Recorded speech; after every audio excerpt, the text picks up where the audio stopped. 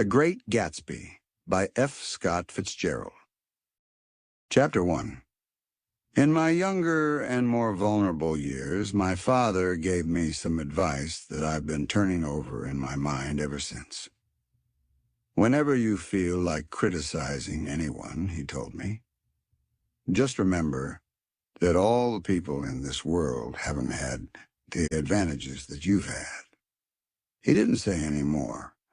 But we've always been unusually communicative in a reserved way, and I understood that he meant a great deal more than that. In consequence, I'm inclined to reserve all judgments, a habit that has opened up many curious natures to me and also made me the victim of not a few veteran bores. The abnormal mind is quick to detect and attach itself to this quality when it appears in a normal person. And so it came about that in college I was unjustly accused of being a politician because I was privy to the secret griefs of wild, unknown men. Most of the confidences were unsought. Frequently I have feigned sleep, preoccupation, or a hostile levity when I realized by some unmistakable sign that an intimate revelation was quivering on the horizon. For the intimate revelations of young men, or at least the terms in which they express them, are usually plagiaristic and marred by obvious suppressions. Reserving judgments is a matter of infinite hope. I am still a little afraid of missing something if I forget that, as my father snobbishly suggested. And I snobbishly repeat, a sense of the fundamental decencies is parceled out unequally at birth. And after boasting this way of my tolerance, I come to the admission that it has a limit. Conduct may be founded on the hard rock or the wet marshes, but after a certain point, I don't care what it's founded on. When I came back from the East last autumn, I felt that I wanted the world to be in uniform and at a sort of moral attention forever. I wanted no more riotous excursions with privileged glimpses into the human heart.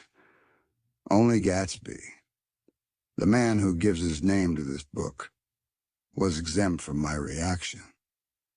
Gatsby, who represented everything for which I have an unaffected scorn. If personality is an unbroken series of successful gestures, then there was something gorgeous about him, some heightened sensitivity to the promises of life, as if he were related to one of those intricate machines that register earthquakes 10,000 miles away. This responsiveness had nothing to do with that flabby impressionability which is dignified under the name of the creative temperament. It was an extraordinary gift for hope, a romantic readiness, such as I have never found in any other person, and which it is not likely I shall ever find again. No, Gatsby turned out all right at the end. It is what preyed on Gatsby, what foul dust floated in the wake of his dreams that temporarily closed out my interest in the abortive sorrows and short-winded elations of men. My family have been prominent, well-to-do people in this Middle Western city for 3 generations. The Carraways are something of a clan, and we have a tradition that we're descended from the Dukes of Buccleuch, but the actual founder of my line was my grandfather's brother, who came here in '51, sent a substitute to the Civil War, and started the wholesale hardware business that my father carries on today. I never saw this great-uncle, but I'm supposed to look like him, with special reference to the rather hard-boiled painting that hangs in Father's office. I graduated from New Haven in 1915, just a quarter of a century after my father, and a little later I participated in that delayed Teutonic migration known as the Great War. I enjoyed the counter raid so thoroughly that I came back restless, Instead of being the warm center of the world, the Middle West now seemed like the ragged edge of the universe. So I decided to go east and learn the bond business. Everybody I knew was in the bond business, so I supposed it could support one more single man. All my aunts and uncles talked it over as if they were choosing a prep school for me, and finally said, "Why, yes," with very grave, hesitant faces. Father agreed to finance me for a year, and after various delays, I came east, permanently, I thought, in the spring of 22. The practical thing was to find rooms in the city, but it was a warm season, and I had just left a country of wide lawns and friendly trees. So when a young man at the office suggested that we take a house together in a commuting town, it sounded like a great idea. He found the house, a weather-beaten cardboard bungalow at $80 a month. But at the last minute, the firm ordered him to Washington, and I went out to the country alone. I had a dog, at least I had him for a few days until he ran away, and an old Dodge and a Finnish woman who made my bed and cooked breakfast and muttered Finnish wisdom to herself over the electric stove. It was lonely for a day or so until one morning some man, more recently arrived than I, stopped me on the road. "How do you get to West Egg Village?" he asked helplessly. I told him. And as I walked on, I was lonely no longer. I was a guide, a pathfinder, an original settler. He had casually conferred on me the freedom of the neighborhood. And so, with the sunshine and the great bursts of leaves growing on the trees, just as things grow in fast movies, I had that familiar conviction that life was beginning over again with the summer. There was so much to read, for one thing, and so much fine health to be pulled down out of the young, breath-giving air. I bought a dozen volumes on banking and credit and investment securities, and they stood on my shelf in red and gold like new money from the mint, promising to unfold the shining secrets that only Midas and Morgan and Maecenas knew. And I had the high intention of reading many other books besides. I was rather literary in college. One year I wrote a series of very solemn and obvious editorials for the Yale News. And now I was going to bring back all such things into my life and become again that most limited of all specialists, the well-rounded man. This isn't just an epigram. Life is much more successfully looked at from a single window, after all.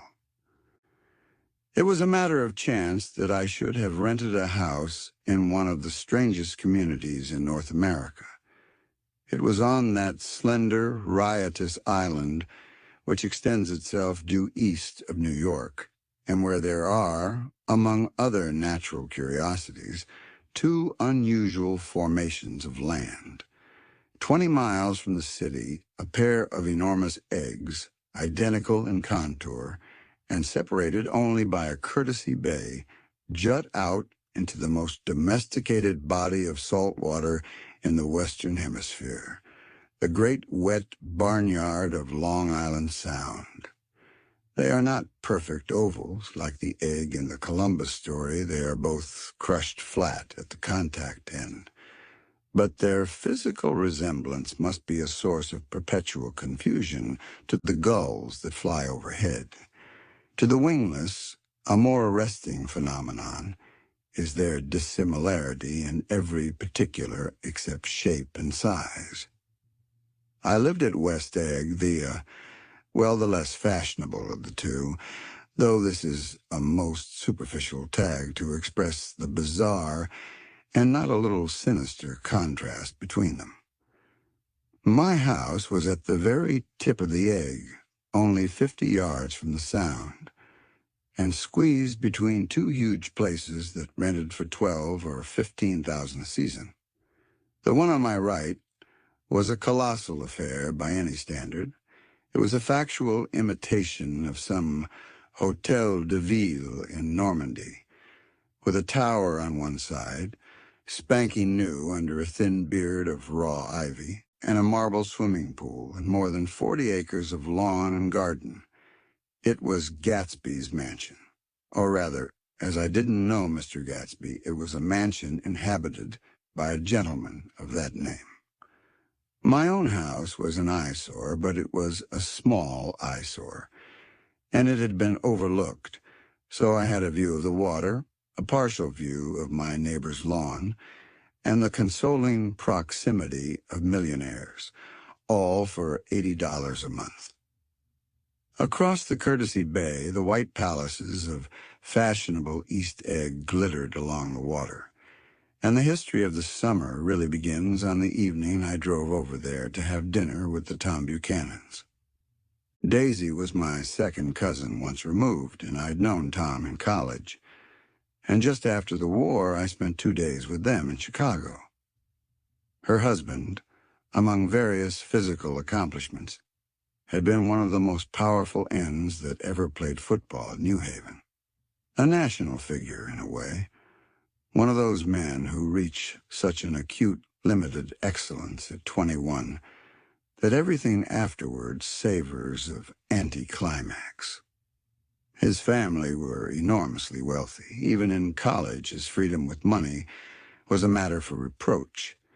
But now he'd left Chicago and come east in a fashion that rather took your breath away. For instance, he'd brought down a string of polo ponies from Lake Forest. It was hard to realize that a man in my own generation was wealthy enough to do that. Why they came east, I don't know. They had spent a year in France for no particular reason, and then drifted here and there unrestfully, wherever people played polo, and were rich together. This was a permanent move, said Daisy over the telephone. But I didn't believe it. I had no sight into Daisy's heart, but I felt that Tom would drift on, forever seeking a little wistfully for the dramatic turbulence of some irrecoverable football game. And so it happened that on a warm, windy evening I drove over to East Egg to see 2 old friends whom I scarcely knew at all. Their house was even more elaborate than I expected, a cheerful red and white Georgian colonial mansion overlooking the bay. The lawn started at the beach and ran toward the front door for a quarter of a mile, jumping over sundials and brick walks and burning gardens. Finally, when it reached the house, drifting up the side in bright vines, as though from the momentum of its run. The front was broken by a line of French windows, glowing now with reflected gold, and wide open to the warm, windy afternoon, and Tom Buchanan, in riding clothes, was standing with his legs apart on the front porch. He had changed since his New Haven years. Now he was a sturdy, straw-haired man of 30, with a rather hard mouth and a supercilious manner. 2 shining, arrogant eyes had established dominance over his face and gave him the appearance of always leaning aggressively forward. Not even the effeminate swank of his riding clothes could hide the enormous power of that body. He seemed to fill those glistening boots until he strained the top lacing, and you could see a great pack of muscle shifting when his shoulder moved under his thin coat. It was a body capable of enormous leverage, a cruel body. His speaking voice, a gruff, husky tenor, added to the impression of fractiousness he conveyed. There was a touch of paternal contempt in it, even toward people he liked. And there were men at New Haven who had hated his guts. Now, don't think my opinion on these matters is final, he seemed to say. Just because I'm stronger and more of a man than you are. We were in the same senior society, and while we were never intimate, I always had the impression that he approved of me and wanted me to like him with some harsh, defiant wistfulness of his own. We talked for a few minutes on the sunny porch. "I got a nice place here," he said, his eyes flashing about restlessly. Turning me around by one arm, he moved a broad, flat hand along the front vista, including in its sweep a sunken Italian garden, a half-acre of deep, pungent roses, and a snub-nosed motorboat that bumped the tide offshore. It belonged to Domain the oil man. He turned me around again, politely and abruptly. "We'll go inside." We walked through a high hallway into a bright, rosy-colored space, fragilely bound into the house by French windows at either end. The windows were ajar and gleaming white against the fresh grass outside that seemed to grow a little way into the house. A breeze blew through the room, blew curtains in at one end, and out the other like pale flags, twisting them up toward the frosted wedding cake of the ceiling, and then rippled over the wine-colored rug, making a shadow on it, as wind does on the sea. The only completely stationary object in the room was an enormous couch on which two young women were buoyed up as though upon an anchored balloon. They were both in white, and their dresses were rippling and fluttering as if they had just been blown back in after a short flight around the house. I must have stood for a few moments listening to the whip and snap of the curtains and the groan of a picture on the wall. Then there was a boom as Tom Buchanan shut the rear windows and the caught wind died out about the room, and the curtains and the rugs and the two young women ballooned slowly to the floor. The younger of the two was a stranger to me. She was extended full length at her end of the divan, completely motionless and with her chin raised a little, as if she were balancing something on it, which was quite likely to fall. If she saw me out of the corner of her eyes, she gave no hint of it.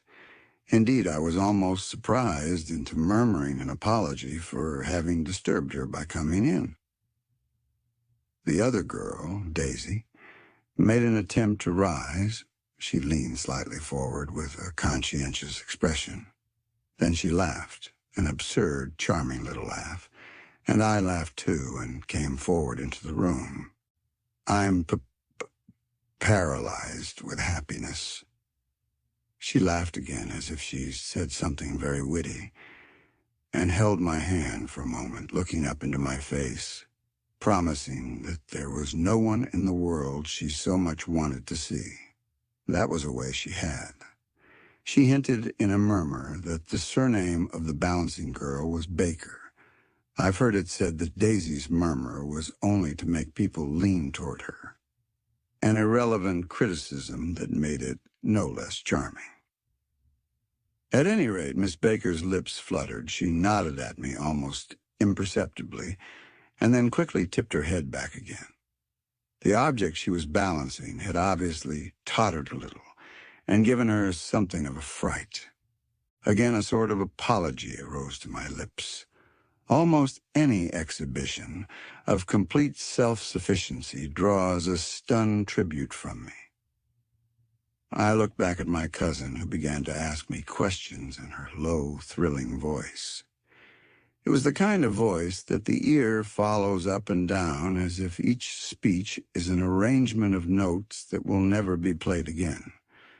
Her face was sad and lovely with bright things in it, bright eyes and a bright, passionate mouth, but there was an excitement in her voice that men who had cared for her found difficult to forget.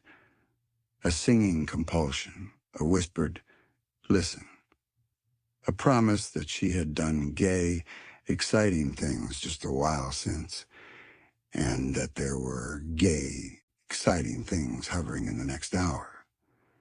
I told her how I had stopped off in Chicago for a day on my way east and how a dozen people had sent their love through me. "Do they miss me?" she cried ecstatically. "The whole town is desolate. All the cars have the left rear wheel painted black as a mourning wreath, and there's a persistent wail all night along the North Shore. How gorgeous. Let's go back, Tom. Tomorrow? Then she added irrelevantly, you ought to see the baby. I'd like to. She's asleep. She's 2 years old. Haven't you ever seen her? Never. Well, you ought to see her. She's... Tom Buchanan, who had been hovering restlessly about the room, stopped and rested his hand on my shoulder. What you doing, Nick? I'm a bondman. Who with? I told him. Never heard of them, he remarked decisively. This annoyed me. You will, I answered shortly. You will if you stay in the East. Oh, I'll stay in the East. Don't you worry, he said, glancing at Daisy and then back at me, as if he were alert for something more. I'd be a goddamn fool to live anywhere else. At this point, Miss Baker said, absolutely, with such suddenness that I started. It was the first word she uttered since I came into the room. Evidently, it surprised her as much as it did me, for she yawned and with a series of rapid, deft movements, stood up into the room. I'm stiff, she complained. I've been lying on that sofa for as long as I can remember. Don't look at me, Daisy retorted. I've been trying to get you to New York all afternoon. No thanks, said Miss Baker to the 4 cocktails just in from the pantry. I'm absolutely in training. Her host looked at her incredulously. You are? He took down his drink as if it were a drop in the bottom of a glass. How you ever get anything done is beyond me. I looked at Miss Baker, wondering what it was she got done. I enjoyed looking at her. She was a slender, small-breasted girl, with an erect carriage which she accentuated by throwing her body backward at the shoulders like a young cadet. Her gray, sun-strained eyes looked back at me with polite, reciprocal curiosity out of a wan, charming, discontented face. It occurred to me now that I had seen her, or a picture of her, somewhere before. You live in West Egg, she remarked contemptuously. I know somebody there. I don't know a single... You must know Gatsby. Gatsby? Demanded Daisy. What Gatsby? Before I could reply that he was my neighbor, dinner was announced. Wedging his tense arm imperatively under mine, Tom Buchanan compelled me from the room as though he were moving a checker to another square. Slenderly, languidly, their hands set lightly on their hips, the 2 young women preceded us out onto a rosy-colored porch, open toward the sunset, where 4 candles flickered on the table in the diminished wind. Why candles? Objected Daisy, frowning. She snapped them out with her fingers. In 2 weeks, it'll be the longest day in the year. She looked at us all radiantly. Do you always watch for the longest day of the year and then miss it? I always watch for the longest day in the year and then miss it. We ought to plan something, yawned Miss Baker, sitting down at the table as if she were getting into bed. All right, said Daisy. What'll we plan? She turned to me helplessly. What do people plan? Before I could answer, her eyes fastened with an awed expression on her little finger. Look, she complained. I heard it. We all looked. The knuckle was black and blue. You did it, Tom, she said accusingly. I know you didn't mean to, but you did do it. That's what I get for marrying a brute of a man, a great big, hulking physical specimen of a... I hate that word hulking, objected Tom crossly. Even in kidding. Hulking, insisted Daisy. Sometimes she and Miss Baker talked at once unobtrusively and with a bantering inconsequence that was never quite chatter, that was as cool as their white dresses and their impersonal eyes in the absence of all desire. They were here, and they accepted Tom and me, making only a polite, pleasant effort to entertain or to be entertained. They knew that presently dinner would be over, and a little later the evening, too, would be over and casually put away. It was sharply different from the West, where an evening was hurried from phase to phase toward its close in a continually disappointed anticipation, or else in sheer nervous dread of the moment itself. "You make me feel uncivilized, Daisy," I confessed on my second glass of corky but rather impressive claret. "Can't you talk about crops or something?" I meant nothing in particular by this remark, but it was taken up in an unexpected way. "Civilization's going to pieces," broke out Tom violently. "I've gotten to be a terrible pessimist about things. Have you read The Rise of the Colored Empires by this man Goddard?" "Why, no," I answered, rather surprised by his tone. "Well, it's a fine book, and everybody ought to read it. The idea is, if we don't look out, the white race will be utterly submerged. It's all scientific stuff. It's been proved." "Tom's getting very profound," said Daisy with an expression of unthoughtful sadness.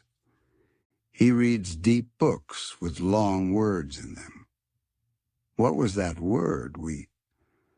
"Well, these books are all scientific," insisted Tom, glancing at her impatiently. "This fellow has worked out the whole thing. It's up to us, who are the dominant race, to watch out, or these other races will have control of things." "We got to beat them down," whispered Daisy, winking ferociously toward the fervent sun. "You ought to live in California," began Miss Baker, but Tom interrupted her by shifting heavily in his chair. "This idea is that we're Nordics. I am, and you are, and you are, and—" After an infinitesimal hesitation, he included Daisy with a slight nod, and she winked at me again. "And we've produced all the things that go to make civilization, science and art and all that. Do you see?" There was something pathetic in his concentration, as if his complacency, more acute than of old, was not enough to him any more. When almost immediately the telephone rang inside and the butler left the porch, Daisy seized upon the momentary interruption and leaned toward me. "I'll tell you a family secret," she whispered enthusiastically. "It's about the butler's nose. Do you want to hear about the butler's nose? That's why I came over tonight.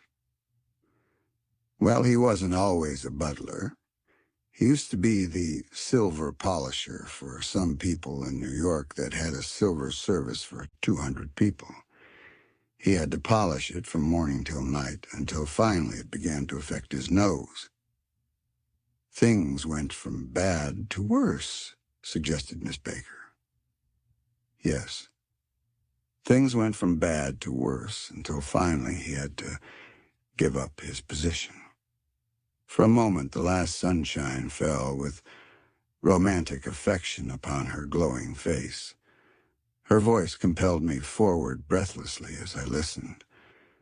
Then the glow faded, each light deserting her with lingering regret, like children leaving a pleasant street at dusk.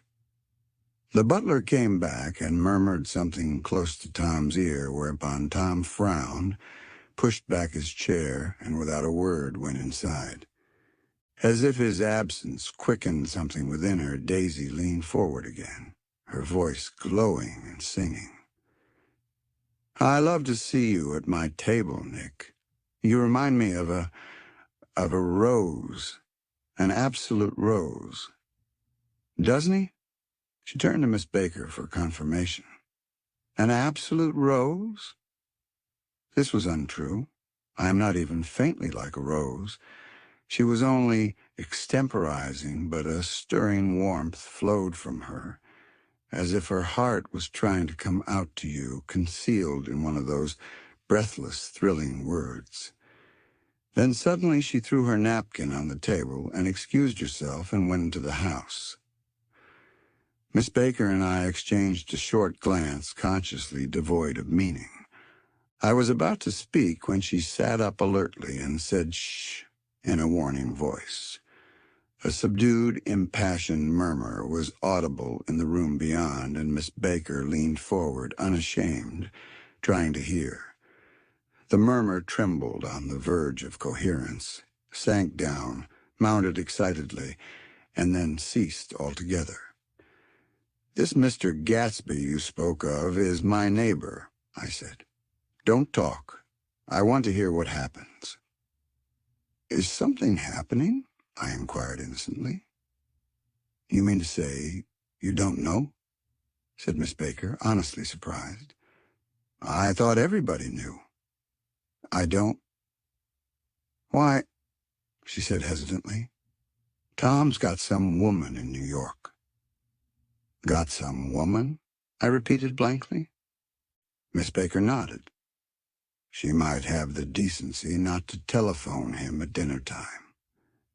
Don't you think?"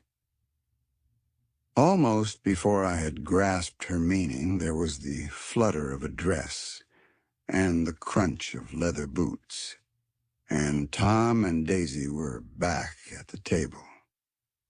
"It couldn't be helped," cried Daisy with tense gaiety. She sat down, glanced searchingly at Miss Baker and then at me, and continued. "I looked outdoors for a minute, and it's very romantic outdoors. There's a bird on the lawn that I think must be a nightingale come over on the Cunard or White Star Line. He's singing away," her voice sang. "It's romantic, isn't it, Tom?" "Very romantic," he said, and then miserably to me. "If it's light enough after dinner, I want to take you down to the stables." The telephone rang inside, startlingly, and as Daisy shook her head decisively at Tom, the subject of the stables, in fact, all subjects, vanished into air. Among the broken fragments of the last 5 minutes at table, I remember the candles being lit again, pointlessly, and I was conscious of wanting to look squarely at everyone and yet to avoid all eyes. I couldn't guess what Daisy and Tom were thinking, but I doubt if even Miss Baker, who seemed to have mastered a certain hardy skepticism, was able utterly to put this fifth guest's shrill, metallic urgency out of mind. To a certain temperament, the situation might have seemed intriguing. My own instinct was to telephone immediately for the police. The horses, needless to say, were not mentioned again. Tom and Miss Baker, with several feet of twilight between them, strolled back into the library as if to a vigil beside a perfectly tangible body, while trying to look pleasantly interested and a little deaf. I followed Daisy around a chain of connecting verandas to the porch in front. In its deep gloom, we sat down side by side on a wicker settee. Daisy took her face in her hands as if feeling its lovely shape, and her eyes moved gradually out into the velvet dusk. I saw that turbulent emotions possessed her, so I asked what I thought would be some sedative questions about her little girl. "We don't know each other very well, Nick," she said suddenly. "Even if we are cousins. You didn't come to my wedding. I wasn't back from the war." "That's true." She hesitated. "Well, I've had a very bad time, Nick, and I'm pretty cynical about everything." Evidently, she had reason to be. I waited, but she didn't say any more, and after a moment I returned rather feebly to the subject of her daughter. "I suppose she talks and eats and everything." "Oh, yes." She looked at me absently. "Listen, Nick, let me tell you what I said when she was born. Would you like to hear?" very much. It'll show you how I've gotten to feel about things. Well, she was less than an hour old, and Tom was God knows where. I woke up out of the ether with an utterly abandoned feeling, and asked the nurse right away if it was a boy or a girl. She told me it was a girl, and so I turned my head away and wept. "All right," I said, "I'm glad it's a girl, and I hope she'll be a fool. That's the best thing a girl can be in this world, a beautiful little fool."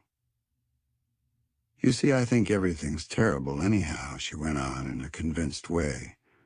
"Everybody thinks so, the most advanced people. And I know. I've been everywhere and seen everything and done everything." Her eyes flashed around her in a defiant way and rather like Tom's, and she laughed with thrilling scorn. "Sophisticated, God, I'm sophisticated." The instant her voice broke off, ceasing to compel my attention, my belief, I felt the basic insincerity of what she had said. It made me uneasy, as though the whole evening had been a trick of some sort, to exact a contributory emotion from me.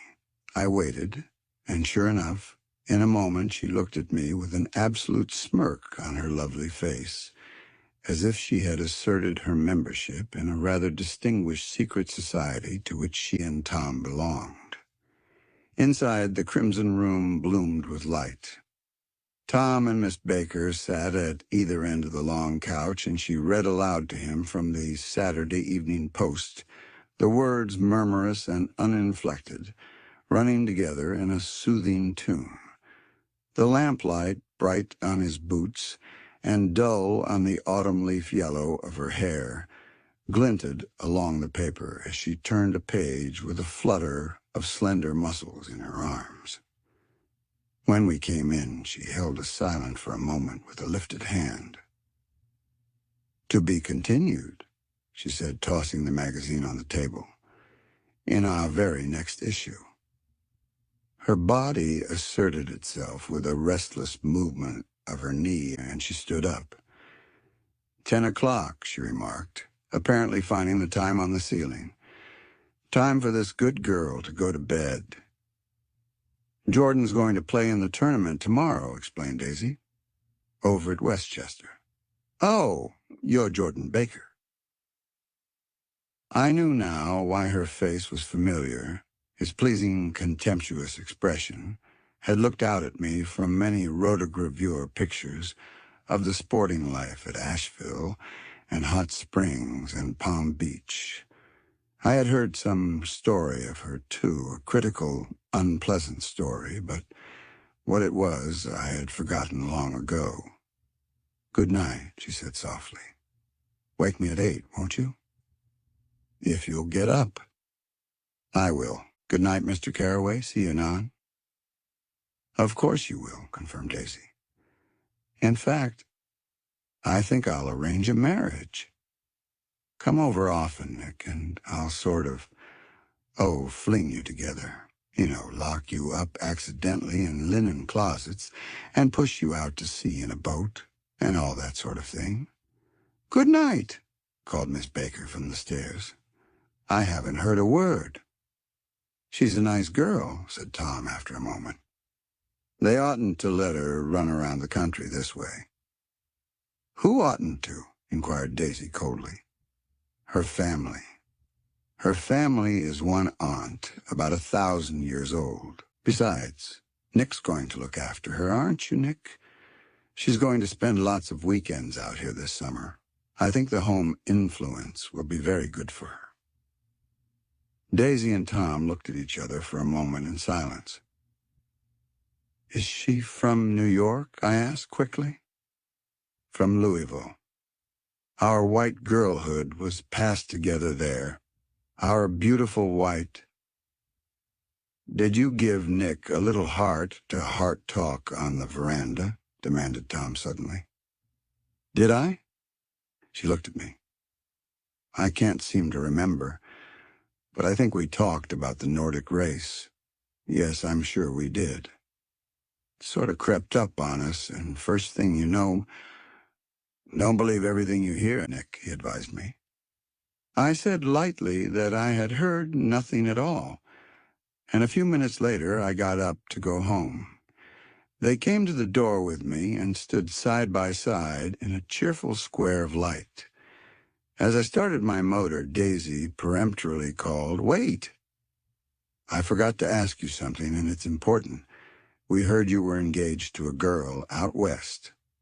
"That's right," corroborated Tom kindly. "We heard that you were engaged. It's libel. I'm too poor." "But we heard it," insisted Daisy, surprising me by opening up again in a flower-like way. "We heard it from 3 people, so it must be true." Of course I knew what they were referring to, but I wasn't even vaguely engaged.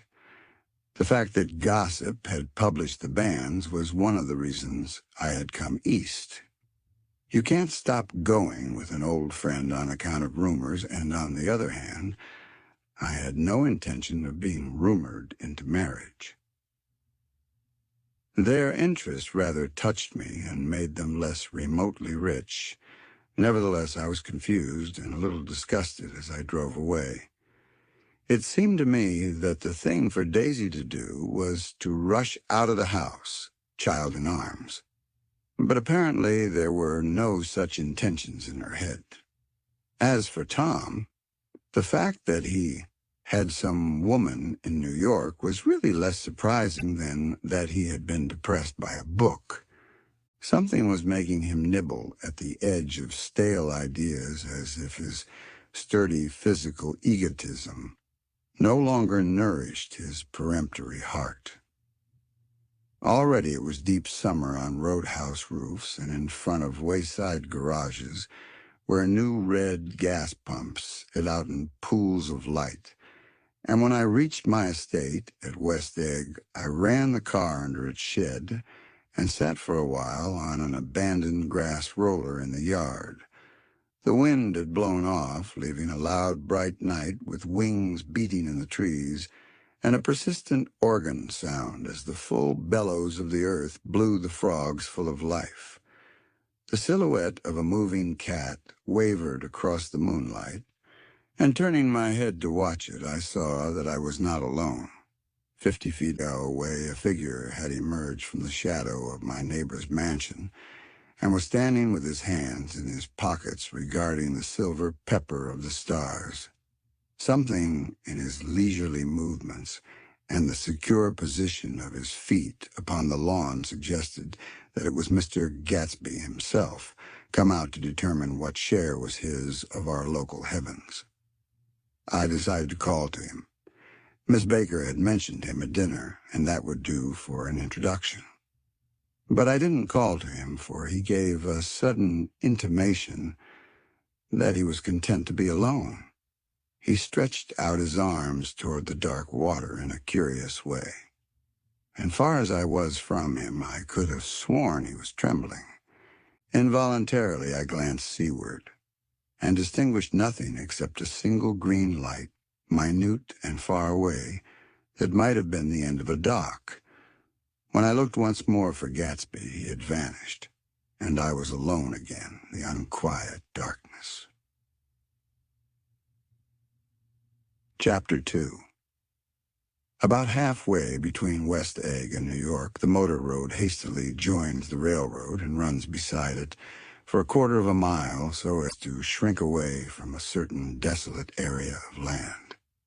This is a valley of ashes, a fantastic farm where ashes grow like wheat into ridges and hills, and grotesque gardens where ashes take the forms of houses and chimneys and rising smoke, and finally, with a transcendent effort, of men who move dimly and already crumbling through the powdery air. Occasionally, a line of gray cars crawls along an invisible track, gives out a ghastly creak, and comes to rest. And immediately the ash-gray men swarm up with leaden spades and stir up an impenetrable cloud which screens their obscure operations from your sight. But above the gray land and the spasms of bleak dust, which drift endlessly over it, you perceive, after a moment, the eyes of Dr. T.J. Eckelberg. The eyes of Dr. T.J. Eckelberg are blue and gigantic. Their retinas are 1 yard high. They look out of no face, but instead, from a pair of enormous yellow spectacles which pass over a non-existent nose. Evidently, some wild wag of an oculist set them there to fatten his practice in the borough of Queens, and then sank down himself into eternal blindness, or forgot them and moved away. But his eyes, dimmed a little by many paintless days under sun and rain, brood on over the solemn dumping ground. The Valley of Ashes is bounded on one side by a small foul river, and when the drawbridge is up to let barges through, the passengers on waiting trains can stare at the dismal scene for as long as half an hour. There's always a halt there of at least a minute, and it was because of this that I first met Tom Buchanan's mistress. The fact that he had one was insisted upon wherever he was known. His acquaintances resented the fact that he turned up in popular restaurants with her and, leaving her at a table, sauntered about chatting with whomsoever he knew. Though I was curious to see her, I had no desire to meet her, but I did. I went up to New York with Tom on the train one afternoon, and when we stopped by the ash heaps, he jumped to his feet and, taking hold of my elbow, literally forced me from the car. "We're getting off," he insisted. "I want you to meet my girl." I think he'd tanked up a good deal at luncheon, and his determination to have my company bordered on violence. The supercilious assumption was that on Sunday afternoon I had nothing better to do. I followed him over a low, whitewashed railroad fence, and we walked back 100 yards along the road under Dr. Eckelberg's persistent stare. The only building in sight was a small block of yellow brick sitting on the edge of the wasteland, a sort of compact Main Street ministering to it, and contiguous to absolutely nothing. One of the 3 shops it contained was for rent, and another was an all-night restaurant approached by a trail of ashes. The third was a garage, repairs. George B. Wilson, cars bought and sold, and I followed Tom inside. The interior was unprosperous and bare. The only car visible was the dust-covered wreck of a Ford which crouched in a dim corner. It had occurred to me that this shadow of a garage must be a blind, and that sumptuous and romantic apartments were concealed overhead when the proprietor himself appeared in the door of an office, wiping his hands on a piece of waste. He was a blond, spiritless man, anemic, and faintly handsome. When he saw us, a damp gleam of hope sprang into his light blue eyes. "Hello, Wilson, old man," said Tom, slapping him jovially on the shoulder. "How's business?" "I can't complain," answered Wilson unconvincingly. "When are you going to sell me that car?" "Next week. I've got my man working on it now." "Works pretty slow, don't he?" "No, he doesn't," said Tom coldly. "And if you feel that way about it, maybe I'd better sell it somewhere else after all." "I don't mean that," explained Wilson quickly. "I just meant—" His voice faded off, and Tom glanced impatiently around the garage. Then I heard footsteps on the stairs, and in a moment the thickish figure of a woman blocked out the light from the office door. She was in the middle 30s and faintly stout, but she carried her surplus flesh sensuously as some women can. Her face, above a spotted dress of dark blue crepe de chine, contained no facet or gleam of beauty, but there was an immediately perceptible vitality about her, as if the nerves of her body were continually smoldering. She smiled slowly and, walking through her husband as if he were a ghost, shook hands with Tom, looking him flush in the eye. Then she wet her lips and, without turning around, spoke to her husband's soft, coarse voice. "Get some chairs, why don't you, so somebody can sit down?"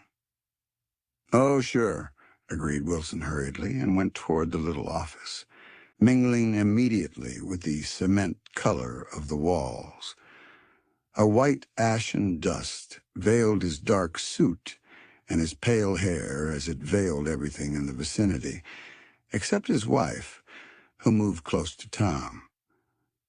"I want to see you," said Tom intently. "Get on the next train." "All right. I'll meet you by the newsstand on the lower level."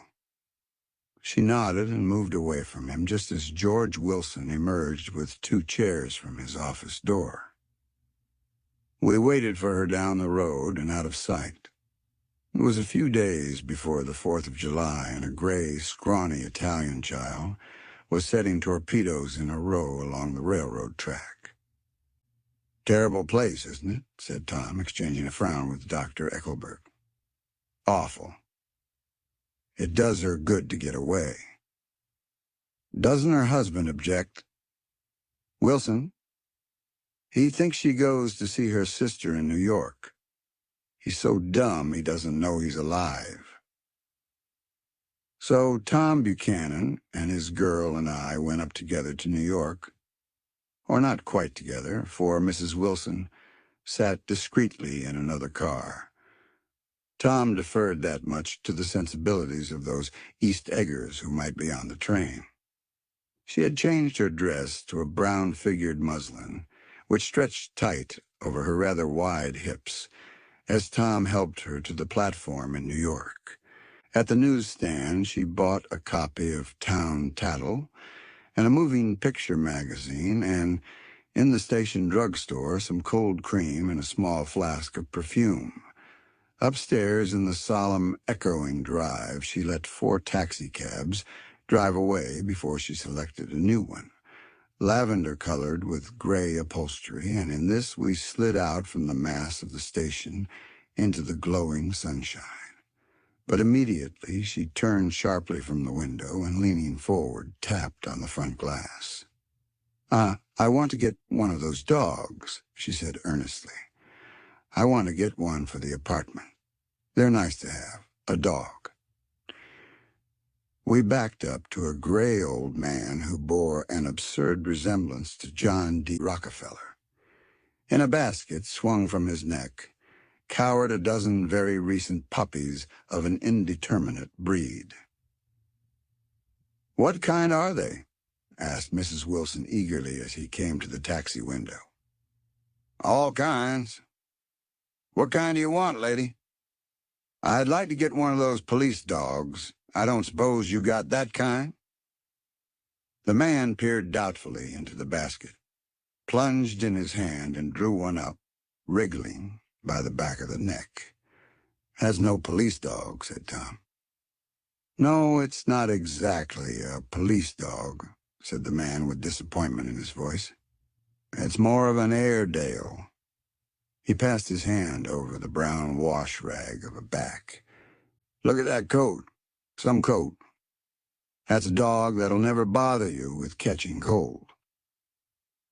"I think it's cute," said Mrs. Wilson enthusiastically. "How much is it?" "That dog?"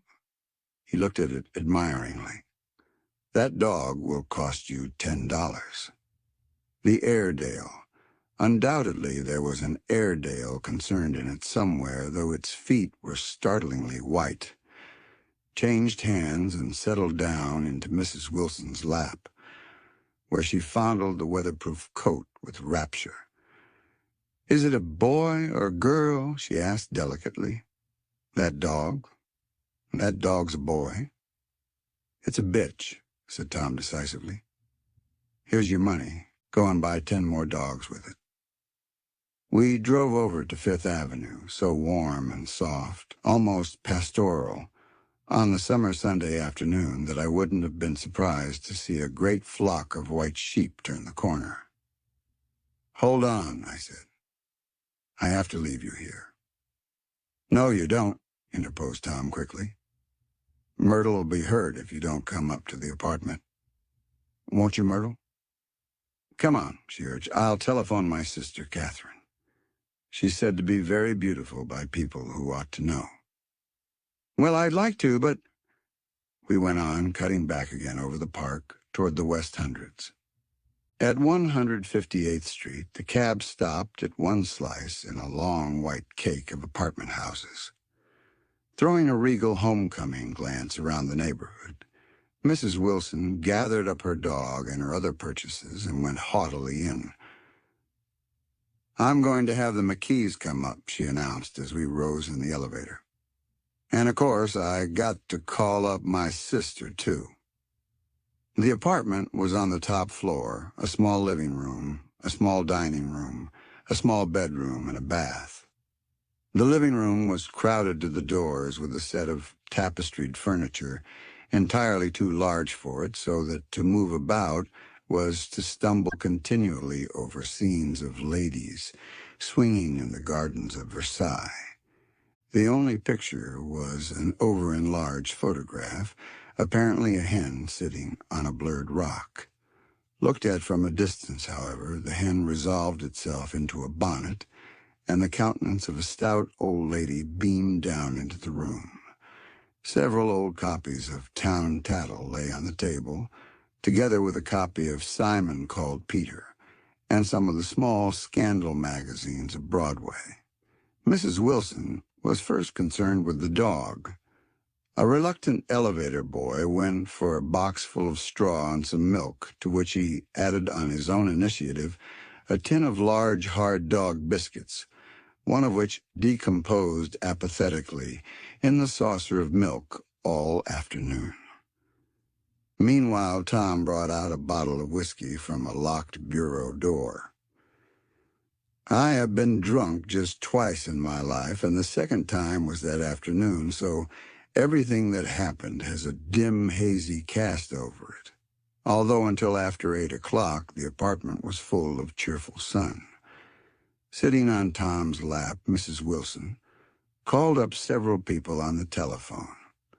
Then there were no cigarettes, and I went out to buy some at the drugstore on the corner. When I came back, they had disappeared, so I sat down discreetly in the living room and read a chapter of Simon Called Peter. Either it was terrible stuff or the whiskey distorted things because it didn't make any sense to me. Just as Tom and Myrtle, after the first drink Mrs. Wilson and I called each other by our first names, reappeared, company commenced to arrive at the apartment door. The sister, Catherine, was a slender, worldly girl of about 30 with a solid, sticky bob of red hair and a complexion powdered milky white. Her eyebrows had been plucked and then drawn on again at a more rakish angle, but the efforts of nature toward the restoration of the old alignment gave a blurred air to her face. When she moved about, there was an incessant clicking as innumerable pottery bracelets jingled up and down upon her arms. She came in with such a proprietary haste and looked around so possessively at the furniture that I wondered if she lived here. But when I asked her, she laughed immoderately, repeated my question aloud, and told me she lived with a girlfriend at a hotel. Mr. McKee was a pale, feminine man from the flat below. He had just shaved, for there was a white spot of lather on his cheekbone, and he was most respectful in his greeting to everyone in the room. He informed me that he was in the artistic game, and I gathered later that he was a photographer and had made the dim enlargement of Mrs. Wilson's mother, which hovered like an ectoplasm on the wall. His wife was shrill, languid, handsome, and horrible. She told me with pride that her husband had photographed her 127 times since they had been married. Mrs. Wilson had changed her costume some time before and was now attired in an elaborate afternoon dress of cream-colored chiffon, which gave out a continual rustle as she swept about the room. With the influence of the dress, her personality had also undergone a change. The intense vitality that had been so remarkable in the garage was converted into impressive hauteur. Her laughter, her gestures, her assertions became more violently affected moment by moment, and as she expanded, the room grew smaller around her until she seemed to be revolving on a noisy, creaking pivot through the smoky air. "My dear," she told her sister in a high, mincing shout, "most of these fellas will cheat you every time. All they think of is money. I had a woman up here last week to look at my feet, and when she gave me the bill, you'd have thought she had my appendicitis out." "What was the name of the woman?" asked Mrs. McKee. "Mrs. Eberhard. She goes around looking at people's feet in their own homes." "I like your dress," remarked Mrs. McKee. "I think it's adorable." Mrs. Wilson rejected the compliment by raising her eyebrow in disdain. "It's just a crazy old thing," she said. "I just slip it on sometimes when I don't care what I look like." "But it looks wonderful on you, if you know what I mean," pursued Mrs. McKee. "If Chester could only get you in that pose, I think he could make something of it." We all looked in silence at Mrs. Wilson, who removed a strand of hair from over her eyes and looked back at us with a brilliant smile. Mr. McKee regarded her intently with his head on one side and then moved his hand back and forth slowly in front of his face. "I should change the light," he said after a moment. "I'd like to bring out the modeling of the features, and I'd try to get hold of all the back hair." "I wouldn't think of changing the light," cried Mrs. McKee. "I think it's—" Her husband said, "Shh," and we all looked at the subject again, whereupon Tom Buchanan yawned audibly and got to his feet. "You McKees have something to drink," he said. "Get some more ice and mineral water, Myrtle, before everybody goes to sleep." I told that boy about the ice. Myrtle raised her eyebrows in despair at the shiftlessness of the lower orders. "These people, you have to keep after them all the time." She looked at me and laughed pointlessly. Then she flounced over to the dog, kissed it with ecstasy, and swept into the kitchen, implying that a dozen chefs awaited her orders there. "I've done some nice things out on Long Island," asserted Mr. McKee. Tom looked at him blankly. "Two of them we have framed downstairs." "Two what?" demanded Tom. "Two studies. One of them I call Montauk Point, the Gulls, and the other I call Montauk Point, the Sea." The Sister Catherine sat down beside me on the couch. "Do you live down on Long Island, too?" she inquired. "I live at West Egg." "Really?" "I was down there at a party about a month ago, at a man named Gatsby's. Do you know him?" "I live next door to him." "Well, they say he's a nephew or a cousin of Kaiser Wilhelm's. That's where all his money comes from." "Really?" She nodded. "I'm scared of him. I'd hate to have him get anything on me." This absorbing information about my neighbor was interrupted by Mrs. McKee's pointing suddenly at Catherine. "Chester, I think you could do something with her," she broke out. But Mr. McKee only nodded in a bored way and turned his attention to Tom. "I'd like to do more work on Long Island if I could get the entry. All I ask is that they should give me a start." "Ask Myrtle," said Tom, breaking into a short shout of laughter, as Mrs. Wilson entered with a tray. "She'll give you a letter of introduction, won't you, Myrtle?" "Do what?" she asked, startled. "You'll give McKee a letter of introduction to your husband, so he can do some studies of him." His lips moved silently for a moment as he invented. "George B. Wilson. at the gasoline pump, or something like that. Catherine leaned close to me and whispered in my ear, "Neither of them can stand the person they're married to." "Can't they?"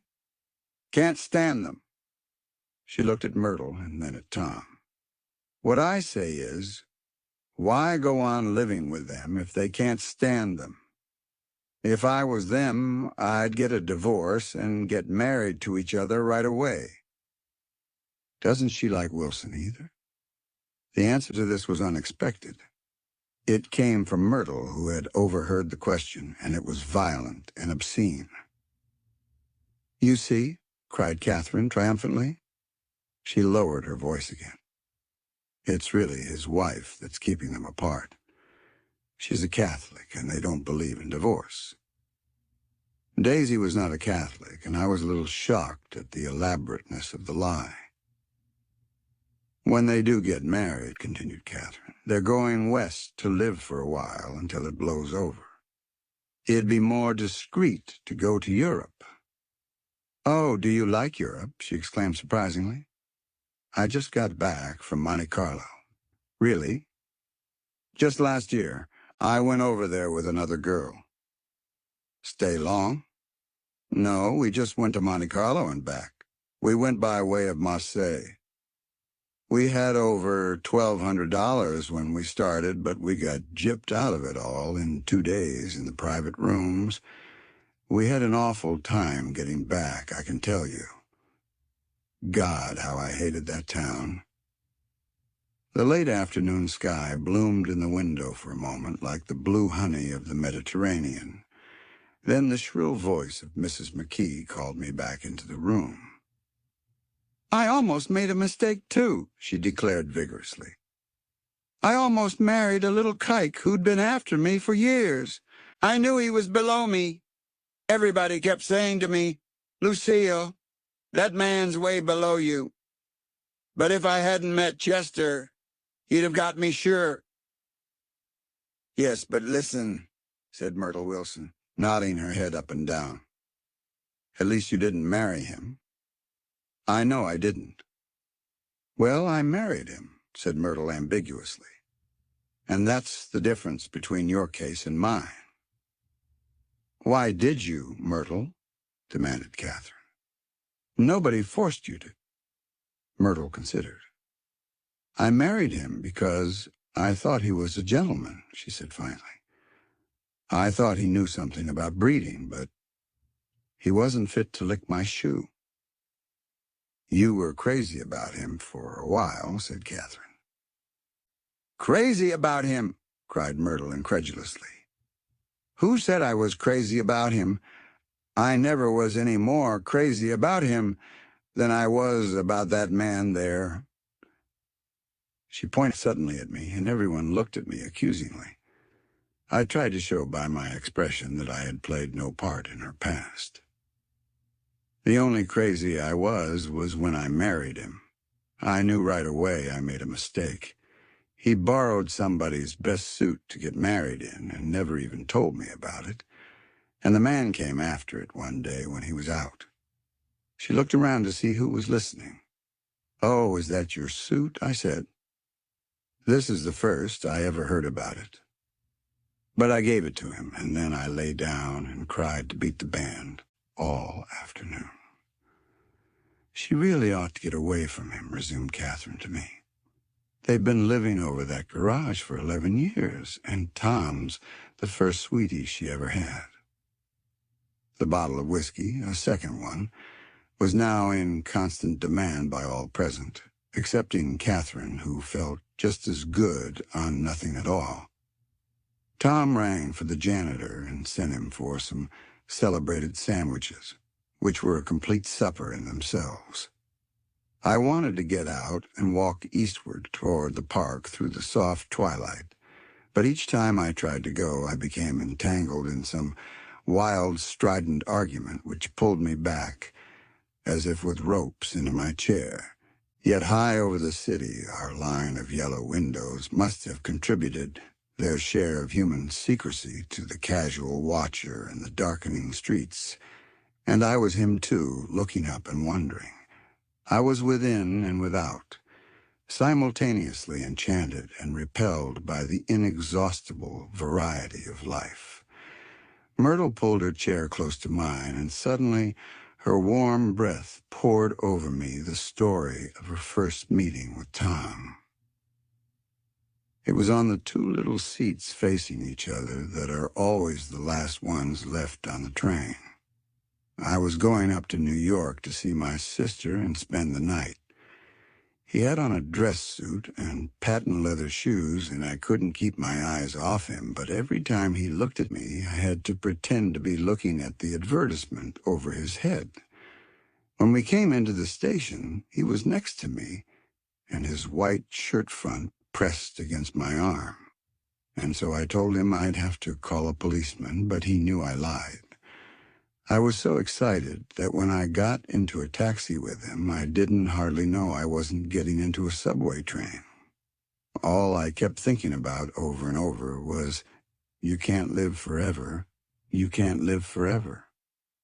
She turned to Mrs. McKee, and the room rang full of her artificial laughter.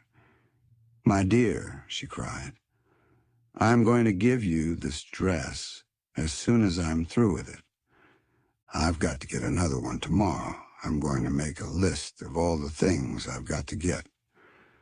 A massage and a wave and a collar for the dog and one of those cute little ashtrays where you touch a spring, and a wreath with a black silk bow from Mother's grave that'll last all summer. I got to write down a list so I won't forget all the things I got to do." It was 9 o'clock. Almost immediately afterward, I looked at my watch and found it was 10. Mr. McKee was asleep on a chair with his fists clenched in his lap, like a photograph of a man of action. Taking out my handkerchief, I wiped from his cheek the remains of the spot of dried lather that had worried me all the afternoon. The little dog was sitting on the table, looking with blind eyes through the smoke, and from time to time groaning faintly. People disappeared, reappeared, made plans to go somewhere, and then lost each other, searched for each other, found each other a few feet away. Sometime toward midnight, Tom Buchanan and Mrs. Wilson stood face to face, discussing in impassioned voices whether Mrs. Wilson had any right to mention Daisy's name. "Daisy! Daisy! Daisy!" shouted Mrs. Wilson. "I'll say it whenever I want to. Daisy! Making a short, deft movement, Tom Buchanan broke her nose with his open hand. Then there were bloody towels upon the bathroom floor, and women's voices scolding, and high over the confusion, a long, broken wail of pain. Mr. McKee awoke from his doze and started in a daze toward the door. When he had gone halfway, he turned around and stared at the scene, his wife and Catherine scolding and consoling, as they stumbled here and there among the crowded furniture with articles of aid, and the despairing figure on the couch bleating fluently and trying to spread a copy of Town Tattle over the tapestry scenes of Versailles. Then Mr. McKee turned and continued on out the door. Taking my hat from the chandelier, I followed. "Come to lunch some day," he suggested as we groaned down in the elevator. "Where?" "Anywhere." "Keep your hands off the lever," snapped the elevator boy. "I beg your pardon," said Mr. McKee with dignity. "I didn't know I was touching it." "All right," I agreed. "I'll be glad to." I was standing beside his bed, and he was sitting up between the sheets, clad in his underwear, with a great portfolio in his hands. Beauty and the Beast, Loneliness, Old Grocery Horse, Brooklyn Bridge. Then I was lying half asleep in the cold lower level of the Pennsylvania station, staring at the morning Tribune and waiting for the 4 o'clock train. Chapter 3.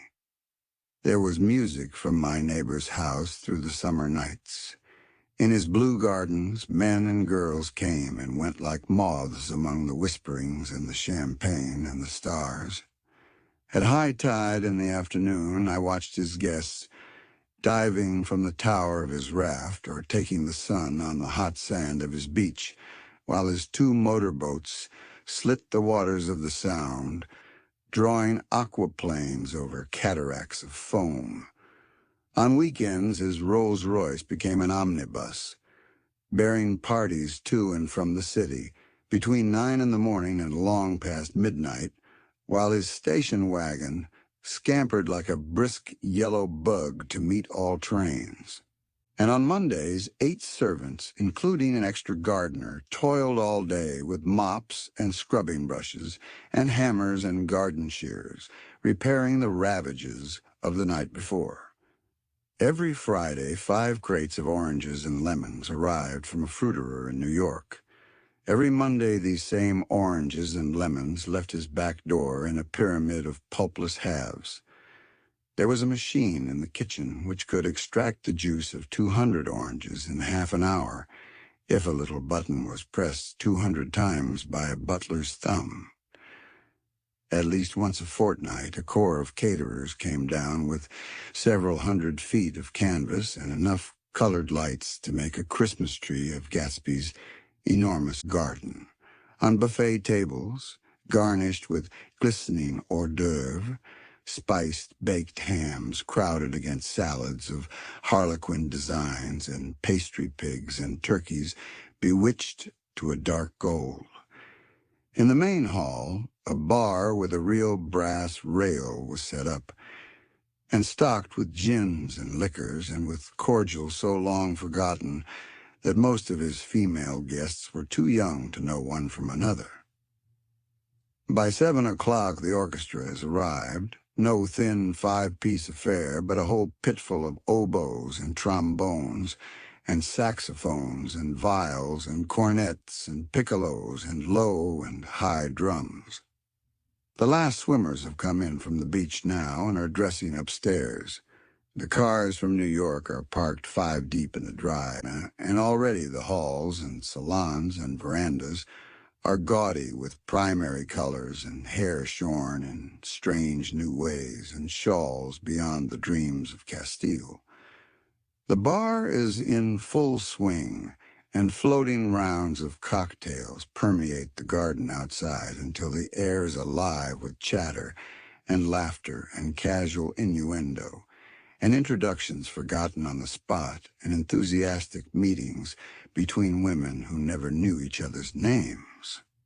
The lights grow brighter as the earth lurches away from the sun, and now the orchestra is playing yellow cocktail music, and the opera of voices pitches a key higher. Laughter is easier minute by minute, spilled with prodigality, tipped out at a cheerful word. The groups change more swiftly, swell with new arrivals, dissolve and form in the same breath. Already there are wanderers, confident girls who weave here and there among the stouter and more stable, become for a sharp, joyous moment the center of a group, and then, excited with triumph, glide on through the sea change of faces and voices and color under the constantly changing light. Suddenly, one of these gypsies in trembling opal seizes a cocktail out of the air, dumps it down for courage, and moving her hands like Frisco, dances out alone on the canvas platform. A momentary hush. The orchestra leader varies his rhythm obligingly for her, and there is a burst of chatter as the erroneous news goes around that she is Gilda Gray's understudy from the Follies. The party has begun. I believe that on the first night I went to Gatsby's house, I was one of the few guests who had actually been invited. People were not invited. They went there.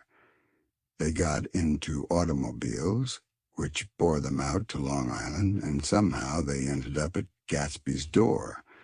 Once there, they were introduced by somebody who knew Gatsby, and after that they conducted themselves according to the rules of behavior, associated with amusement parks.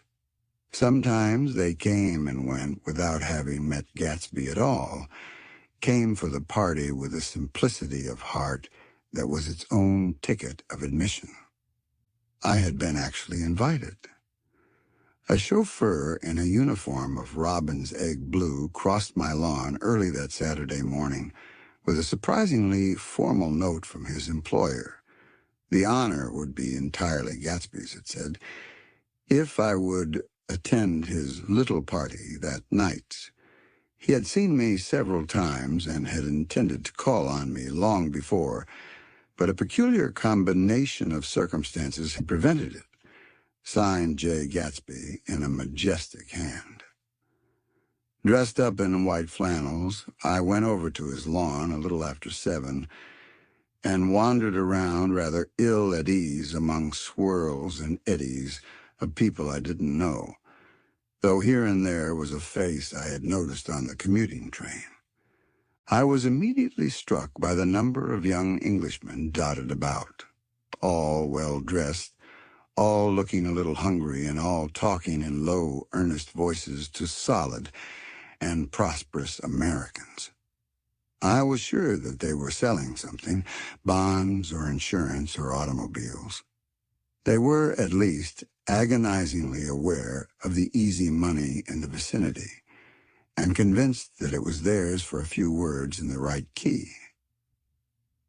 As soon as I arrived, I made an attempt to find my host, but the 2 or 3 people of whom I asked his whereabouts stared at me in such an amazed way and denied so vehemently any knowledge of his movements that I slunk off in the direction of the cocktail table, the only place in the garden where a single man could linger without looking purposeless and alone.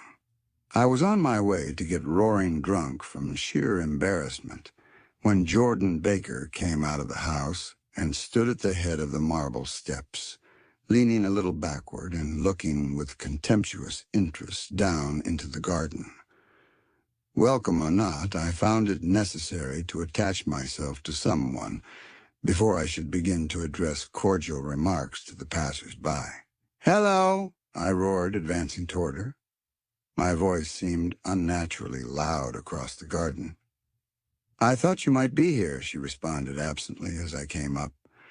"I remembered you lived next door to—" She held my hand impersonally as a promise that she'd take care of me in a minute, and gave ear to 2 girls in twin yellow dresses who stopped at the foot of the steps.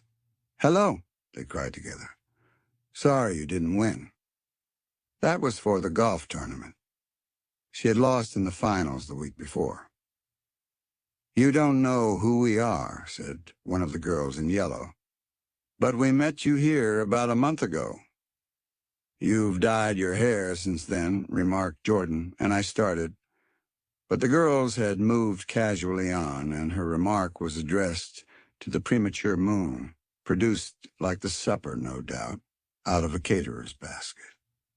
With Jordan's slender golden arm resting in mine, we descended the steps and sauntered about the garden. A tray of cocktails floated at us through the twilight, and we sat down at a table with the 2 girls in yellow and 3 men, each one introduced to us as Mr. Mumble. "Do you come to these parties often?"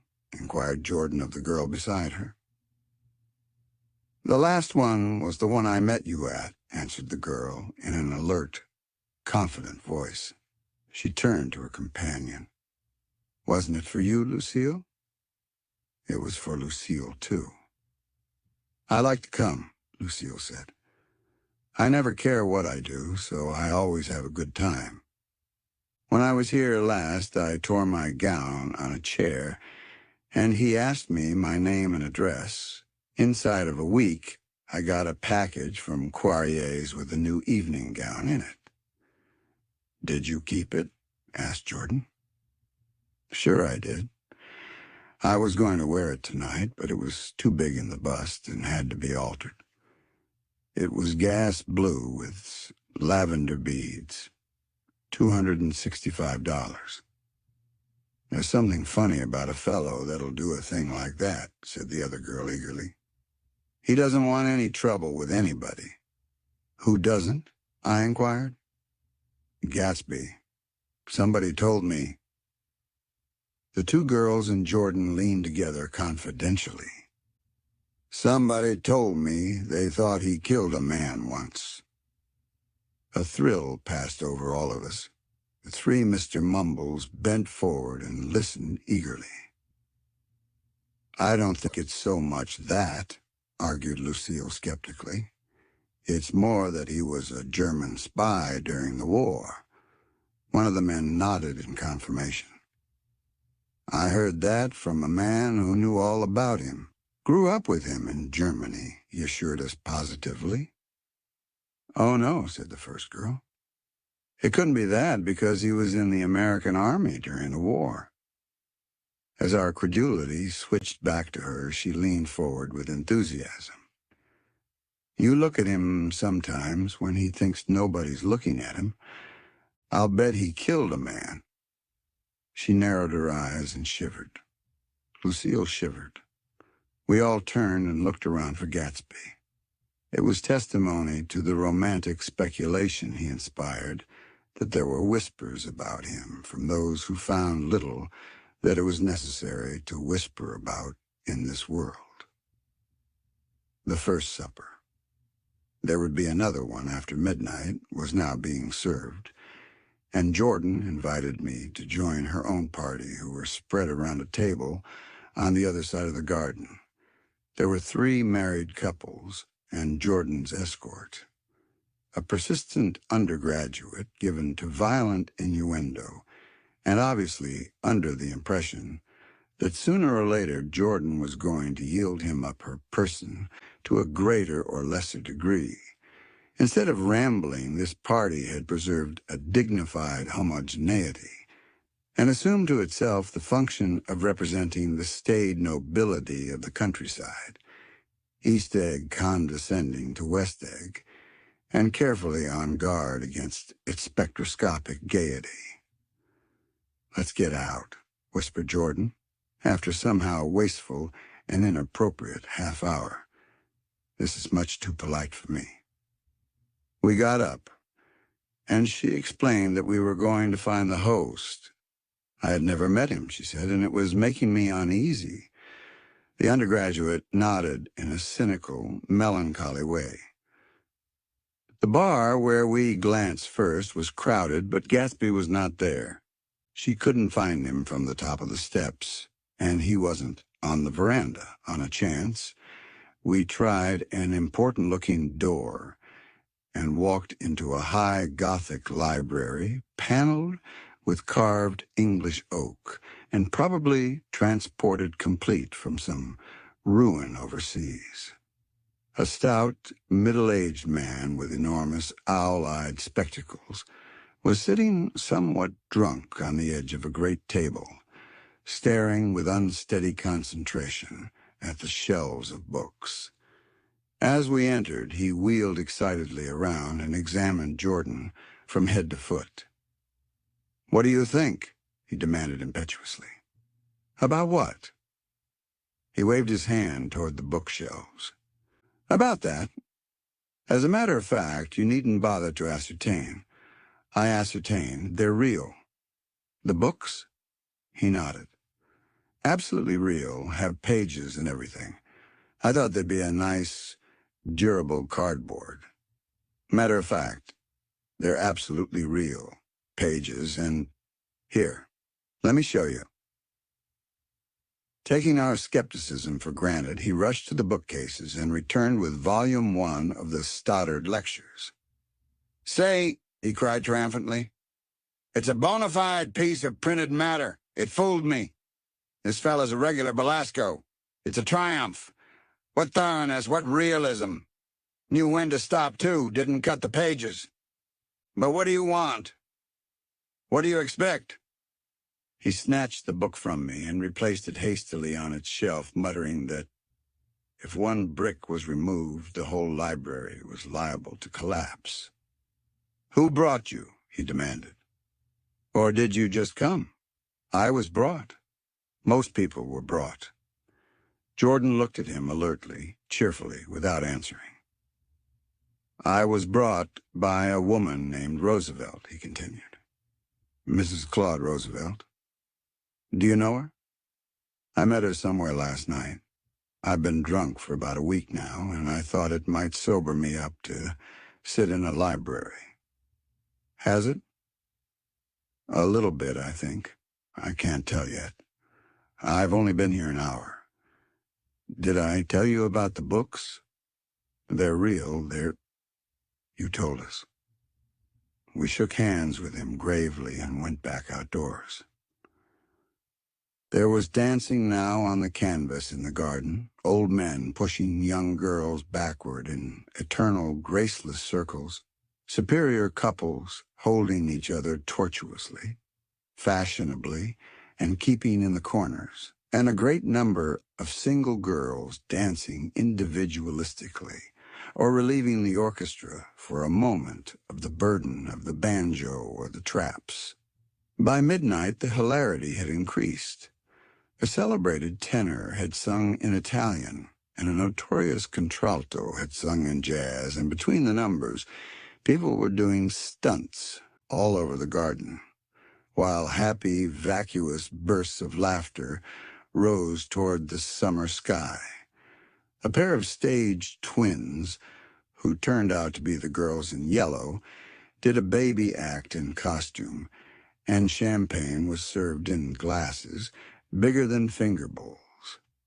The moon had risen higher, and floating in the sound was a triangle of silver scales trembling a little to the stiff, tinny drip of the banjos on the lawn.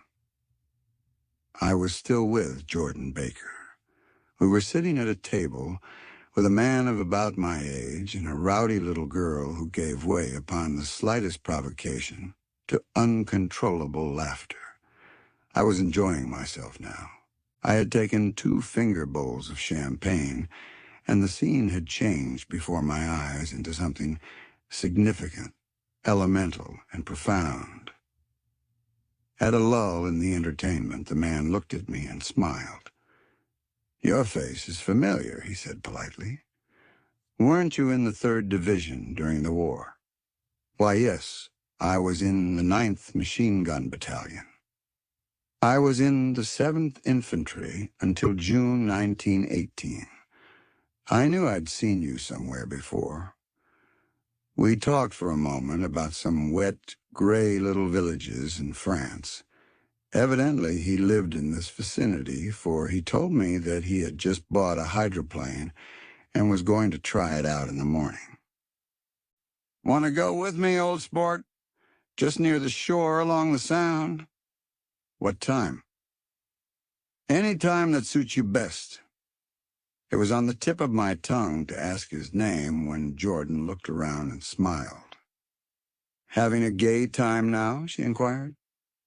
"Much better." I turned again to my new acquaintance. "This is an unusual party for me. I haven't even seen the host. I live over there." I waved my hand at the invisible hedge in the distance. "And this man Gatsby sent over his chauffeur with an invitation." For a moment he looked at me as if he failed to understand. "I'm Gatsby," he said suddenly. "What?" I exclaimed. "Oh, I beg your pardon? I thought you knew, old sport. I'm afraid I'm not a very good host." He smiled understandingly, much more than understandingly. It was one of those rare smiles with a quality of eternal reassurance in it that you may come across 4 or 5 times in life. It faced, or seemed to face, the whole external world for an instant, and then concentrated on you with an irresistible prejudice in your favor. It understood you just so far as you wanted to be understood, believed in you as you would like to believe in yourself, and assured you that it had precisely the impression of you that, at your best, you hoped to convey.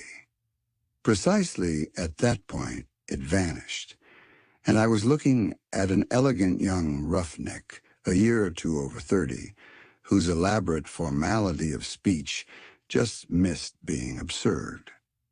Sometime before he introduced himself, I'd got a strong impression that he was picking his words with care. Almost at the moment when Mr. Gatsby identified himself, a butler hurried toward him with the information that Chicago was calling him on the wire. He excused himself with a small bow that included each of us in turn. "If you want anything, just ask for it, old sport," he urged me. "Excuse me. I will rejoin you later." When he was gone, I turned immediately to Jordan, constrained to assure her of my surprise. I had expected that Mr. Gatsby would be a florid and corpulent person in his middle years. "Who is he?" I demanded. "Do you know?" "He's just a man named Gatsby." "Where's he from, I mean, and what does he do?" "Now you're started on the subject," she answered with a wan smile. "Well, he told me once he was an Oxford man." A dim background started to take shape behind him, but at her next remark it faded away. "However, I don't believe it." "Why not?" "I don't know," she insisted. "I just don't think he went there." Something in her tone reminded me of the other girls. "I think he killed a man," and had the effect of stimulating my curiosity. I would have accepted without question the information that Gatsby sprang from the swamps of Louisiana or from the Lower East Side of New York. That was comprehensible. But young men didn't. At least in my provincial inexperience, I believe they didn't. Drift coolly out of nowhere and buy a palace on Long Island Sound. "Anyhow, he gives large parties," said Jordan, changing the subject with an urbane distaste for the concrete. "And I like large parties. They're so intimate. At small parties, there isn't any privacy." There was the boom of a bass drum, and the voice of the orchestra leader rang out suddenly above the echolalia of the garden. "Ladies and gentlemen," he cried, "at the request of Mr. Gatsby, we are going to play for you Mr. Vladimir Tolstoy's latest work, which attracted so much attention at Carnegie Hall last May. If you read the papers, you know there was a big sensation." He smiled with jovial condescension and added, "Some sensation," whereupon everybody laughed. "The piece is known," he concluded lustily, "as Vladimir Tolstoy's Jazz History of the World." The nature of Mr. Tolstoy's composition eluded me, because just as it began, my eyes fell on Gatsby, standing alone on the marble steps and looking from one group to another with approving eyes. His tanned skin was drawn attractively tight on his face, and his short hair looked as though it were trimmed every day. I could see nothing sinister about him. I wondered if the fact that he was not drinking helped to set him off from his guests, for it seemed to me that he grew more correct as the fraternal hilarity increased. When the jazz history of the world was over, girls were putting their heads on men's shoulders in a puppyish, convivial way. Girls were swooning backward playfully into men's arms, even into groups, knowing that someone would arrest their falls. But no one swooned backward on Gatsby, and no French bob touched Gatsby's shoulder, and no singing quartets were formed with Gatsby's head for one link. "I beg your pardon?" Gatsby's butler was suddenly standing beside us. "Miss Baker?" he inquired. "I beg your pardon, but Mr. Gatsby would like to speak to you alone." "With me?" she exclaimed in surprise.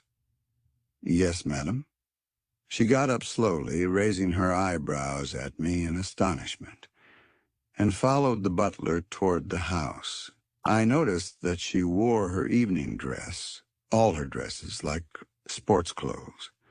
There was a jauntiness about her movements, as if she had first learned to walk upon golf courses on clean, crisp mornings. I was alone, and it was almost 2. For some time, confused and intriguing sounds had issued from a long, many-windowed room which overhung the terrace, eluding Jordan's undergraduate, who was now engaged in an obstetrical conversation with 2 chorus girls and who implored me to join him. I went inside. The large room was full of people.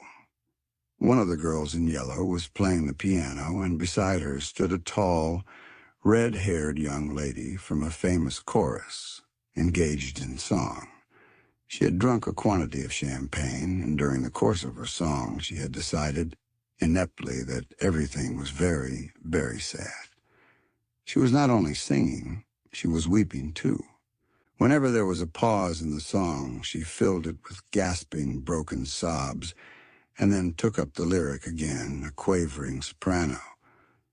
The tears coursed down her cheeks, not freely, however, for when they came into contact with her heavily beaded eyelashes, they assumed an inky color and pursued the rest of their way in slow, black rivulets. A humorous suggestion was made that she sing the notes on her face, whereupon she threw up her hands, sank into a chair, and went off into a deep Venus sleep. She had a fight with a man who says he's her husband, explained a girl at my elbow. I looked around. Most of the remaining women were now having fights with men said to be their husbands.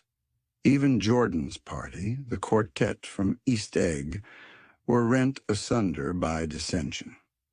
One of the men was talking with a curious intensity to a young actress, and his wife, after attempting to laugh at the situation in a dignified and indifferent way, broke down entirely and resorted to flank attacks. At intervals, she appeared suddenly at his side like an angry diamond, and hissed, "You promised," into his ear. The reluctance to go home was not confined to wayward men. The hall was at present occupied by 2 deplorably sober men and their highly indignant wives. The wives were sympathizing with each other in slightly raised voices. "Whenever he sees I'm having a good time, he wants to go home. Never heard anything so selfish in my life. We're always the first ones to leave. So are we." "Well, we're almost the last tonight," said one of the men sheepishly. "The orchestra left half an hour ago."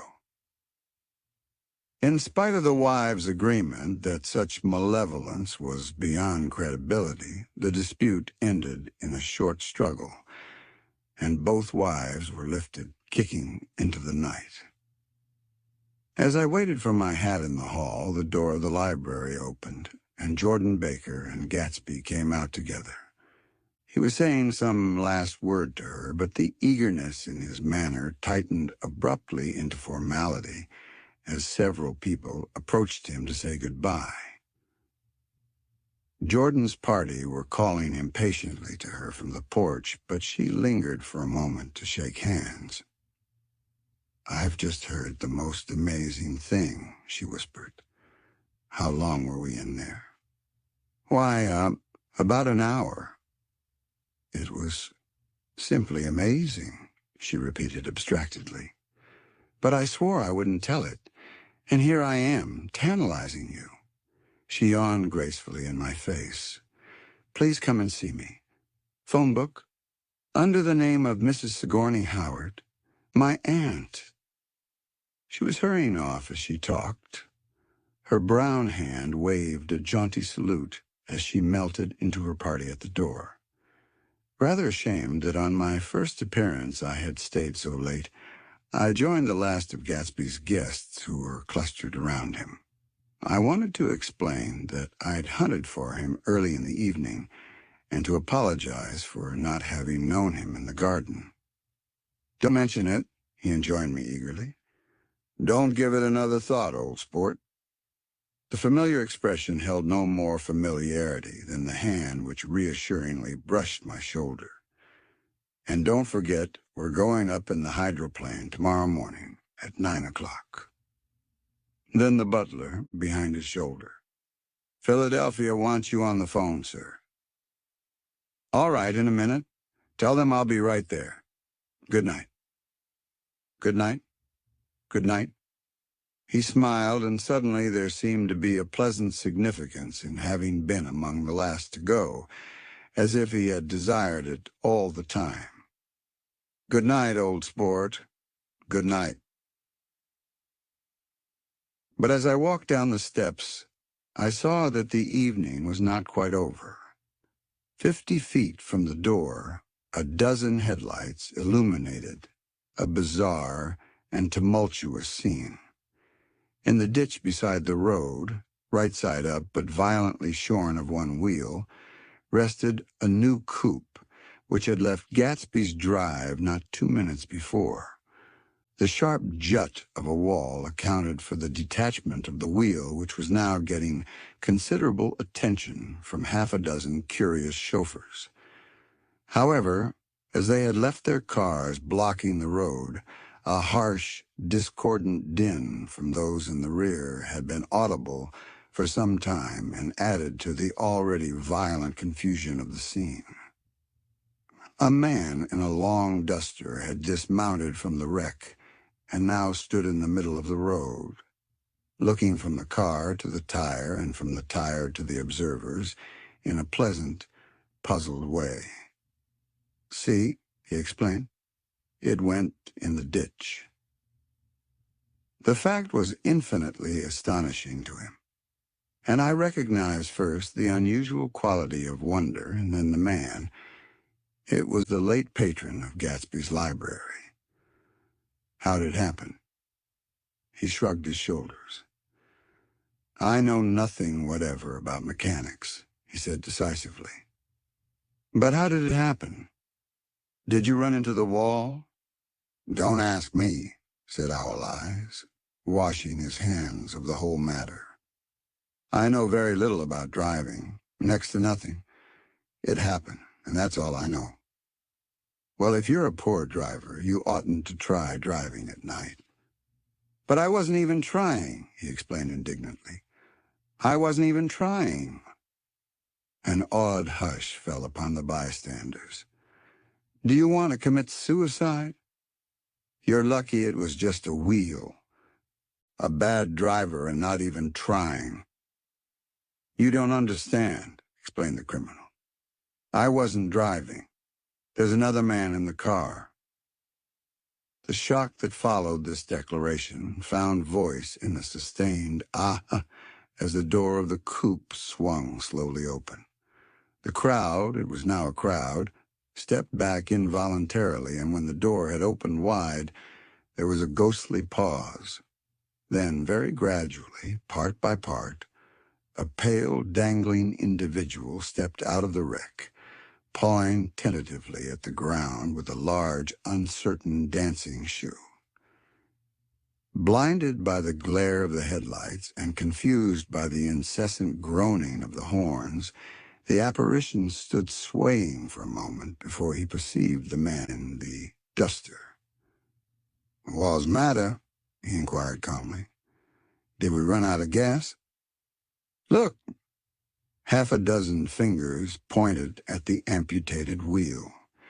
He stared at it for a moment, and then looked upward as though he suspected that it had dropped from the sky. "It came off," someone explained. He nodded. "At first I didn't notice we'd stopped." A pause. Then, taking a long breath and straightening his shoulders, he remarked in a determined voice, "Wonder if tell me where there's a gas line station?"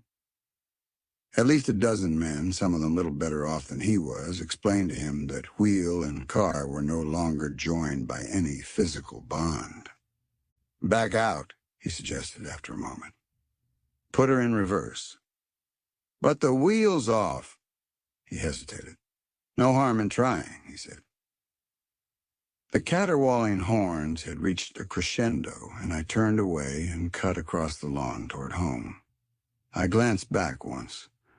A wafer of a moon was shining over Gatsby's house, making the night fine as before, and surviving the laughter and the sound of his still glowing garden.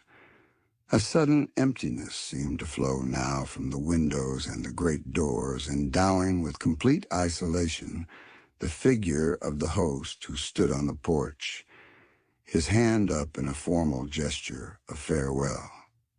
Reading over what I have written so far, I see I have given the impression that the events of 3 nights several weeks apart were all that absorbed me. On the contrary, they were merely casual events in a crowded summer, and, until much later, they absorbed me infinitely less than my personal affairs. Most of the time I worked.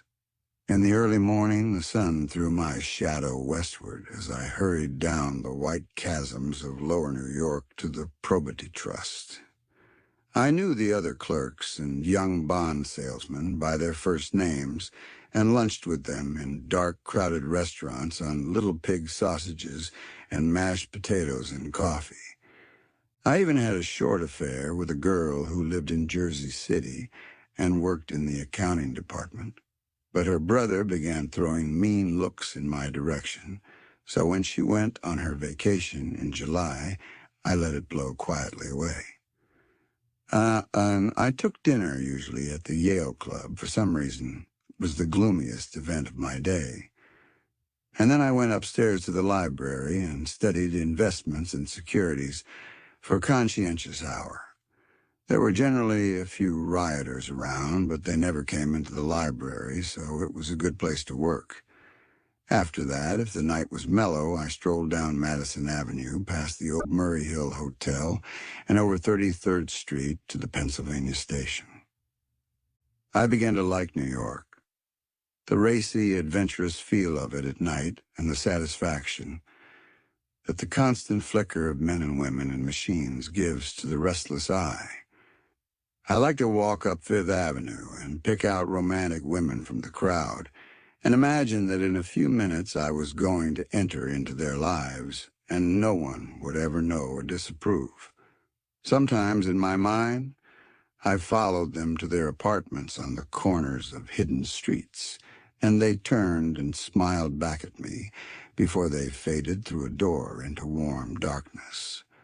At the enchanted metropolitan twilight, I felt a haunting loneliness sometimes, and felt it in others, poor young clerks who loitered in front of windows, waiting until it was time for a solitary restaurant dinner. Young clerks in the dusk, wasting the most poignant moments of night and life. Again at 8 o'clock, when the dark lanes of the 40s were 5 deep with throbbing taxicabs, bound for the theater district, I felt a sinking in my heart. Forms leaned together in the taxis as they waited, and voices sang, and there was laughter from unheard jokes, and lighted cigarettes outlined unintelligible gestures inside. Imagining that I, too, was hurrying toward gaiety and sharing their intimate excitement, I wished them well. For a while, I lost sight of Jordan Baker, and then in midsummer, I found her again. At first, I was flattered to go places with her because she was a golf champion and everyone knew her name. Then it was something more. I wasn't actually in love, but I felt a sort of tender curiosity. The bored, haughty face that she turned to the world concealed something. Most affectations conceal something eventually, even though they don't in the beginning. And one day I found what it was. When we were on a house party together up in Warwick, she left a borrowed car out in the rain with the top down, and then lied about it. And suddenly I remembered the story about her that had eluded me that night at Daisy's. At her first big golf tournament, there was a row that nearly reached the newspapers. A suggestion, that she had moved her ball from a bad lie in the semifinal round. The thing approached the proportions of a scandal, then died away. A caddy retracted his statement, and the only other witness admitted that he might have been mistaken. The incident and the name had remained together in my mind. Jordan Baker instinctively avoided clever, shrewd men, and now I saw that this was because she felt safer on a plane where any divergence from a code would be thought impossible. She was incurably dishonest. She wasn't able to endure being at a disadvantage, and given this unwillingness, I suppose, she had begun dealing in subterfuges when she was very young in order to keep that cool, insolent smile turned to the world and yet satisfy the demands of her hard, jaunty body. It made no difference to me. Dishonesty in a woman is a thing you never blame deeply. I was casually sorry, and then I forgot. It was on that same house party that we had a curious conversation about driving the car. It started because she passed so close to some workmen that our fender flicked a button on one man's coat. "You're a rotten driver," I protested. "Either you ought to be more careful or you oughtn't to drive at all." "I am careful." "No, you're not." "Well, other people are," she said lightly. "What's that got to do with it?" "They'll keep out of my way," she insisted. "It takes two to make an accident." "Suppose you met somebody just as careless as yourself." "I hope I never will," she answered. "I hate careless people. That's why I like you." Her gray, sun-strained eyes stared straight ahead. But she had deliberately shifted our relations, and for a moment I thought I loved her. But I am slow-thinking and full of interior rules that act as brakes on my desires, and I knew that first I had to get myself definitely out of that tangle back home. I'd been writing letters once a week and signing them. "Love, Nick." And all I could think of was how, when that certain girl played tennis, a faint mustache of perspiration appeared on her upper lip. Nevertheless, there was a vague understanding that had to be tactfully broken off before I was free. Everyone suspects himself of at least one of the cardinal virtues, and this is mine. I am one of the few honest people that I have ever known. Chapter 4. On Sunday morning, while church bells rang in the villages along shore, the world and its mistress returned to Gatsby's house and twinkled hilariously on his lawn. "He's a bootlegger," said the young ladies, moving somewhere between his cocktails and his flowers. "One time he killed a man who had found out that he was nephew to von Hindenburg and second cousin to the devil. Reach me a rose, honey, and pour me a last drop into that there crystal glass."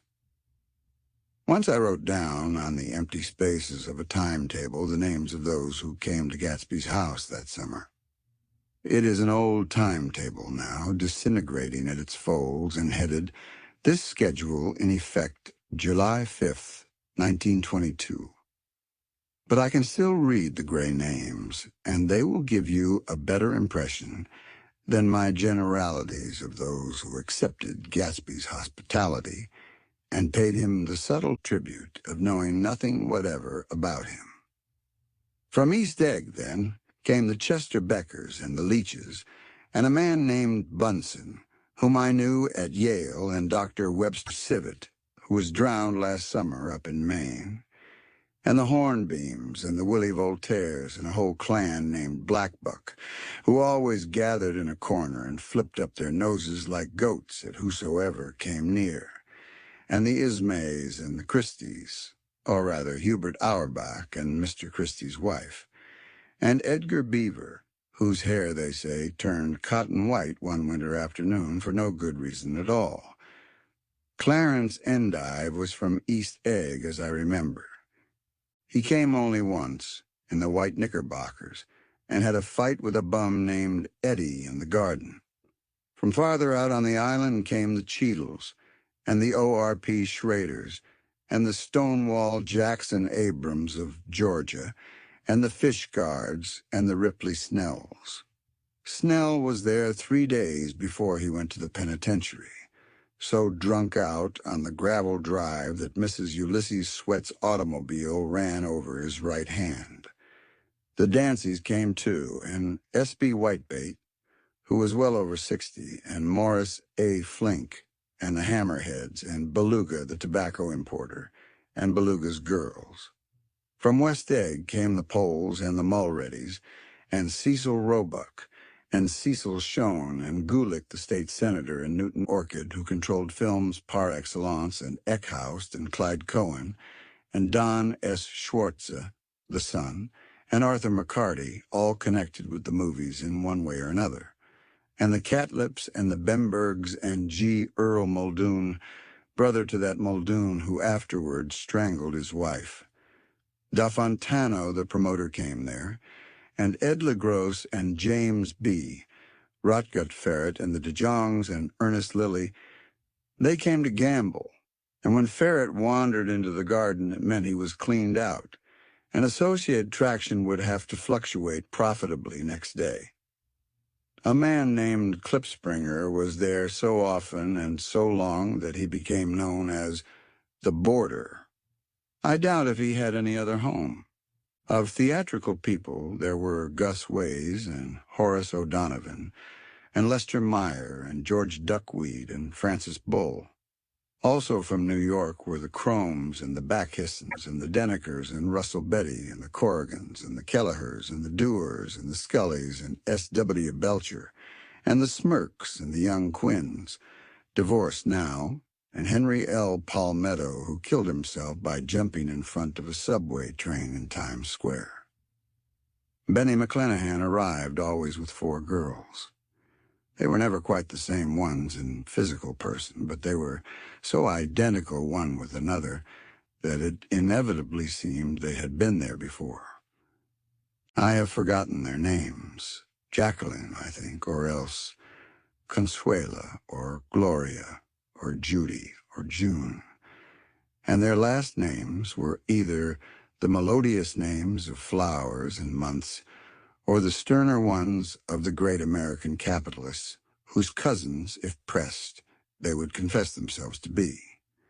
In addition to all these, I can remember that Faustina O'Brien came there at least once, and the Baedeker girls and young Brewer, who had his nose shot off in the war, and Mr. Albrucksberger and Miss Haag, his fiancée, and Ardita Fitzpeters, and Mr. P. Jewett, once head of the American Legion, and Miss Claudia Hipp, with a man reputed to be her chauffeur, and a prince of something whom we called Duke, and whose name, if I ever knew it, I have forgotten.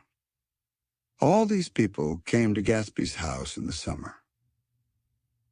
At 9 o'clock one morning late in July, Gatsby's gorgeous car lurched up the rocky drive to my door and gave out a burst of melody from its 3-noted horn. It was the first time he had called on me, though I had gone to 2 of his parties, mounted in his hydroplane, and at his urgent invitation made frequent use of his beach. "Good morning, old sport. You're having lunch with me today, and I thought we'd ride up together."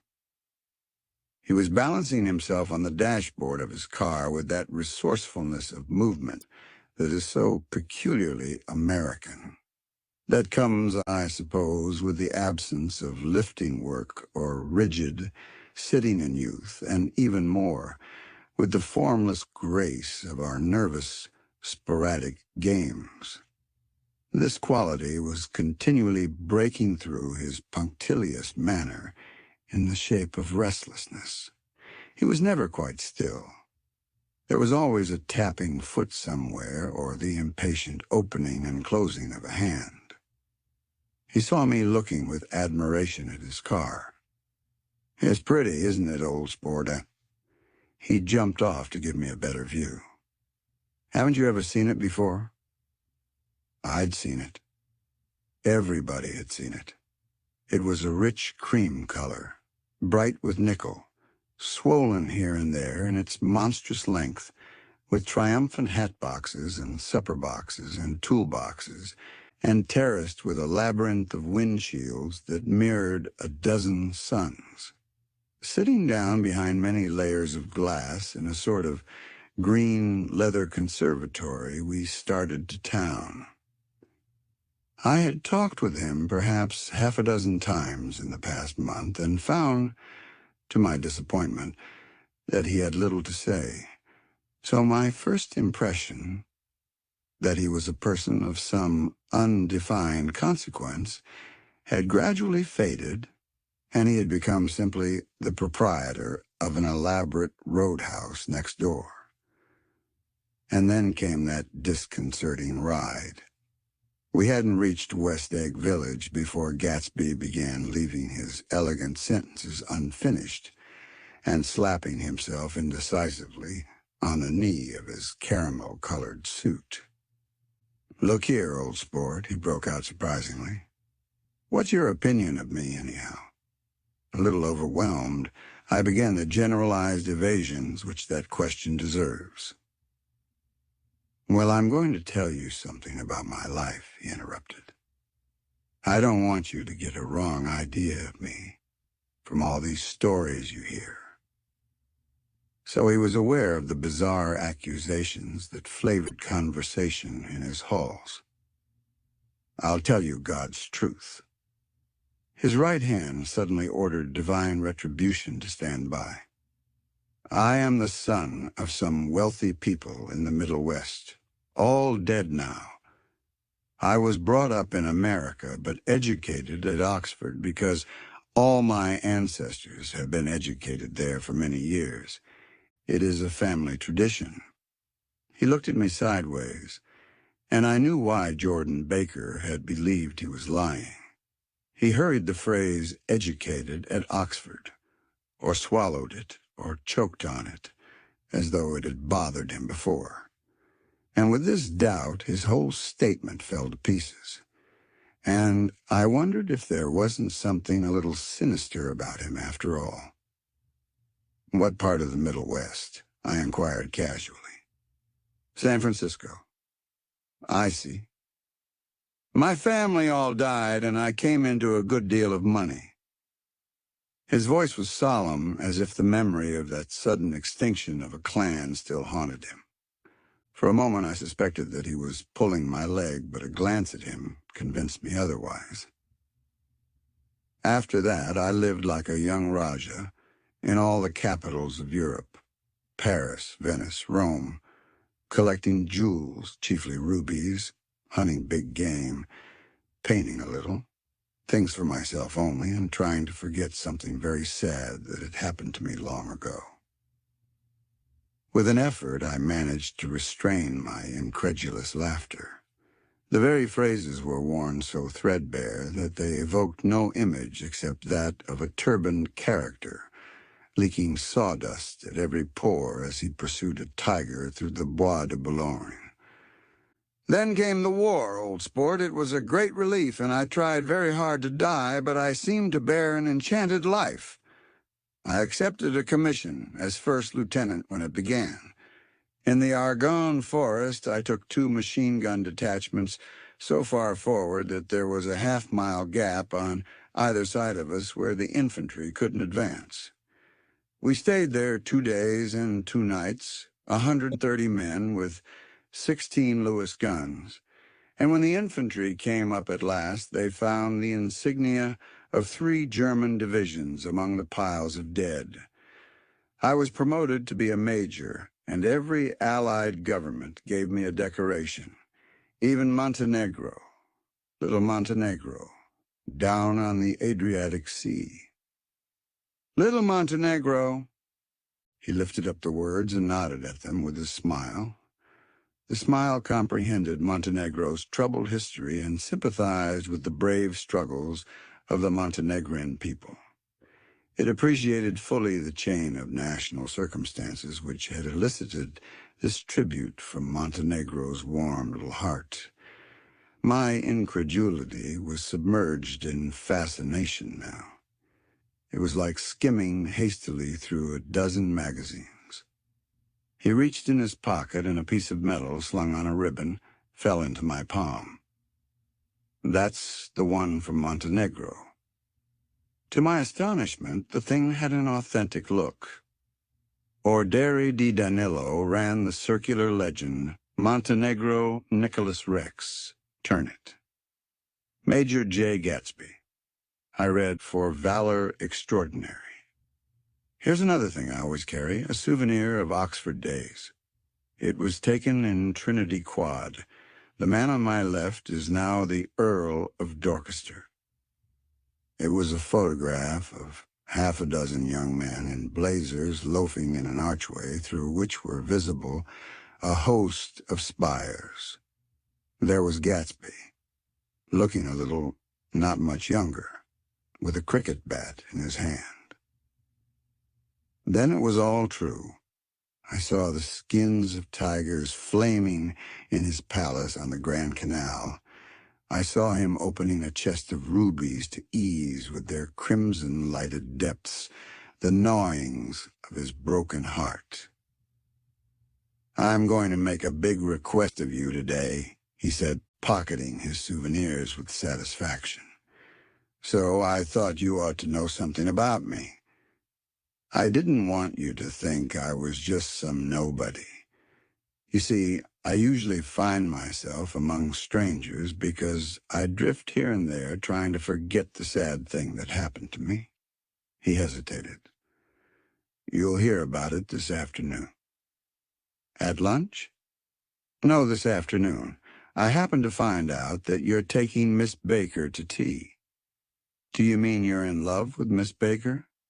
"No, old sport, I'm not, but Miss Baker has kindly consented to speak to you about this matter." I hadn't the faintest idea what this matter was, but I was more annoyed than interested. I hadn't asked Jordan to tea in order to discuss Mr. J. Gatsby. I was sure the request would be something utterly fantastic, and for a moment I was sorry I'd ever set foot upon his overpopulated lawn. He wouldn't say another word. His correctness grew on him as we neared the city. We passed Port Roosevelt, where there was a glimpse of red-belted ocean-going ships, and sped along a cobbled slum lined with the dark, undeserted saloons of the faded, gilt 1900s. Then the Valley of Ashes opened out on both sides of us, and I had a glimpse of Mrs. Wilson straining at the garage pump with a panting vitality as we went by. With fenders spread like wings, we scattered light through half Astoria, only half, for as we twisted among the pillars of the elevated, I heard the familiar jug-jug spat of a motorcycle, and a frantic policeman rode alongside. "All right, old sport," called Gatsby. We slowed down. Taking a white card from his wallet, he waved it before the man's eyes. "Right you are," agreed the policeman, tipping his cap. "Know you next time, Mr. Gatsby?" "Excuse me?" "What was that?" I inquired. "The picture of Oxford?" "I was able to do the commissioner a favor once, and he sends me a Christmas card every year. Over the great bridge, with the sunlight through the girders making a constant flicker upon the moving cars, with the city rising up across the river in white heaps and sugar lumps all built with a wish out of non-olfactory money. The city seen from the Queensboro Bridge is always the city seen for the first time, in its first wild promise of all the mystery and the beauty in the world. A dead man passed us in a hearse heaped with blooms, followed by two carriages with drawn blinds and by more cheerful carriages for friends. The friends looked out at us with the tragic eyes and short upper lips of southeastern Europe, and I was glad that the sight of Gatsby's splendid car was included in their somber holiday. As we crossed Blackwell's Island, the limousine passed us, driven by a white chauffeur, in which sat 3 modish Negroes, 2 bucks and a girl. I laughed aloud as the yolks of their eyeballs rolled toward us in haughty rivalry. Anything can happen now that we slid over this bridge, I thought. Anything at all. Even Gatsby could happen, without any particular wonder. Roaring noon. In a well-fanned 42nd Street cellar, I met Gatsby for lunch. Blinking away the brightness of the street outside my eyes picked him out obscurely in the anteroom, talking to another man. "Mr. Carraway, this is my friend, Mr. Wolfshim." A small, flat-nosed Jew raised his large head and regarded me with 2 fine growths of hair which luxuriated in either nostril.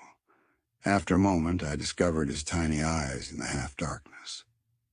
"So I took one look at him," said Mr. Wolfshim, shaking my hand earnestly. "And what do you think I did?" "What?" I inquired politely. But evidently he was not addressing me, for he dropped my hand and covered Gatsby with his expressive nose. "I handed the money to Catspaw, and I said, 'All right, Catspaw, don't pay him a penny till he shuts his mouth.' He shut it then and there." Gatsby took an arm of each of us and moved forward into the restaurant, whereupon Mr. Wolfshim swallowed a new sentence he was starting and lapsed into a somnambulatory abstraction. "Highballs?" asked the head waiter. "This is a nice restaurant here," said Mr. Wolfshim, looking at the Presbyterian nymphs on the ceiling. "But I like across the street better." "Yes, highballs," agreed Gatsby.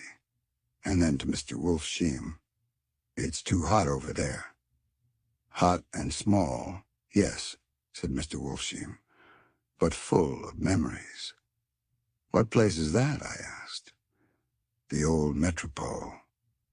"The old Metropole," brooded Mr. Wolfshim gloomily, "filled with faces dead and gone, filled with friends gone now forever.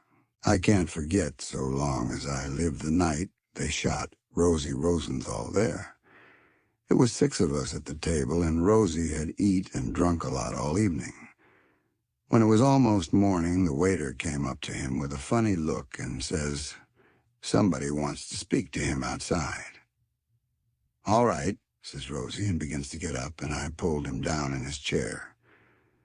'Let the bastards come in here if they want you, Rosie, but don't you, so help me, move outside this room.' It was 4 o'clock in the morning then, and if we'd have raised the blinds, we'd have seen daylight." "Did he go?" I asked innocently. "Sure he went." Mr. Wolfshim's nose flashed at me indignantly. He turned around in the door and says, "Don't let that waiter take away my coffee." Then he went out on the sidewalk, and they shot him 3 times in his full belly and drove away. 4 of them were electrocuted, I said, remembering. 5 with Becker. His nostrils turned to me in an interested way. "I understand you're looking for a business connection." The juxtaposition of these 2 remarks was startling. Gatsby answered for me. "Oh, no," he exclaimed. "This isn't the man." "No?" Mr. Wolfshim seemed disappointed. "This is just a friend. I told you we'd talk about that some other time." "I beg your pardon," said Mr. Wolfshim. "I had a wrong man." A succulent hash arrived, and Mr. Wolfshim, forgetting the more sentimental atmosphere of the old Metropole, began to eat with ferocious delicacy. His eyes, meanwhile, roved very slowly all around the room. He completed the arc by turning to inspect the people directly behind. I think that, except for my presence, he would have taken one short glance beneath our own table. "Look here, old sport," said Gatsby, leaning toward me. "I'm afraid I made you a little angry this morning in the car." There was a smile again, but this time I held out against it. "I don't like mysteries," I answered. "And I don't understand why you won't come out frankly and tell me what you want. Why has it all got to come through Miss Baker?" "Oh, it's nothing underhand," he assured me. "Miss Baker's a great sportswoman, you know, and she'd never do anything that wasn't all right." Suddenly he looked at his watch, jumped up and hurried from the room, leaving me with Mr. Wolfsheim at the table. "He has to telephone," said Mr. Wolfsheim, following him with his eyes. "Fine fellow, isn't he? Handsome to look at, and a perfect gentleman." "Yes. He's an Oxford man." "Oh. He went to Oxford College in England. You know Oxford College?" "I've heard of it." "It's one of the most famous colleges in the world." "Have you known Gatsby for a long time?" I inquired. "Several years," he answered in a gratified way. "I made the pleasure of his acquaintance just after the war, but I knew I had discovered a man of fine breeding after I talked with him an hour. I said to myself, there's the kind of man you'd like to take home and introduce to your mother and sister." He paused. "I see you're looking at my cuff buttons." I hadn't been looking at them, but I did now. They were composed of oddly familiar pieces of ivory. "Finest specimens of human molars," he informed me. Well, I inspected them. "That's a very interesting idea." "Yeah." He flipped his sleeves up under his coat. "Yeah, Gatsby's very careful about women. He would never so much as look at a friend's wife." When the subject of this instinctive trust returned to the table and sat down, Mr. Wolfsheim drank his coffee with a jerk and got to his feet. "I have enjoyed my lunch," he said, "and I'm going to run off from you two young men before I outstay my welcome." "Don't hurry, Meyer," said Gatsby without enthusiasm. Mr. Wolfsheim raised his hand in a sort of benediction. "You're very polite, but I belong to another generation," he announced solemnly. "You sit here and discuss your sports and your young ladies and your—" He supplied an imaginary noun with another wave of his hand. "As for me, I am 50 years old, and I won't impose myself on you any longer." As he shook hands and turned away, his tragic nose was trembling. I wondered if I had said anything to offend him. "He becomes very sentimental sometimes," explained Gatsby. "This is one of his sentimental days. He's quite a character around New York, a denizen of Broadway." "Who is he anyhow, an actor?" "No, a dentist." "Meyer Wolfsheim?" "No, he's a gambler." Gatsby hesitated, then added coolly, "He's the man who fixed the World Series back in 1990. "Fixed the World Series?" I repeated. The idea staggered me. I remembered, of course, that the World Series had been fixed in 1919, but if I had thought of it at all, I would have thought of it as a thing that merely happened, the end of some inevitable chain. It never occurred to me that one man could start to play with the faith of 50 million people, with the single-mindedness of a burglar blowing a safe. "How did he happen to do that?" I asked after a minute. "He just saw the opportunity." "Why isn't he in jail?" "They can't get him, old sport. He's a smart man." I insisted on paying the check. As the waiter brought my change, I caught sight of Tom Buchanan across the crowded room. "Come along with me for a minute," I said. "I've got to say hello to someone." When he saw us, Tom jumped up and took half a dozen steps in our direction. "Where have you been?" he demanded eagerly. "Daisy's furious because you haven't called up." "This is Mr. Gatsby, Mr. Buchanan." They shook hands briefly, and a strained, unfamiliar look of embarrassment came over Gatsby's face. "How have you been, anyhow?" demanded Tom of me. "How'd you happen to come up this far to eat?" "I've been having lunch with Mr. Gatsby." I turned toward Mr. Gatsby, but he was no longer there. "One October day in 1917, said Jordan Baker that afternoon, sitting up very straight on a straight chair in the tea garden at the Plaza Hotel. "I was walking along from one place to another, half on the sidewalks and half on the lawns. I was happier on the lawns because I had on shoes from England with rubber knobs on the soles that bit into the soft ground. I had on a new plaid skirt also that blew a little in the wind, and whenever this happened, the red, white, and blue banners in front of all the houses stretched out stiff and said, 'Tut, tut, tut, tut,' in a disapproving way. The largest of the banners and the largest of the lawns belonged to Daisy Fay's house. She was just 18, 2 years older than me, and by far the most popular of all the young girls in Louisville. She dressed in white and had a little white roadster, and all day long the telephone rang in her house, and excited young officers from Camp Taylor demanded the privilege of monopolizing her that night. Anyways, for an hour. When I came opposite her house that morning, her white roadster was beside the curb, and she was sitting in it with a lieutenant I had never seen before. They were so engrossed in each other that she didn't see me until I was 5 feet away. "Hello, Jordan," she called unexpectedly. "Please come here." I was flattered that she wanted to speak to me because of all the older girls I admired her most. She asked me if I was going to the Red Cross and make bandages. I was. Well, then, would I tell them that she couldn't come that day? The officer looked at Daisy while she was speaking, in a way that every young girl wants to be looked at sometime, and because it seemed romantic to me, I have remembered the incident ever since. His name was J. Gatsby, and I didn't lay eyes on him again for over 4 years. Even after I'd met him on Long Island, I didn't realize it was the same man. That was 1917. By the next year, I had a few beaux myself, and I began to play in tournaments, so I didn't see Daisy very often. She went with a slightly older crowd, when she went with anyone at all. Wild rumors were circulating about her.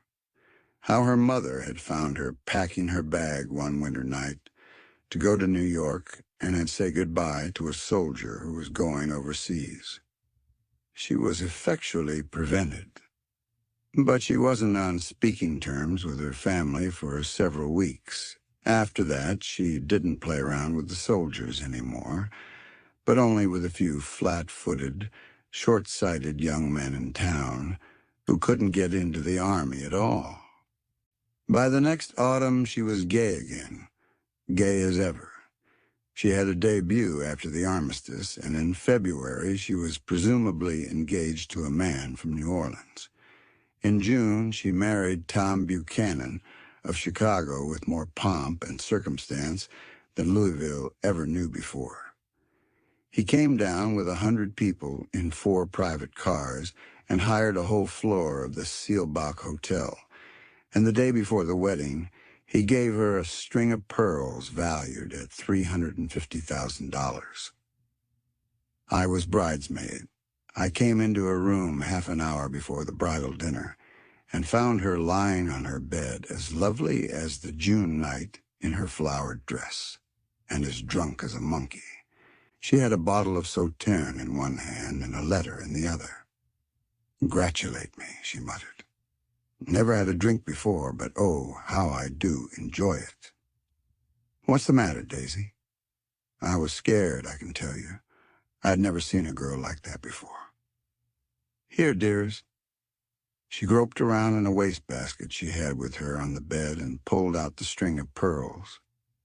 Take 'em downstairs and give 'em back to whoever they belong to.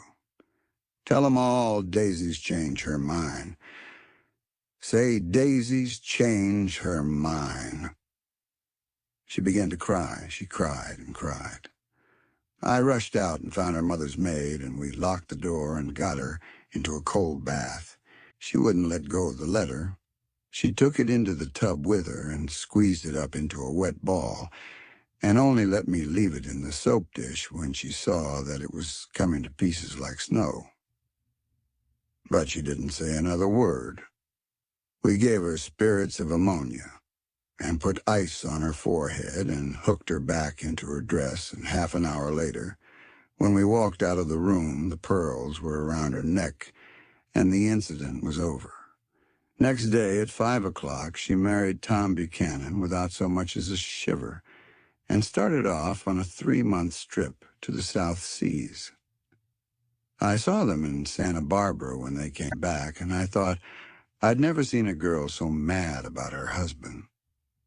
If he left the room for a minute, she'd look around uneasily and say, "Where's Tom gone?"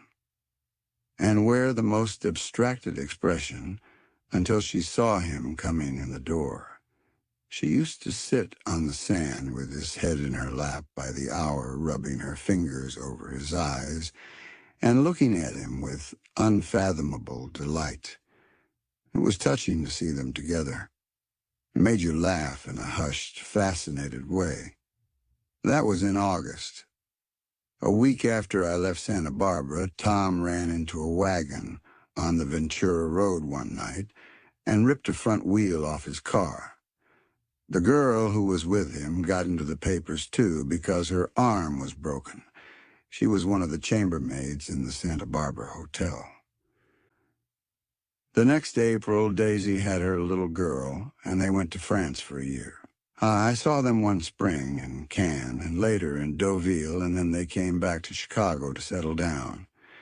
Daisy was popular in Chicago, as you know.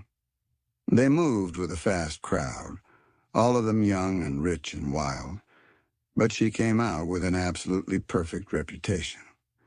Perhaps because she doesn't drink. It's a great advantage not to drink among hard-drinking people. You can hold your tongue, and moreover, you can time any little irregularity of your own so that everybody else is so blind that they don't see or care. Perhaps Daisy never went in for more at all, and yet there's something in that voice of hers. Well, about 6 weeks ago, she heard the name Gatsby for the first time in years. It was when I asked you, "Do you remember? You knew Gatsby in West Egg?" After you had gone home, she came into my room and woke me up and said, "What Gatsby?" And when I described him, I was half asleep. She said in the strangest voice that it must be the man she used to know. It wasn't until then that I connected this Gatsby with the officer in her white car. When Jordan Baker had finished telling all this, we had left the plaza for half an hour and were driving in a Victoria through Central Park.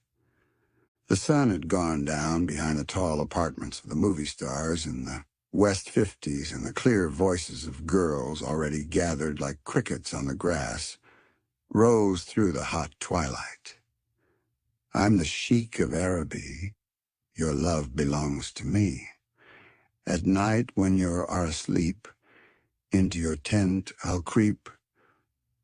It was a strange coincidence, I said. But it wasn't a coincidence at all. Why not? Gatsby bought that house so that Daisy would be just across the bay. Then it had not been merely the stars to which he had aspired on that June night. He came alive to me, delivered suddenly from the womb of his purposeless splendor. He wants to know, continued Jordan, if you'll invite Daisy to your house some afternoon and then let him come over. The modesty of the demand shook me. He had waited 5 years and bought a mansion where he dispensed starlight to casual moths so that he could come over some afternoon to a stranger's garden. Did I have to know all this before he could ask such a little thing? He's afraid. He's waited so long. He thought you might be offended. You see, he's a regular tough underneath it all. Something worried me. Why didn't he ask you to arrange a meeting? He wants her to see his house, she explained. And your house is right next door. Oh. I think he half expected her to wander into one of his parties some night, went on Jordan, but she never did. Then he began asking people casually if they knew her, and I was the first one he found. It was that night he sent for me at his dance, and you should have heard the elaborate way he worked up to it. Of course, I immediately suggested a luncheon in New York, and I thought he'd go mad. I don't want to do anything out of the way, he kept saying. I want to see her right next door. When I said you were a particular friend of Tom's, he started to abandon the whole idea. He doesn't know very much about Tom, though he says he's read a Chicago paper for years just on the chance of catching a glimpse of Daisy's name. It was dark now, and as we dipped under a little bridge, I put my arm around Jordan's golden shoulder and drew her toward me and asked her to dinner. Suddenly, I wasn't thinking of Daisy and Gatsby anymore, but of this clean, hard, limited person who dealt in universal skepticism and who leaned back jauntily just within the circle of my arm. A phrase began to beat in my ears with a sort of heady excitement. There are only the pursued, the pursuing, the busy, and the tired. And Daisy ought to have something in her life, murmured Jordan to me. Does she want to see Gatsby? She's not to know about it. Gatsby doesn't want her to know. You're just supposed to invite her to tea. We passed a barrier of dark trees and then the facade of 59th Street, a block of delicate pale light, beamed down into the park. Unlike Gatsby and Tom Buchanan, I had no girl whose disembodied face floated along the dark cornices and blinding signs, and so I drew up the girl beside me, tightening my arms. Her wan, scornful mouth smiled, and so I drew her up again, closer, this time to my face. Chapter 5. When I came home to West Egg that night, I was afraid for a moment that my house was on fire. 2 o'clock, and the whole corner of the peninsula was blazing with light, which fell unreal on the shrubbery and made thin, elongating glints upon the roadside wires. Turning a corner, I saw that it was Gatsby's house, lit from tower to cellar. At first I thought it was another party, a wild rout that had resolved itself into hide-and-go-seek or sardines in the box with all the house thrown open to the game. But there wasn't a sound. Only wind in the trees which blew the wires and made the lights go off and on again as if the house had winked into the darkness. As my taxi groaned away, I saw Gatsby walking toward me across his lawn.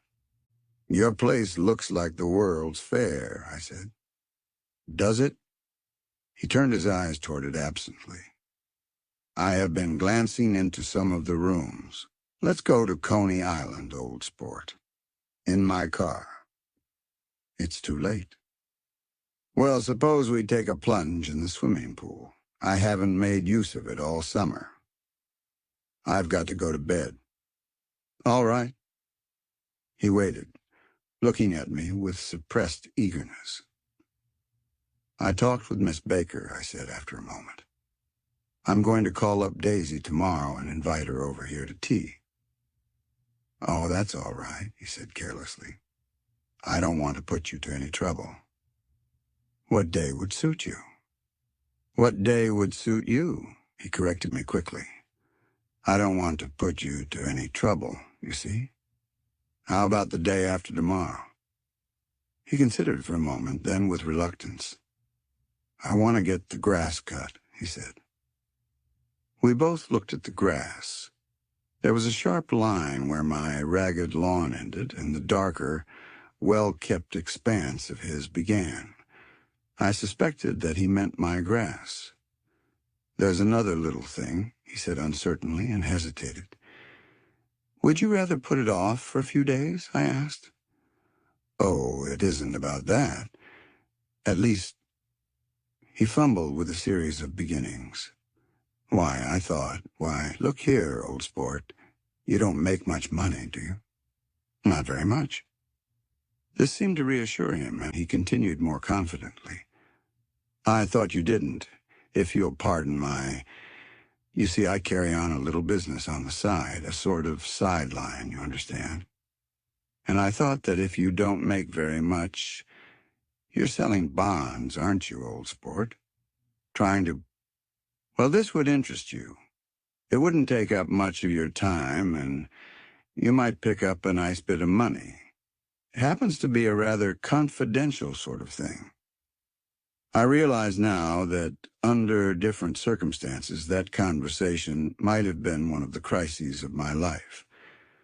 But because the offer was obviously and tactlessly for service to be rendered, I had no choice except to cut him off there. "I've got my hands full," I said. "I'm much obliged, but I couldn't take on any more work. You wouldn't have to do any business with Wolfsheim." Evidently, he thought that I was shying away from the gun-nection mentioned at lunch, but I assured him he was wrong. He waited a moment longer, hoping I'd begin a conversation, but I was too absorbed to be responsive, so he went unwillingly home. The evening had made me lightheaded and happy. I think I walked into a deep sleep as I entered my front door. So I didn't know whether or not Gatsby went to Coney Island or for how many hours he glanced into rooms while his house blazed gaudily on. I called up Daisy from the office next morning and invited her to come to tea. "Don't bring Tom," I warned her. "What?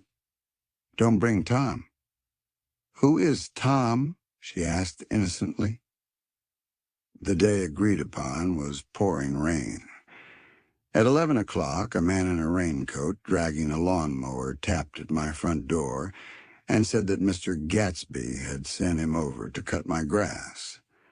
This reminded me that I had forgotten to tell my Finn to come back, so I drove into West Egg Village to search for her among soggy, whitewashed alleys and to buy some cups and lemons and flowers.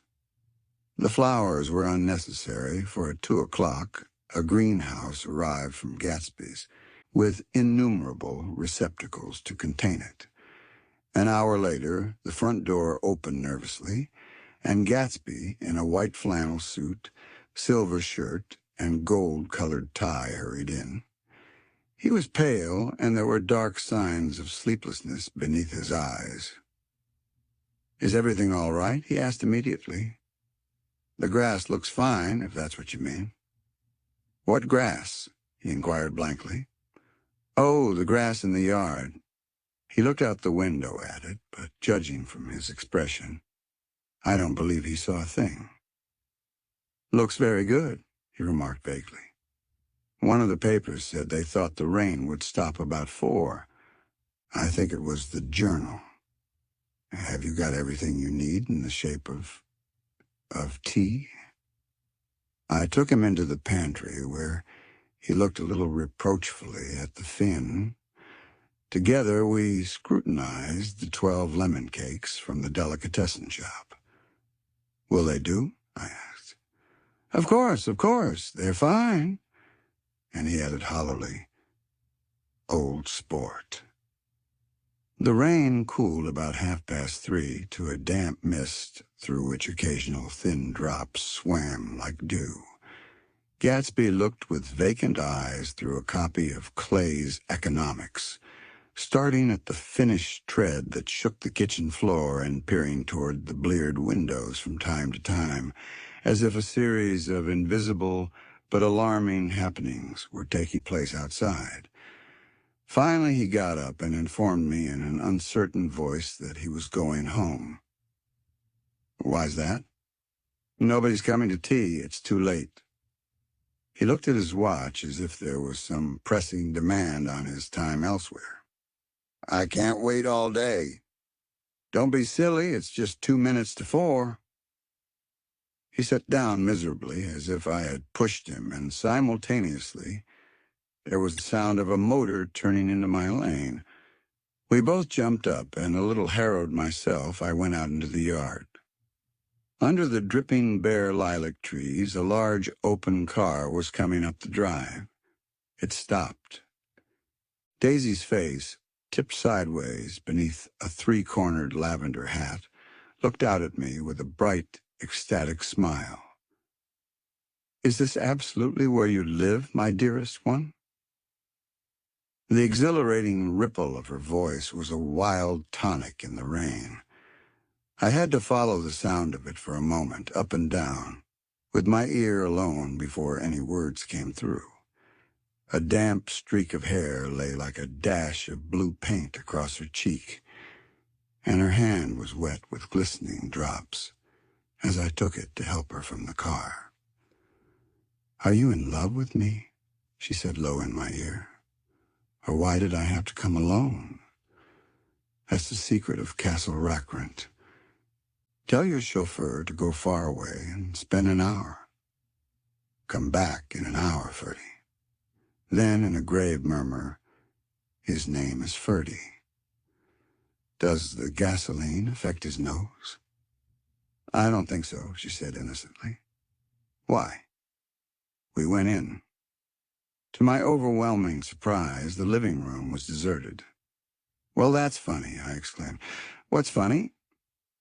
She turned her head as there was a light, dignified knocking at the front door. I went out and opened it. Gatsby, pale as death, with his hands plunged like weights in his coat pockets, was standing in a puddle of water, glaring tragically into my eyes.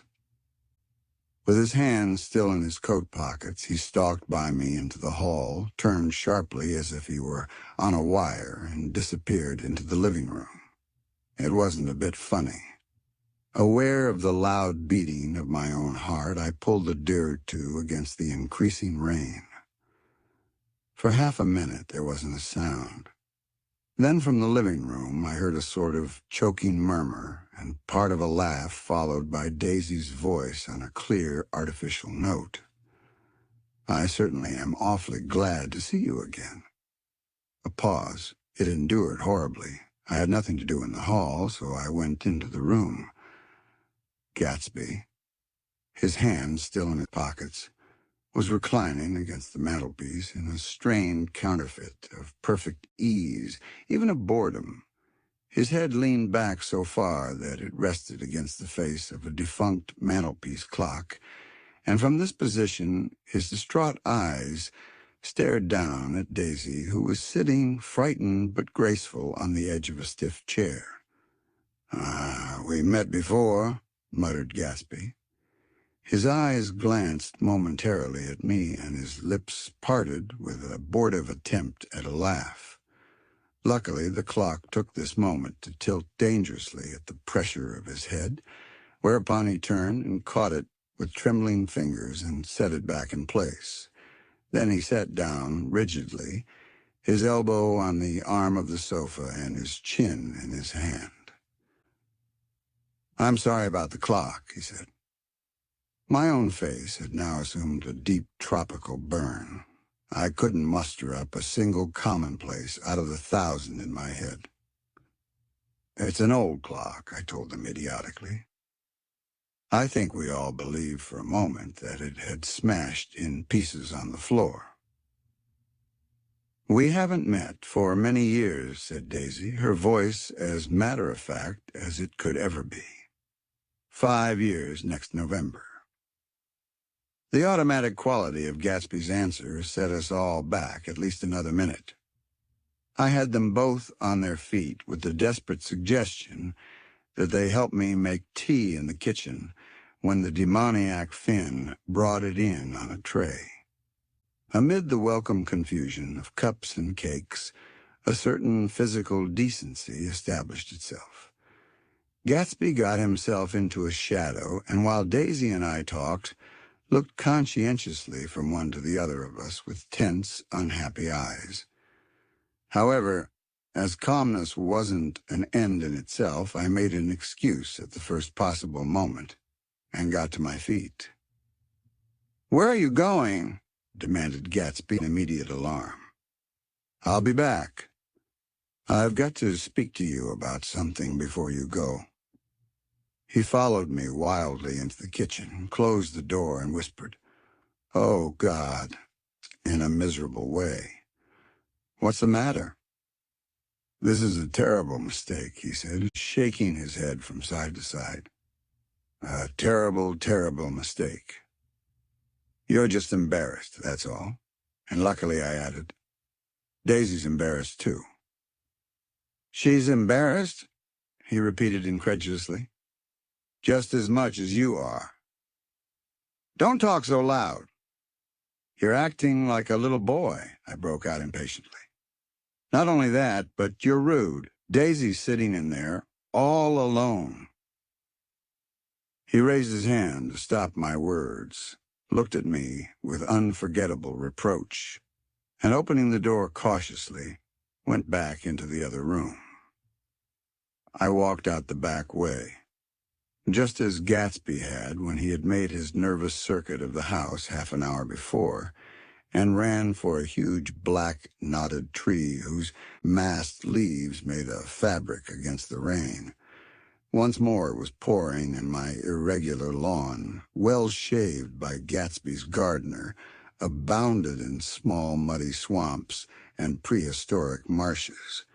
There was nothing to look at from under the tree except Gatsby's enormous house, so I stared at it, like Kant at his church steeple, for half an hour. A brewer had built it early in the period craze a decade before, and there was a story that he'd agreed to pay 5 years' taxes on all the neighboring cottages if the owners would have their roofs thatched with straw. Perhaps their refusal took the heart out of his plan to found a family. He went into an immediate decline. His children sold his house with the black wreath still on the door. Americans, while occasionally willing to be serfs, have always been obstinate about being peasantry. After half an hour, the sun shone again, and the grocer's automobile rounded Gatsby's drive with the raw material for his servant's dinner. I felt sure he wouldn't eat a spoonful. A maid began opening the upper windows of his house, appeared momentarily in each, and leaning from a large central bay, spat meditatively into the garden. It was time I went back. While the rain continued, it had seemed like the murmur of their voices, rising and swelling a little, now and then with the gusts of emotion. But in the new silence, I felt that silence had fallen within the house, too. I went in, after making every possible noise in the kitchen, short of pushing over the stove, but I don't believe they heard a sound. They were sitting at either end of the couch, looking at each other as if some question had been asked or was in the air, and every vestige of embarrassment was gone. Daisy's face was smeared with tears, and when I came in, she jumped up and began wiping at it with her handkerchief before a mirror. But there was a change in Gatsby that was simply confounding. He literally glowed. Without a word or a gesture of exultation, a new well-being radiated from him and filled the little room. "Oh, hello, old sport," he said as if he hadn't seen me for years. I thought for a moment he was going to shake hands. It stopped raining. Has it? When he realized what I was talking about, that there were twinkle bells of sunshine in the room, he smiled like a weatherman, like an ecstatic patron of recurrent light, and repeated the news to Daisy. What do you think of that? It stopped raining. I'm glad, Jay. Her throat, full of aching, grieving beauty, told only of her unexpected joy. I want you and Daisy to come over to my house, he said. I'd like to show her around. You're sure you want me to come? Absolutely, old sport. Daisy went upstairs to wash her face. Too late, I thought, with humiliation of my towels, while Gatsby and I waited on the lawn. My house looks well, doesn't it? He demanded. See how the whole front of it catches the light. I agreed that it was splendid. Yes. His eyes went over at every arched door and square tower. It took me just 3 years to earn the money that bought it. I thought you inherited your money. I did, old sport, he said automatically. But I lost most of it in the big panic, the panic of the war. I think he hardly knew what he was saying, for when I asked him what business he was in, he answered, "That's my affair," before he realized that it wasn't the appropriate reply. Oh, I've been in several things, he corrected himself. I was in the drug business, and then I was in the oil business, but I'm not in either one now. He looked at me with more attention. Do you mean you've been thinking over what I proposed the other night?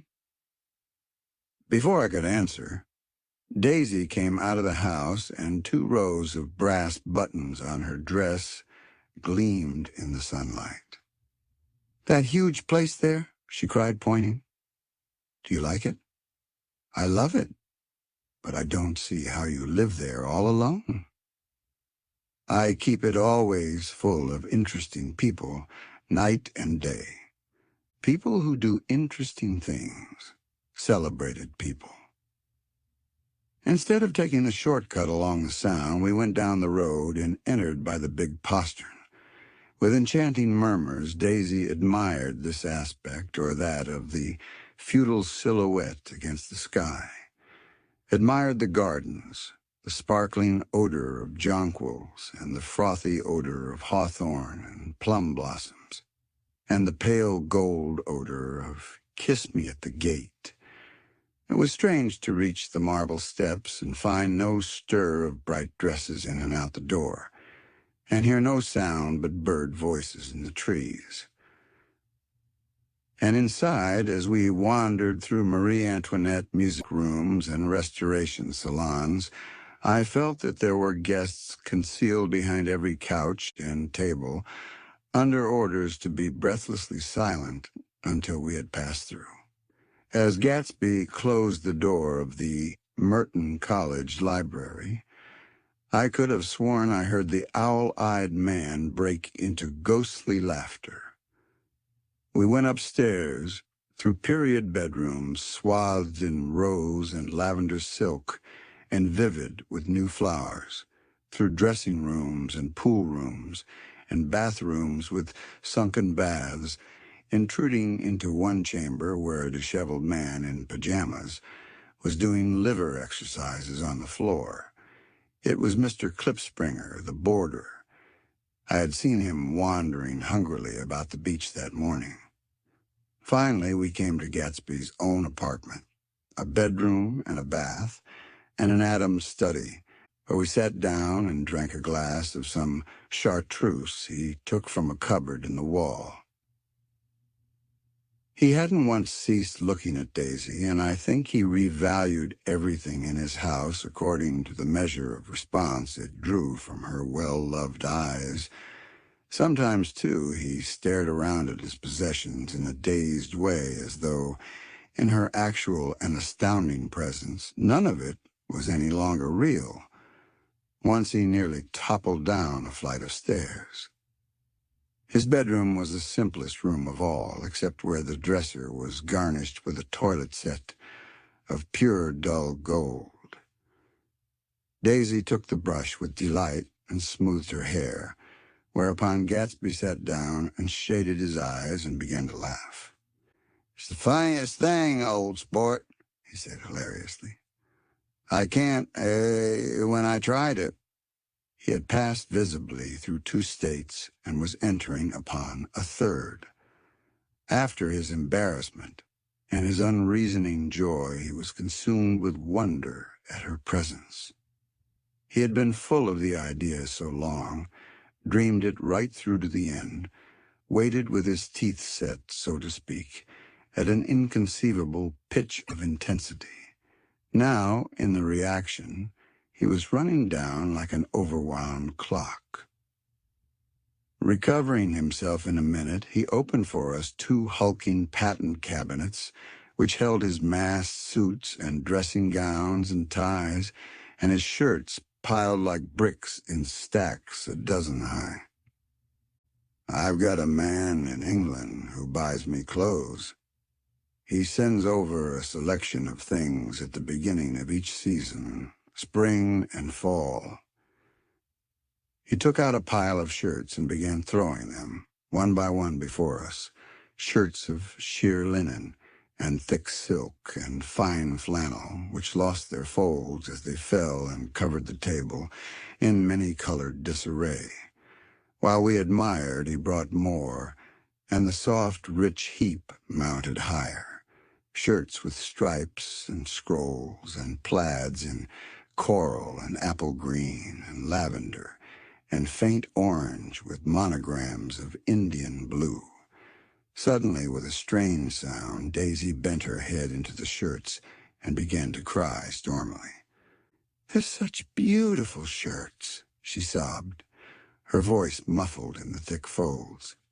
"It makes me sad because I've never seen such beautiful shirts before." After the house, we were to see the grounds and the swimming pool, and the hydroplane and the midsummer flowers.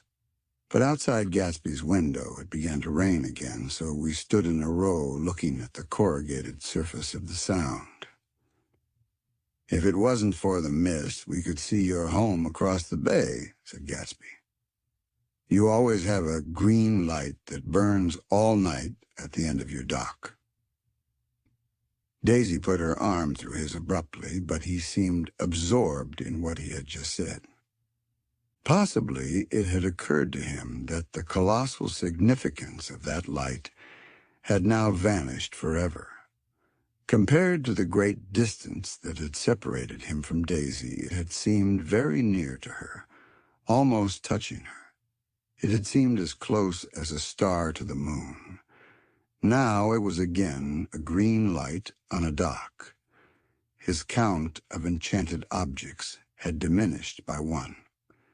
I began to walk about the room, examining various indefinite objects in the half-darkness. A large photograph of an elderly man in yachting costume attracted me, hung on the wall over his desk. "Who's this?" That's Mr. Dan Cody, old sport. The name sounded faintly familiar." "He's dead now. He used to be my best friend years ago." There was a small picture of Gatsby, also in yachting costume, on the bureau. Gatsby with his head thrown back defiantly, taken apparently when he was about 18. "I adore it," exclaimed Daisy. "The pompadour! You never told me you had a pompadour, or a yacht." "Look at this," said Gatsby quickly. "Here's a lot of clippings about you." They stood side by side, examining it. I was going to ask to see the rubies when the phone rang and Gatsby took up the receiver. "Yes." "Well, I can't talk now. I can't talk now, old sport." I said a small town. He must know what a small town is. Well, he's no use to us, if Detroit is his idea of a small town. He rang off. "Come here, quick!" cried Daisy at the window. The rain was still falling, but the darkness had parted in the west, and there was a pink and golden billow of foamy clouds above the sea. "Look at that," she whispered, and then after a moment, "I'd like to just get one of those pink clouds and put you in it and push you around." I tried to go then, but they wouldn't hear of it. Perhaps my presence made them feel more satisfactorily alone. "I know what we'll do," said Gatsby. "We'll have Klipspringer play the piano." He went out of the room, calling Ewing, and returned in a few minutes, accompanied by an embarrassed, slightly worn young man with shell-rimmed glasses and scanty blonde hair. He was now decently clothed in a sport shirt open at the neck, sneakers and duck trousers of a nebulous hue. "Did we interrupt your exercises?" inquired Daisy politely. "I was asleep," cried Mr. Klipspringer in a spasm of embarrassment. "That is, I'd been asleep. Then I got up." "Klipspringer plays the piano," said Gatsby, cutting him off. "Don't you, Ewing, old sport?" "I don't play well. I hardly play at all. I'm all out of practice." "We'll go downstairs," interrupted Gatsby. He flipped a switch. The gray windows disappeared as the house glowed full of light. In the music room, Gatsby turned on a solitary lamp beside the piano. He lit Daisy's cigarette from a trembling match and sat down with her on a couch far across the room where there was no light save what the gleaming floor bounced in from the hall. When Klipspringer had played the Love Nest, he turned around on the bench and searched unhappily for Gatsby in the gloom. "I'm all out of practice, you see. I told you I couldn't play. I'm all out of practice." "Don't talk so much, old sport," commanded Gatsby. "Play. In the morning, in the evening, ain't we got fun outside? The wind was loud, and there was a faint flow of thunder along the sound. All the lights were going on in West Egg now. The electric trains, men carrying, were plunging home through the rain from New York. It was the hour of a profound human change, and excitement was generating on the air. One thing's sure and nothing sure. The rich get richer and the poor get children. In the meantime, in between time, as I went over to say goodbye, I saw that the expression of bewilderment had come back into Gatsby's face, as though a faint doubt had occurred to him as to the quality of his present happiness. Almost 5 years. There must have been moments, even that afternoon, when Daisy tumbled short of his dreams, not through her own fault, but because of the colossal vitality of his illusion. It had gone beyond her, beyond everything. He had thrown himself into it with a creative passion, adding to it all the time, decking it out with every bright feather that drifted his way. No amount of fire or freshness can challenge what a man will store up in his ghostly heart. As I watched him, he adjusted himself a little, visibly. His hand took hold of hers, and as she said something low in his ear, he turned toward her with a rush of emotion. I think that voice held him most with its fluctuating, feverish warmth because it couldn't be overdreamed. That voice was a deathless song. They had forgotten me. But Daisy glanced up and held out her hand. Gatsby didn't know me now at all. I looked once more at them, and they looked back at me, remotely possessed by intense life. Then I went out of the room and down the marble steps into the rain, leaving them there together. Chapter 6. About this time, an ambitious young reporter from New York arrived one morning at Gatsby's door and asked him if he had anything to say. "Anything to say about what?" inquired Gatsby politely. "Why, any statement to give out." It transpired after a confused 5 minutes that the man had heard Gatsby's name around his office in a connection which he either wouldn't reveal or didn't fully understand. This was his day off, and with laudable initiative, he had hurried out to see. It was a random shot, and yet the reporter's instinct was right. Gatsby's notoriety, spread about by the hundreds who had accepted his hospitality and so become authorities on his past, had increased all summer until he fell just short of being news. Contemporary legends, such as the underground pipeline to Canada, attached themselves to him. And there was one persistent story that he didn't live in a house at all, but in a boat that looked like a house and was moved secretly up and down the Long Island shore. Just why these inventions were a source of satisfaction to James Gatz of North Dakota isn't easy to say. James Gatz, that was really, or at least legally, his name. He had changed it at the age of 17, and at the specific moment that witnessed the beginning of his career, when he saw Dan Cody's yacht drop anchor over the most insidious flat on Lake Superior. It was James Gatz, who had been loafing along the beach that afternoon in a torn green jersey and a pair of canvas pants. But it was already Jay Gatsby, who borrowed a rowboat, pulled out to the Tuolumne, and informed Cody that a wind might catch him and break him up in half an hour. I suppose he'd had the name ready for a long time even then. His parents were shiftless and unsuccessful farm people. His imagination had never really accepted them as his parents at all. The truth was that Jay Gatsby of West Egg, Long Island, sprang from his platonic conception of himself. He was a son of God, a phrase which, if it means anything, means just that, and he must be about his father's business, the service of a vast, vulgar, and meretricious beauty. So he invented just the sort of Jay Gatsby that a 17-year-old boy would be likely to invent, and to this conception he was faithful to the end.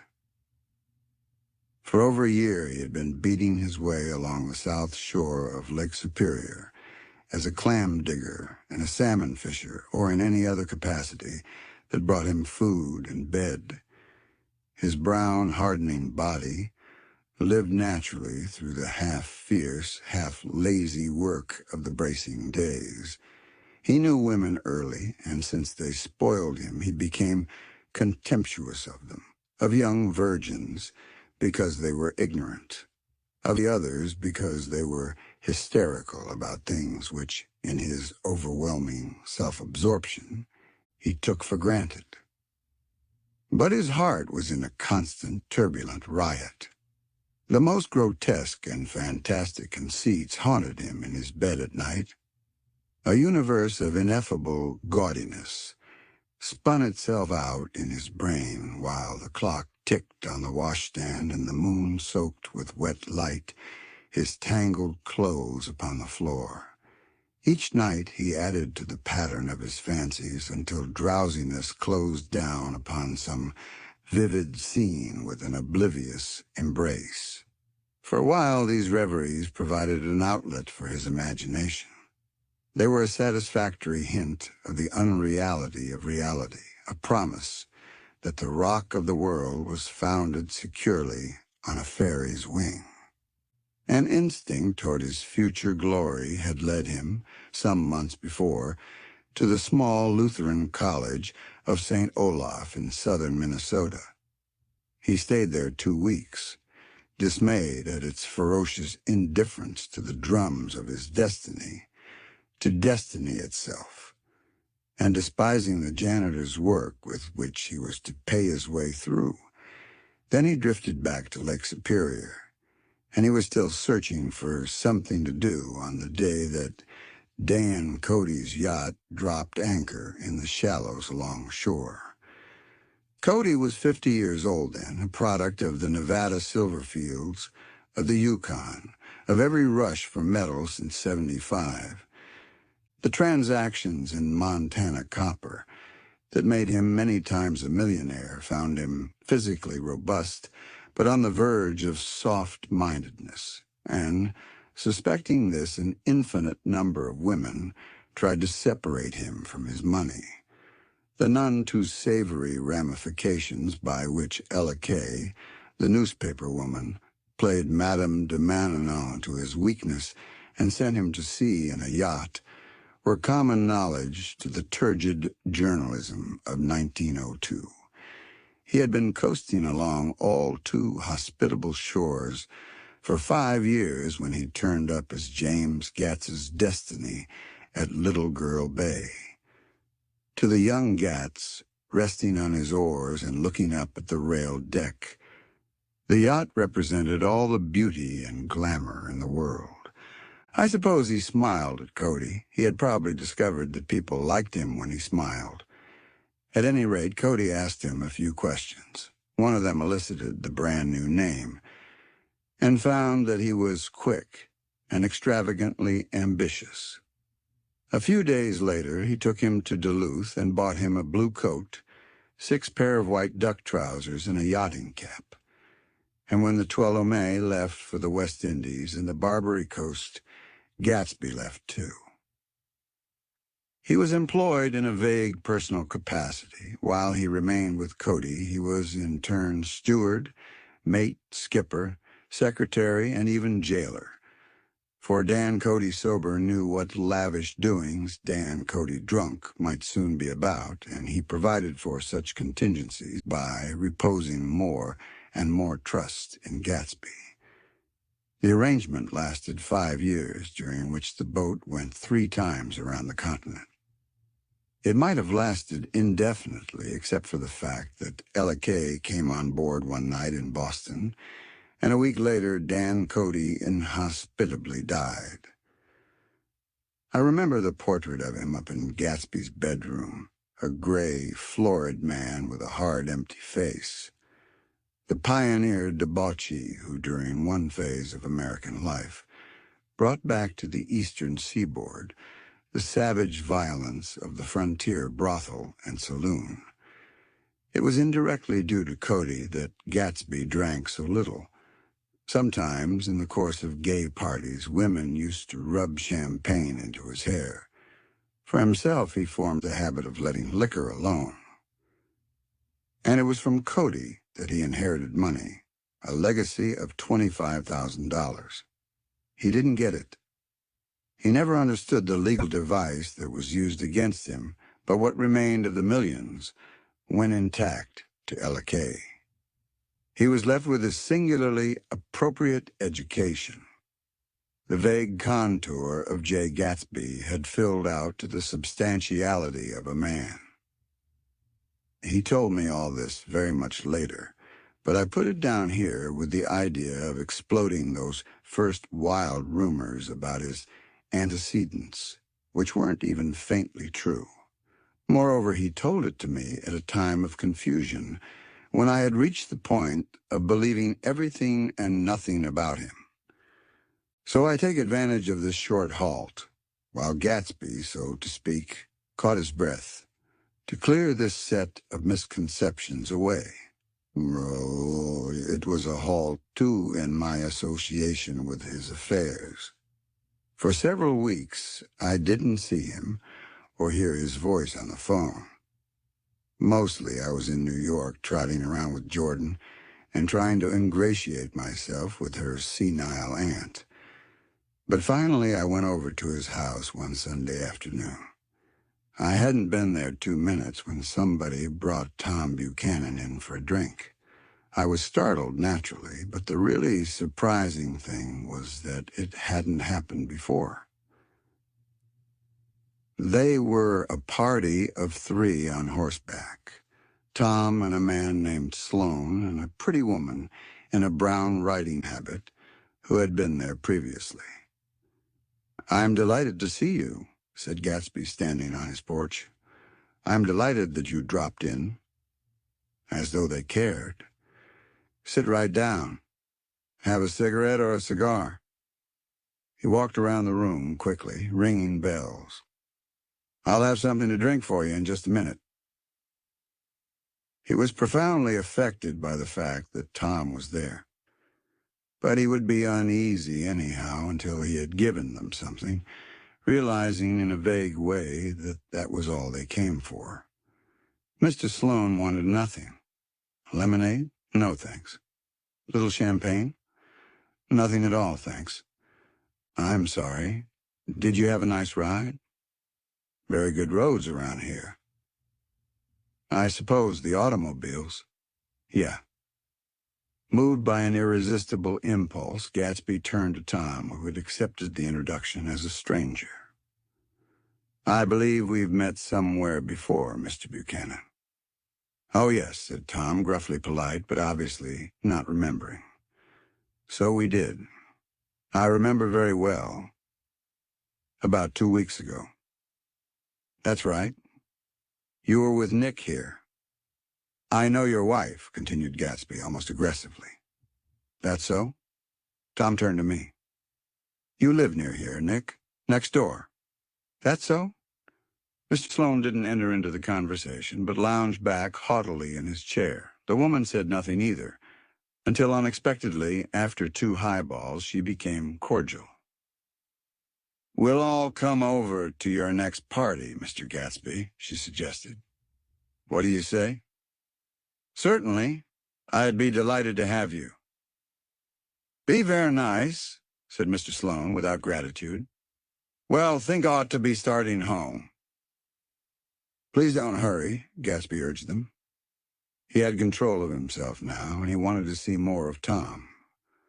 Why don't you stay for supper? I wouldn't be surprised if some other people dropped in from New York. You come to supper with me, said the lady enthusiastically. Both of you. This included me. Mr. Sloane got to his feet. Come along, he said, but to her only. I mean it, she insisted. I'd love to have you. Lots of room. Gatsby looked at me questioningly. He wanted to go, and he didn't see that Mr. Sloane had determined he shouldn't. I'm afraid I won't be able to, I said. Well, you come, she urged, concentrating on Gatsby. Mr. Sloane murmured something close to her ear. We won't be late if we start now, she insisted aloud.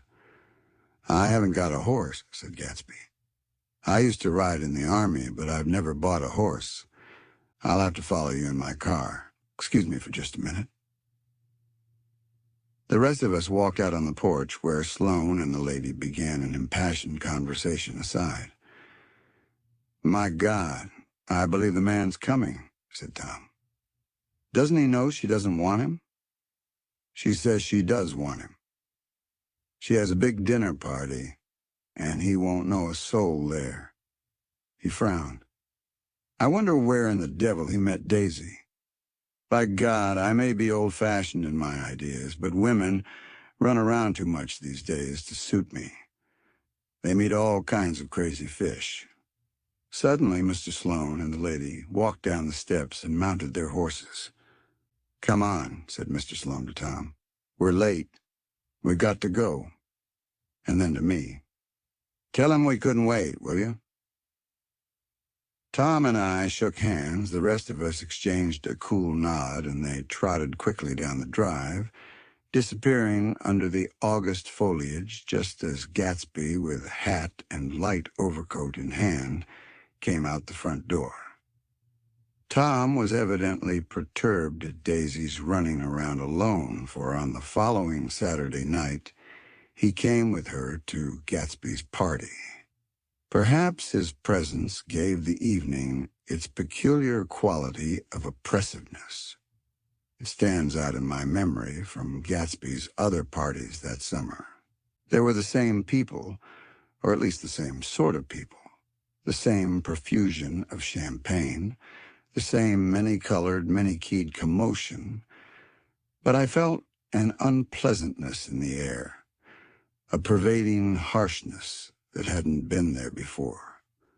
Or perhaps I had merely grown used to it, grown to accept West Egg as a world complete in itself, with its own standards and its own great figures, second to nothing because it had no consciousness of being so, and now I was looking at it again through Daisy's eyes. It is invariably saddening to look through new eyes at things upon which you have expended your own powers of adjustment. They arrived at twilight, and as we strolled out among the sparkling hundreds, Daisy's voice was playing murmurous tricks in her throat. "These things excite me so," she whispered. "If you want to kiss me any time during the evening, Nick, just let me know, and I'll be glad to arrange it for you. Just mention my name, or present a green card. I'm giving out green—" "Look around," suggested Gatsby. "I'm looking around. I'm having a marvelous—" "You must see the faces of many people you've heard about." Tom's arrogant eyes roamed the crowd. "We don't go around very much," he said. "In fact, I was just thinking I don't know a soul here. Perhaps you know that lady?" Gatsby indicated a gorgeous, scarcely human orchid of a woman who sat in state under a white plum tree. Tom and Daisy stared with that peculiarly unreal feeling that accompanies the recognition of a hitherto ghostly celebrity of the movies. "She's lovely," said Daisy. "The man bending over her is her director." He took them ceremoniously from group to group. "Mrs. Buchanan and Mr. Buchanan." After an instant's hesitation, he added, "The polo player." "Oh, no," objected Tom quickly. "Not to me." But evidently, the sound of it pleased Gatsby, for Tom remained the polo player for the rest of the evening. "I've never met so many celebrities," Daisy exclaimed. "I like that man. What was his name? With the sort of blue nose." Gatsby identified him, adding that he was a small producer. "Well, I liked him anyhow." "I'd a little rather not be the polo player," said Tom pleasantly. "I'd rather look at all these famous people in oblivion." Daisy and Gatsby danced. I remember being surprised by his graceful, conservative foxtrot. I had never seen him dance before. Then they sauntered over to my house and sat on the steps for half an hour while, at her request, I remained watchfully in the garden. "In case there's a fire or a flood," she explained, "or any act of God." Tom appeared from his oblivion as we were sitting down to supper together. "Do you mind if I eat with some people over here?" he said. "A fellow's getting off some funny stuff." "Go ahead," answered Daisy genially. "And if you want to take down any addresses, here's my little gold pencil." She looked around after a moment and told me the girl was common but pretty, and I knew that except for the half hour she'd been alone with Gatsby, she wasn't having a good time. We were at a particularly tipsy table. That was my fault. Gatsby had been called to the phone, and I'd enjoyed these same people only 2 weeks before. But what had amused me then turned septic on the air now. "How do you feel, Miss Baedeker?" The girl addressed was trying, unsuccessfully, to slump against my shoulder. At this inquiry, she sat up and opened her eyes. "What?" A massive and lethargic woman, who had been urging Daisy to play golf with her at the local club tomorrow, spoke in Miss Baedeker's defense.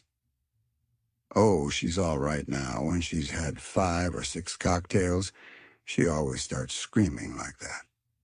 I tell her she ought to leave it alone." "I do leave it alone," affirmed the accused hollowly. "We heard you yelling, so I said to Doc Civet here, 'There's somebody that needs your help, Doc.'" "She's much obliged, I'm sure," said another friend without gratitude. "But you got her dress all wet when you stuck her head in the pool." "Anything I hate is to get my head stuck in a pool," mumbled Miss Baedeker. They almost drowned me once over in New Jersey.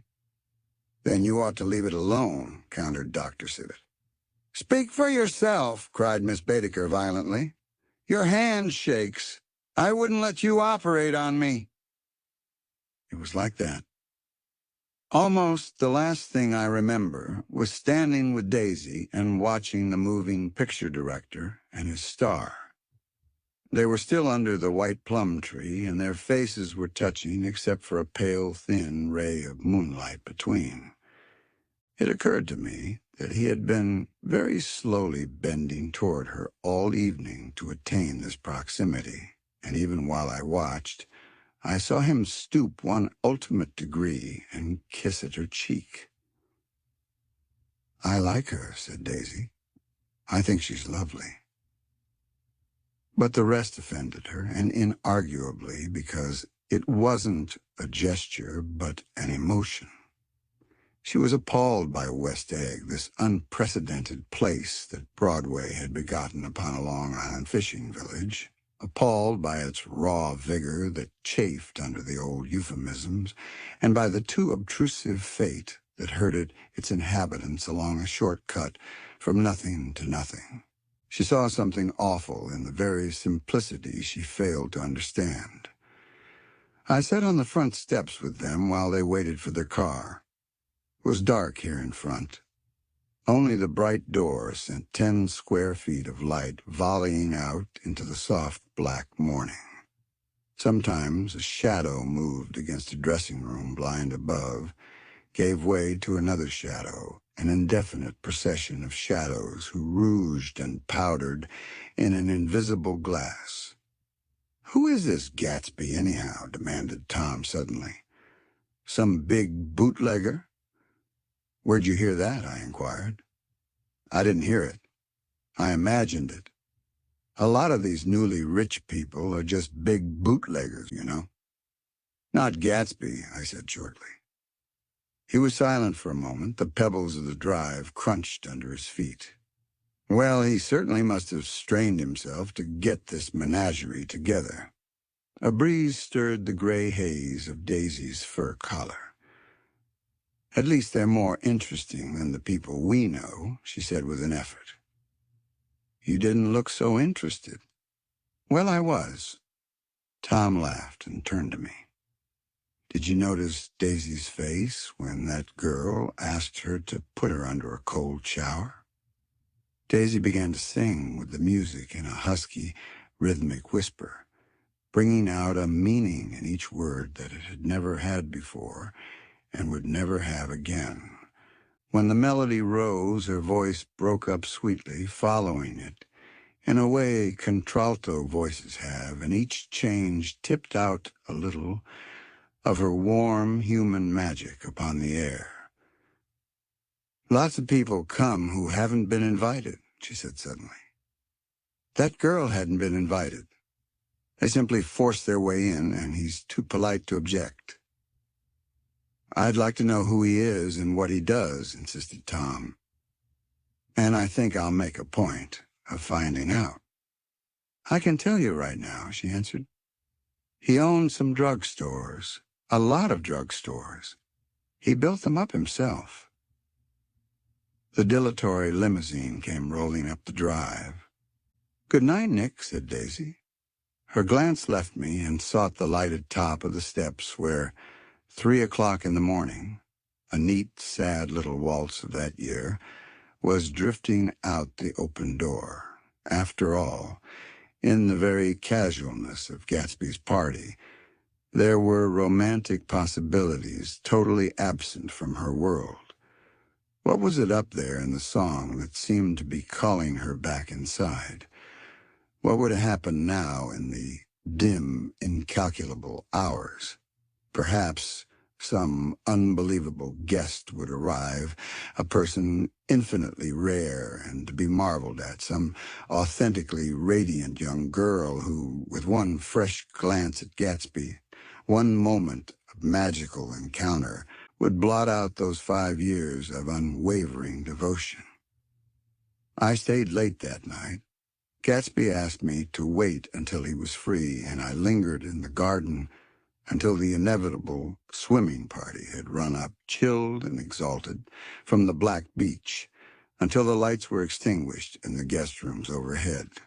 When he came down the steps at last, the tanned skin was drawn unusually tight on his face, and his eyes were bright and tired.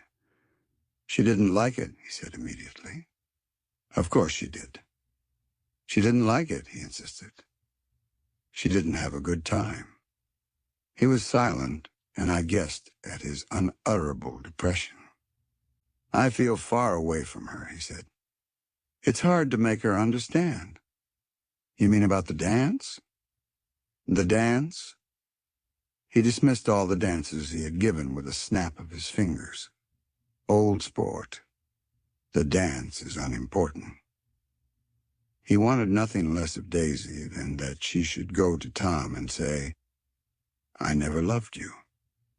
After she had obliterated 3 years with that sentence, they could decide upon the more practical measures to be taken. One of them was that, after she was free, they were to go back to Louisville and be married from her house, just as if it were 5 years ago. And she doesn't understand," he said. "She used to be able to understand. We'd sit for hours." He broke off and began to walk up and down a desolate path of fruit rinds and discarded favors and crushed flowers. "I wouldn't ask too much of her," I ventured. "You can't repeat the past." "Can't repeat the past?" he cried incredulously. "Why, of course you can." He looked around him wildly, as if the past were lurking here in the shadow of his house, just out of reach of his hand. "I'm going to fix everything just the way it was before," he said, nodding determinedly. "She'll see." He talked a lot about the past, and I gathered that he wanted to recover something, some idea of himself, perhaps, that had gone into loving Daisy. His life had been confused and disordered since then, but if he could once return to a certain starting place and go over it all slowly, he could find out what that thing was. One autumn night, 5 years before, they had been walking down the street when the leaves were falling, and they came to a place where there were no trees, and the sidewalk was white with moonlight. They stopped here and turned toward each other. Now it was a cool night with that mysterious excitement in it which comes at the 2 changes of the year. The quiet lights in the houses were humming out into the darkness, and there was a stir and bustle among the stars. Out of the corner of his eye, Gatsby saw that the blocks of the sidewalk really formed a ladder and mounted to a secret place above the trees. He could climb to it, if he climbed alone, and once there he could suck on the pap of life, gulp down the incomparable milk of wonder. His heart beat faster and faster as Daisy's white face came up to his own. He knew that when he kissed this girl and forever wed his unutterable visions to her perishable breath, his mind would never romp again like the mind of God. So he waited, listening for a moment longer to the tuning fork that had been struck upon a star. Then he kissed her. At his lips' touch, she blossomed for him like a flower, and the incarnation was complete. Through all he said, even through his appalling sentimentality, I was reminded of something, an elusive rhythm, a fragment of lost words that I had heard somewhere a long time ago. For a moment, a phrase tried to take shape in my mouth, and my lips parted like a dumb man's, as though there was more struggling upon them than a wisp of startled air. But they made no sound, and what I had almost remembered was uncommunicable forever. Chapter 7. It was when curiosity about Gatsby was at its highest that the lights in his house failed to go on one Saturday night. And as obscurely as it had begun, his career as Trimalchio was over. Only gradually did I become aware that the automobiles, which turned expectantly into his drive, stayed for just a minute, and then drove sulkily away. Wondering if he were sick, I went over to find out. An unfamiliar butler with a villainous face squinted at me suspiciously from the door. "Is Mr. Gatsby sick?" "Nope." After a pause, he added "sir" in a dilatory, grudging way. I hadn't seen him around, and I was rather worried.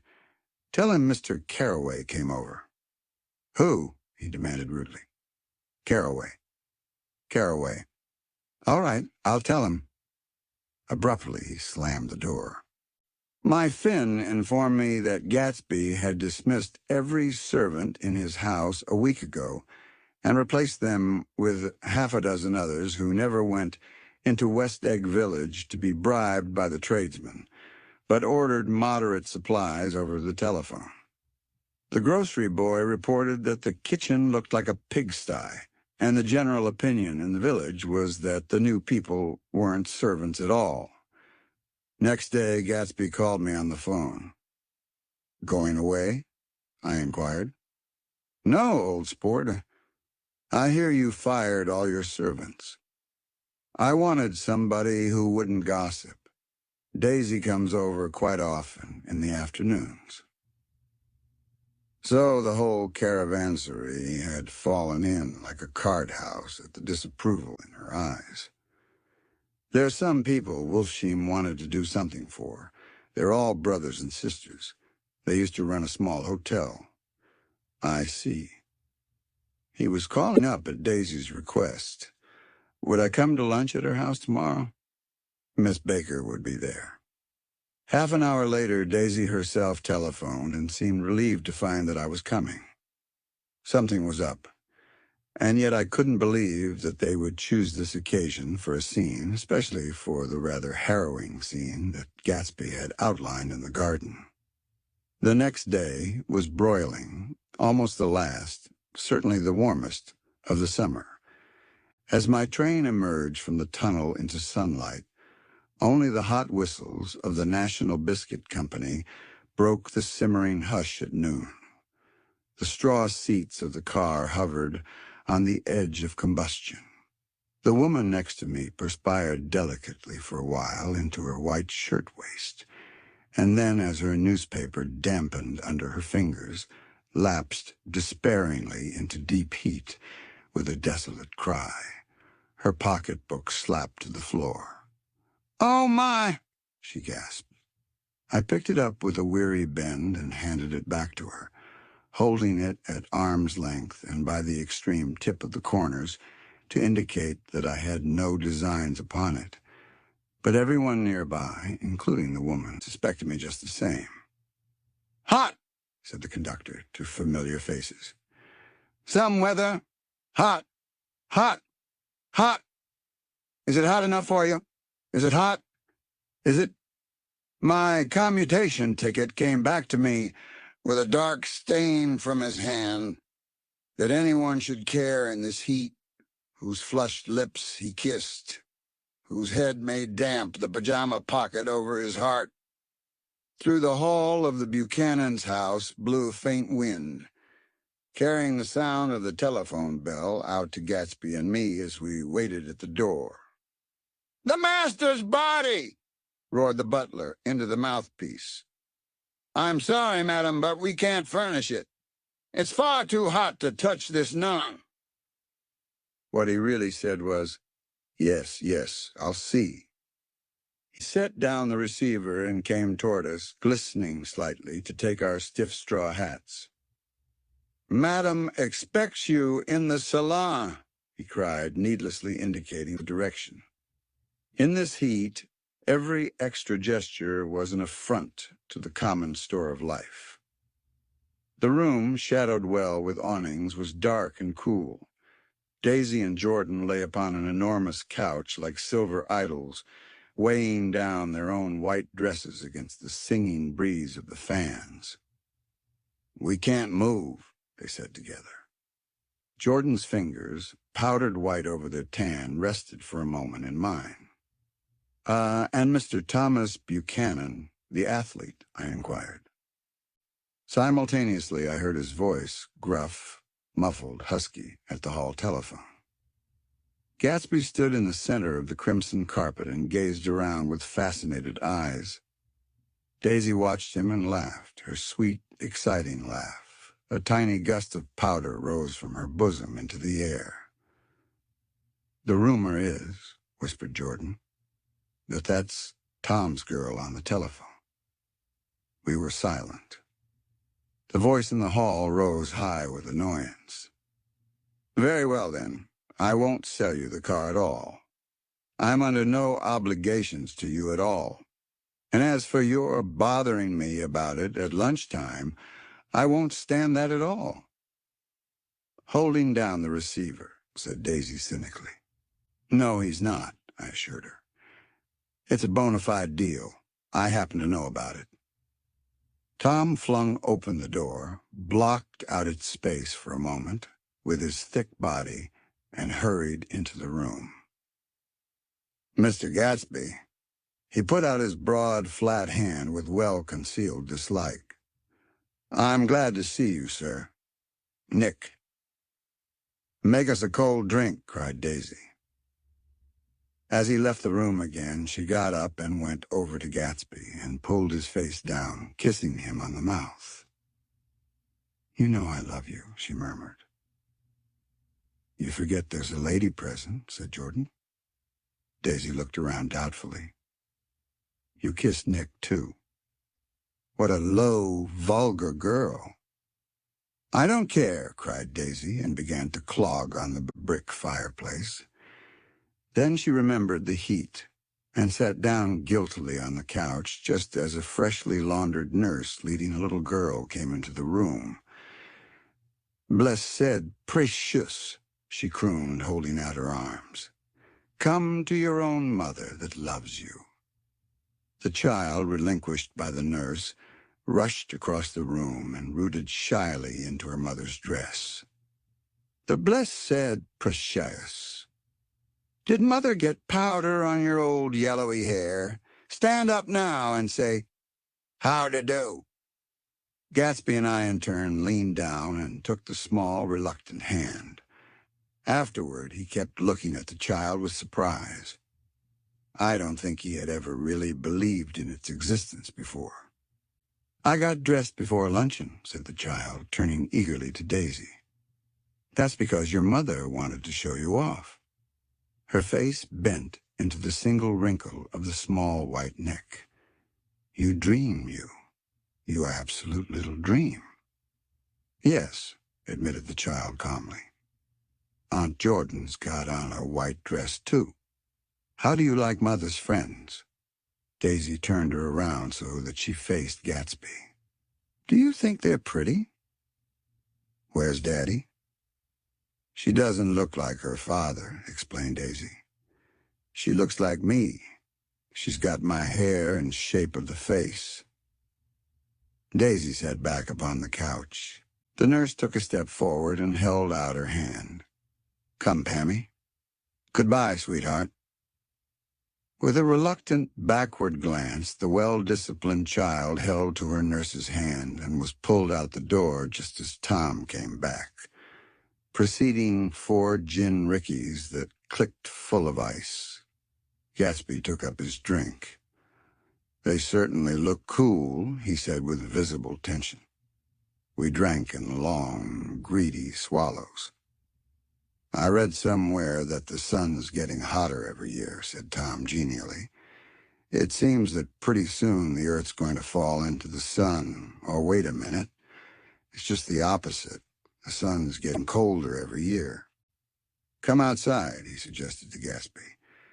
"I'd like you to have a look at the place." I went with them out to the veranda. On the green sound, stagnant in the heat, one small sail crawled slowly toward the fresher sea. Gatsby's eyes followed it momentarily. He raised his hand and pointed across the bay. "I'm right across from you." "So you are." Our eyes lifted over the rose beds and the hot lawn and the weedy refuse of the dog days along shore. Slowly the white wings of the boat moved against the blue, cool limit of the sky. Ahead lay the scalloped ocean and the abounding, blessed isles. "There's sport for you," said Tom, nodding. "I'd like to be out there with him for about an hour." We had luncheon in the dining room, darkened too against the heat, and drank down nervous gaiety with the cold ale. "What'll we do with ourselves this afternoon?" cried Daisy. "And the day after that, and the next 30 years. "Don't be morbid," Jordan said. "Life starts all over again when it gets crisp in the fall." "But it's so hot," insisted Daisy, on the verge of tears. "And everything's so confused. Let's all go to town." Her voice struggled on through the heat, beating against it, molding its senselessness into forms.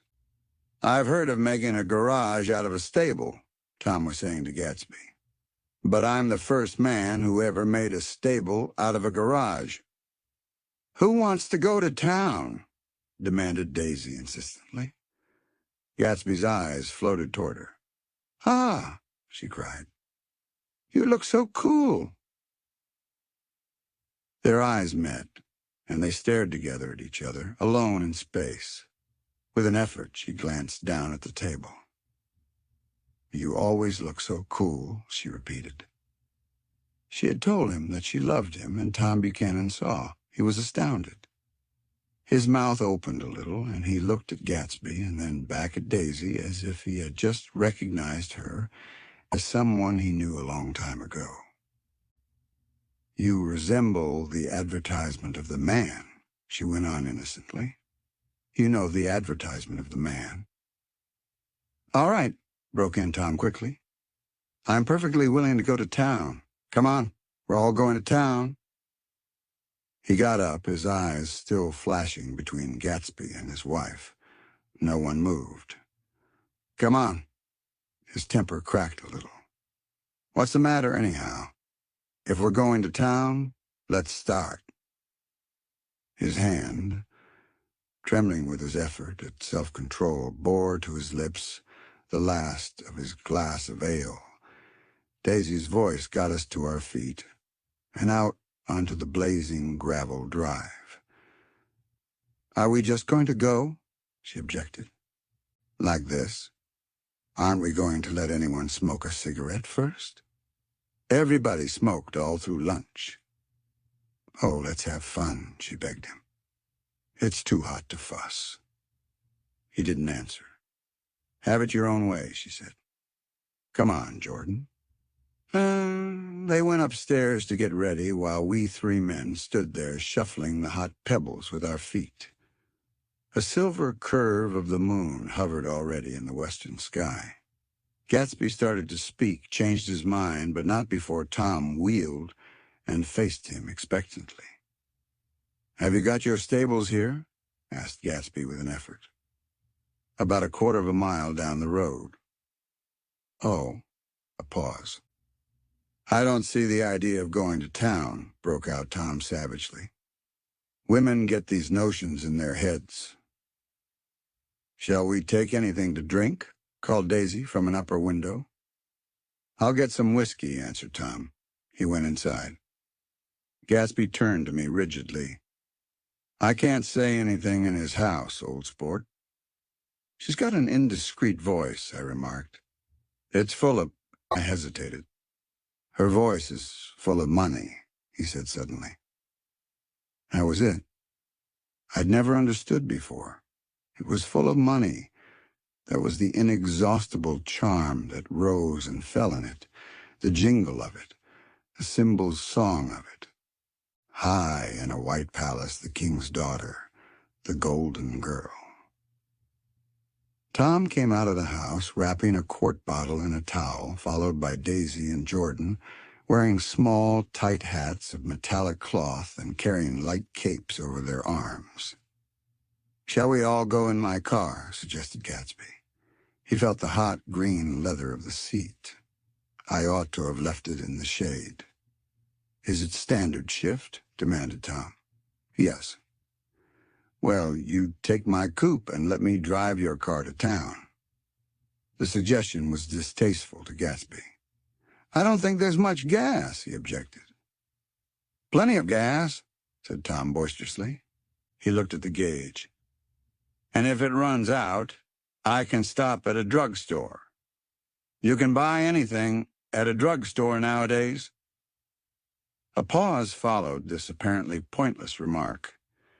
Daisy looked at Tom frowning, and an indefinable expression, at once definitely unfamiliar and vaguely recognizable, as if I had only heard it described in words, passed over Gatsby's face.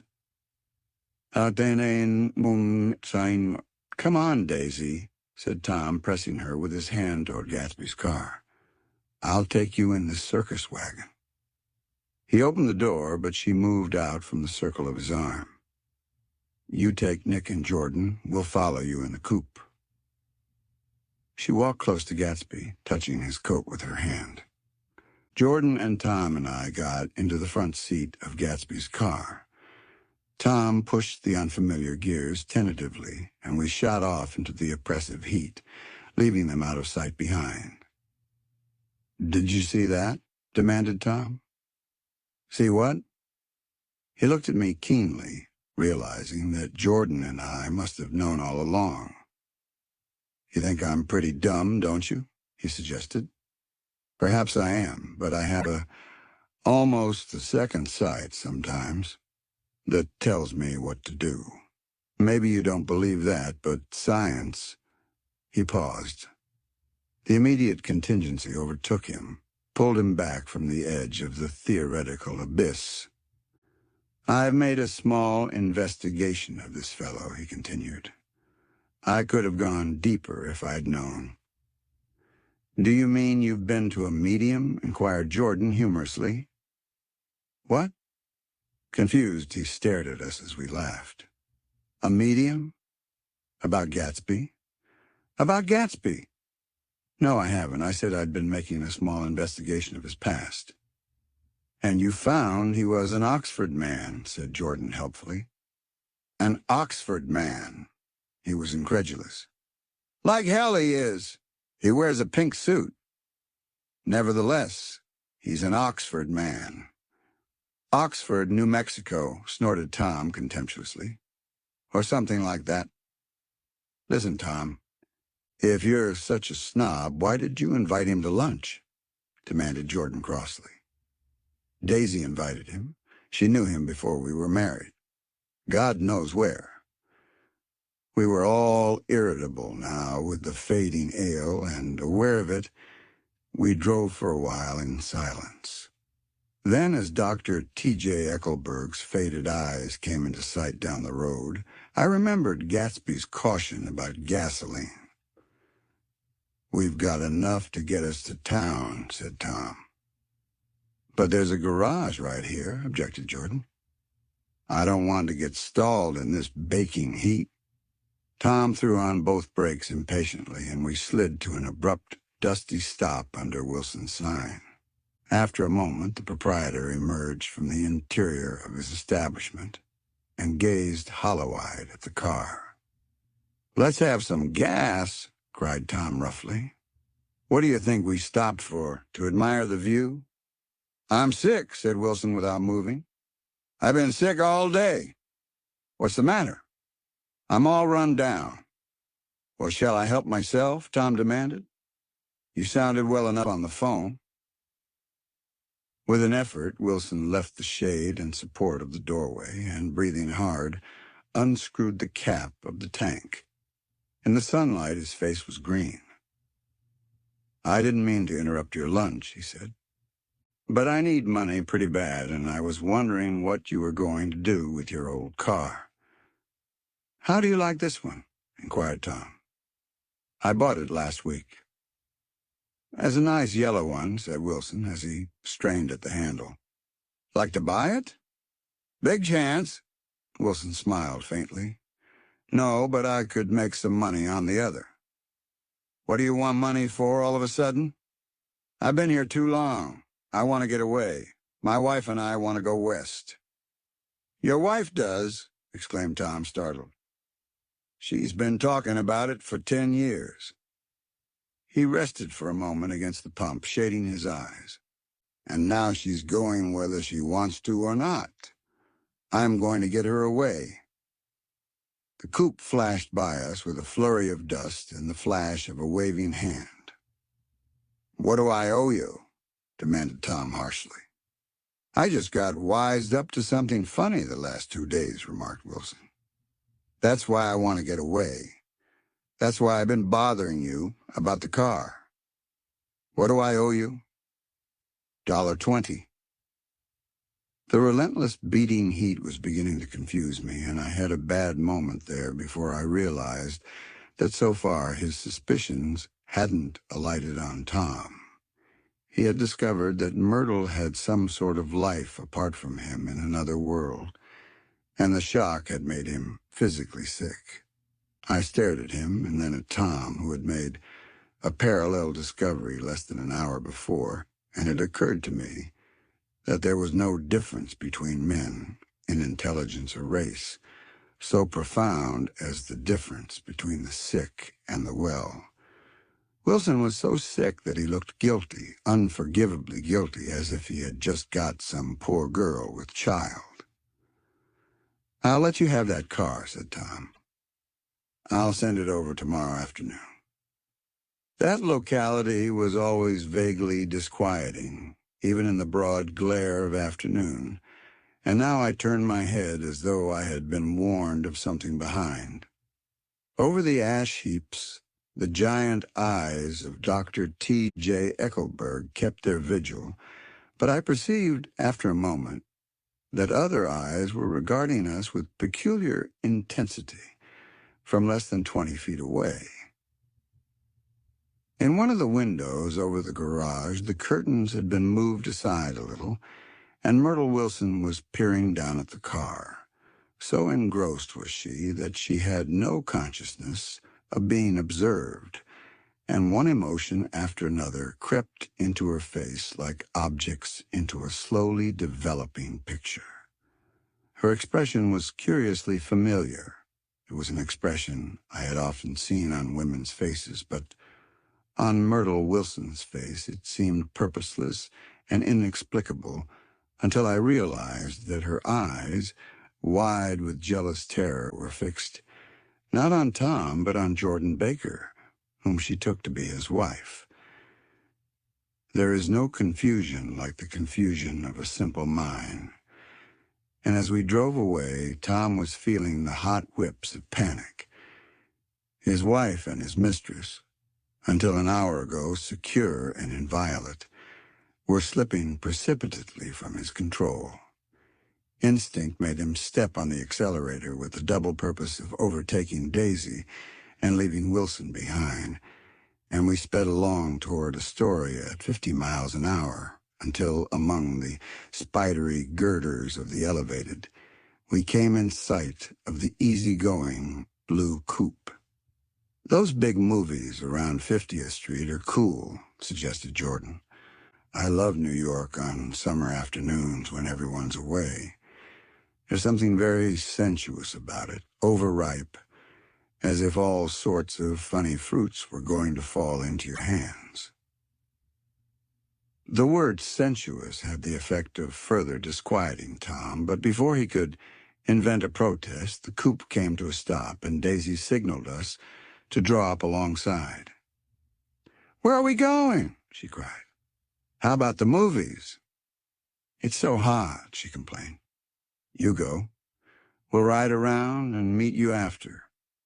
With an effort, her wit rose faintly. "We'll meet you on some corner. I'll be the man smoking 2 cigarettes. "We can't argue about it here," Tom said impatiently as a truck gave out a cursing whistle behind us. "You follow me to the south side of Central Park, in front of the plaza." Several times he turned his head and looked back for their car, and if the traffic delayed them, he slowed up until they came into sight. I think he was afraid they would dart down a side street and out of his life forever. But they didn't, and we all took the less explicable step of engaging the parlor of a suite in the Plaza Hotel. The prolonged and tumultuous argument that ended by herding us into that room eludes me, though I have a sharp physical memory that, in the course of it, my underwear kept climbing like a damp snake around my legs, and intermittent beads of sweat raced cool across my back. The notion originated with Daisy's suggestion that we hire 5 bathrooms and take cold baths, and then assumed more tangible form as a place to have a mint julep. Each of us said over and over that it was a crazy idea. We all talked at once to a baffled clerk and thought, or pretended to think, that we were being very funny. The room was large and stifling, and though it was already 4 o'clock, opening the windows admitted only a gust of hot shrubbery from the park. Daisy went to the mirror and stood with her back to us, fixing her hair. "It's a swell suite," whispered Jordan respectfully, and everyone laughed. "Open another window," commanded Daisy, without turning around. "There aren't any more." "Well, we'd better telephone for an axe." "The thing to do is to forget about the heat," said Tom impatiently. "You make it 10 times worse by crabbing about it." He unrolled the bottle of whiskey from the towel and put it on the table.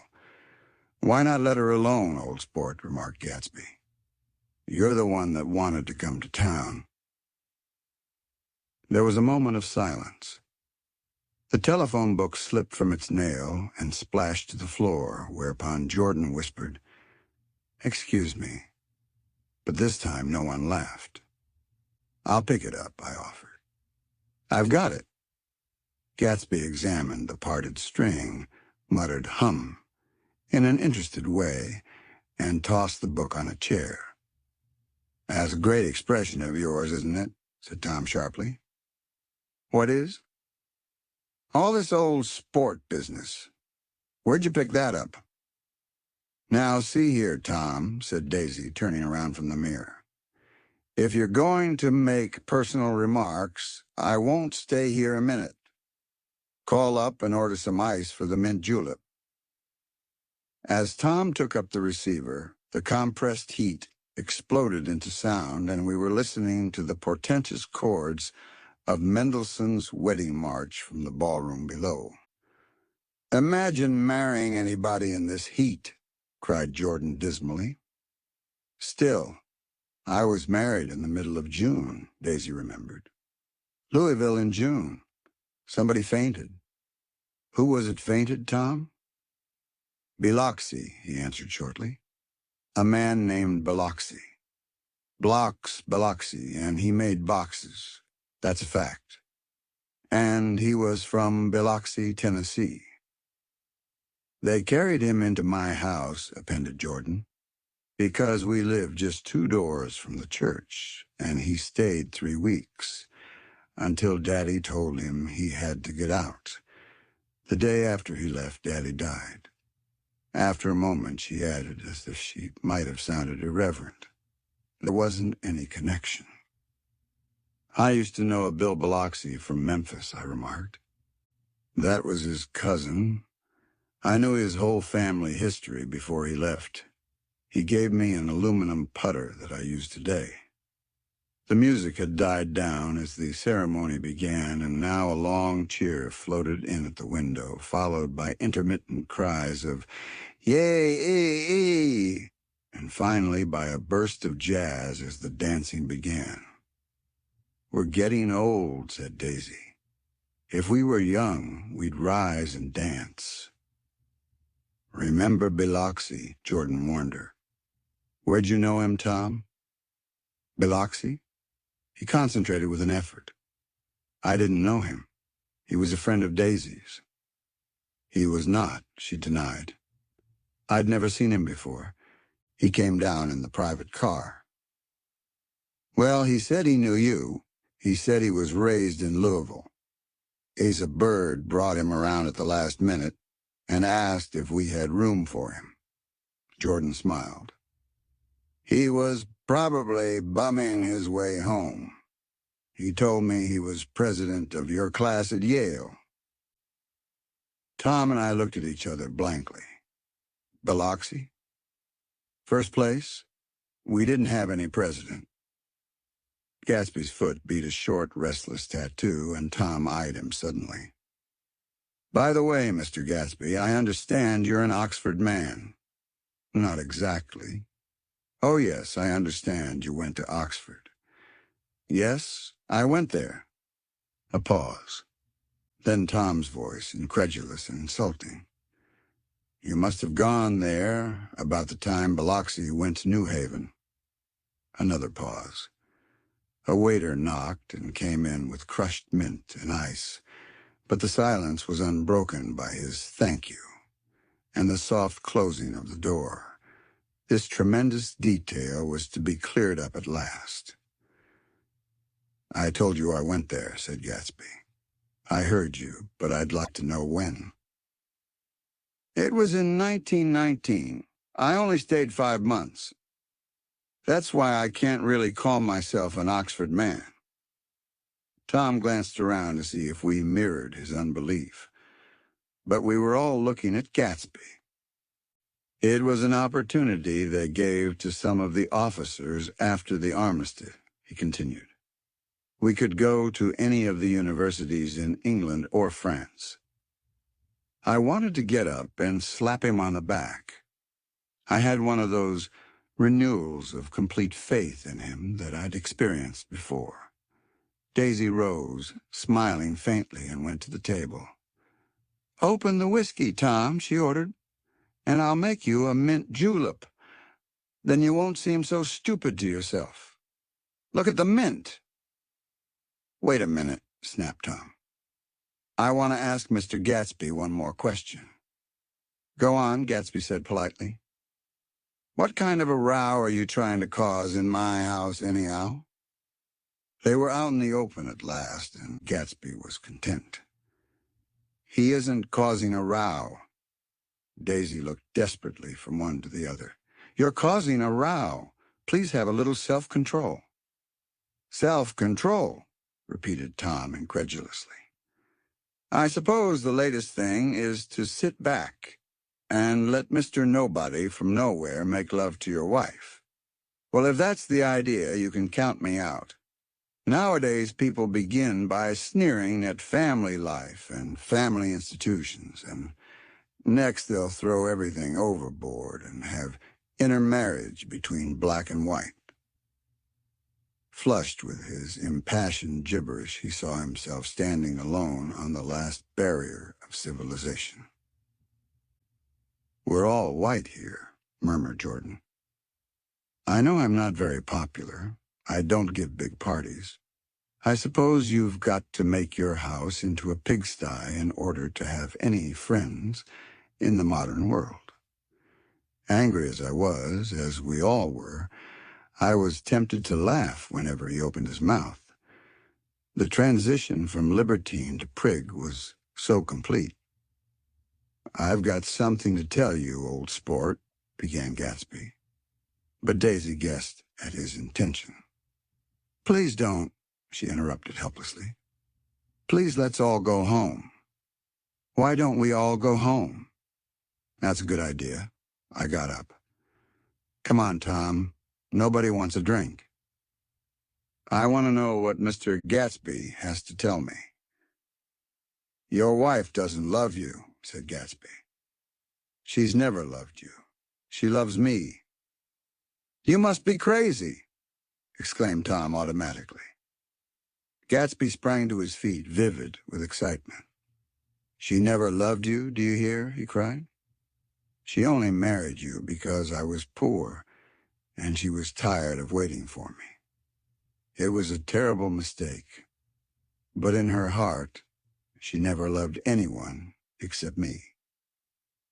At this point, Jordan and I tried to go, but Tom and Gatsby insisted, with competitive firmness, that we remain, as though neither of them had anything to conceal, and it would be a privilege to partake vicariously of their emotions. "Sit down, Daisy." Tom's voice groped unsuccessfully for the paternal note. "What's been going on? I want to hear all about it." "I told you what's been going on," said Gatsby. "Going on for 5 years, and you didn't know." Tom turned to Daisy sharply. "You've been seeing this fellow for 5 years?" "Not seeing," said Gatsby. "No, we couldn't meet. But both of us loved each other all that time, old sport. And you didn't know." I used to laugh sometimes. But there was no laughter in his eyes. "To think that you didn't know." "Oh, that's all." Tom tapped his thick fingers together like a clergyman and leaned back in his chair. "You're crazy," he exploded. "I can't speak about what happened 5 years ago because I didn't know Daisy then.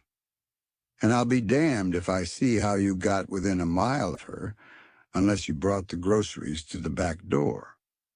But all the rest of that's a goddamned lie. Daisy loved me when she married me, and she loves me now." "No," said Gatsby, shaking his head.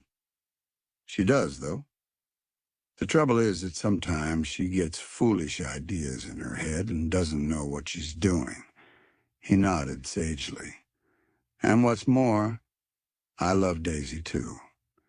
Once in a while I go off on a spree and make a fool of myself, but I always come back. And in my heart, I love her all the time." "You're revolting," said Daisy.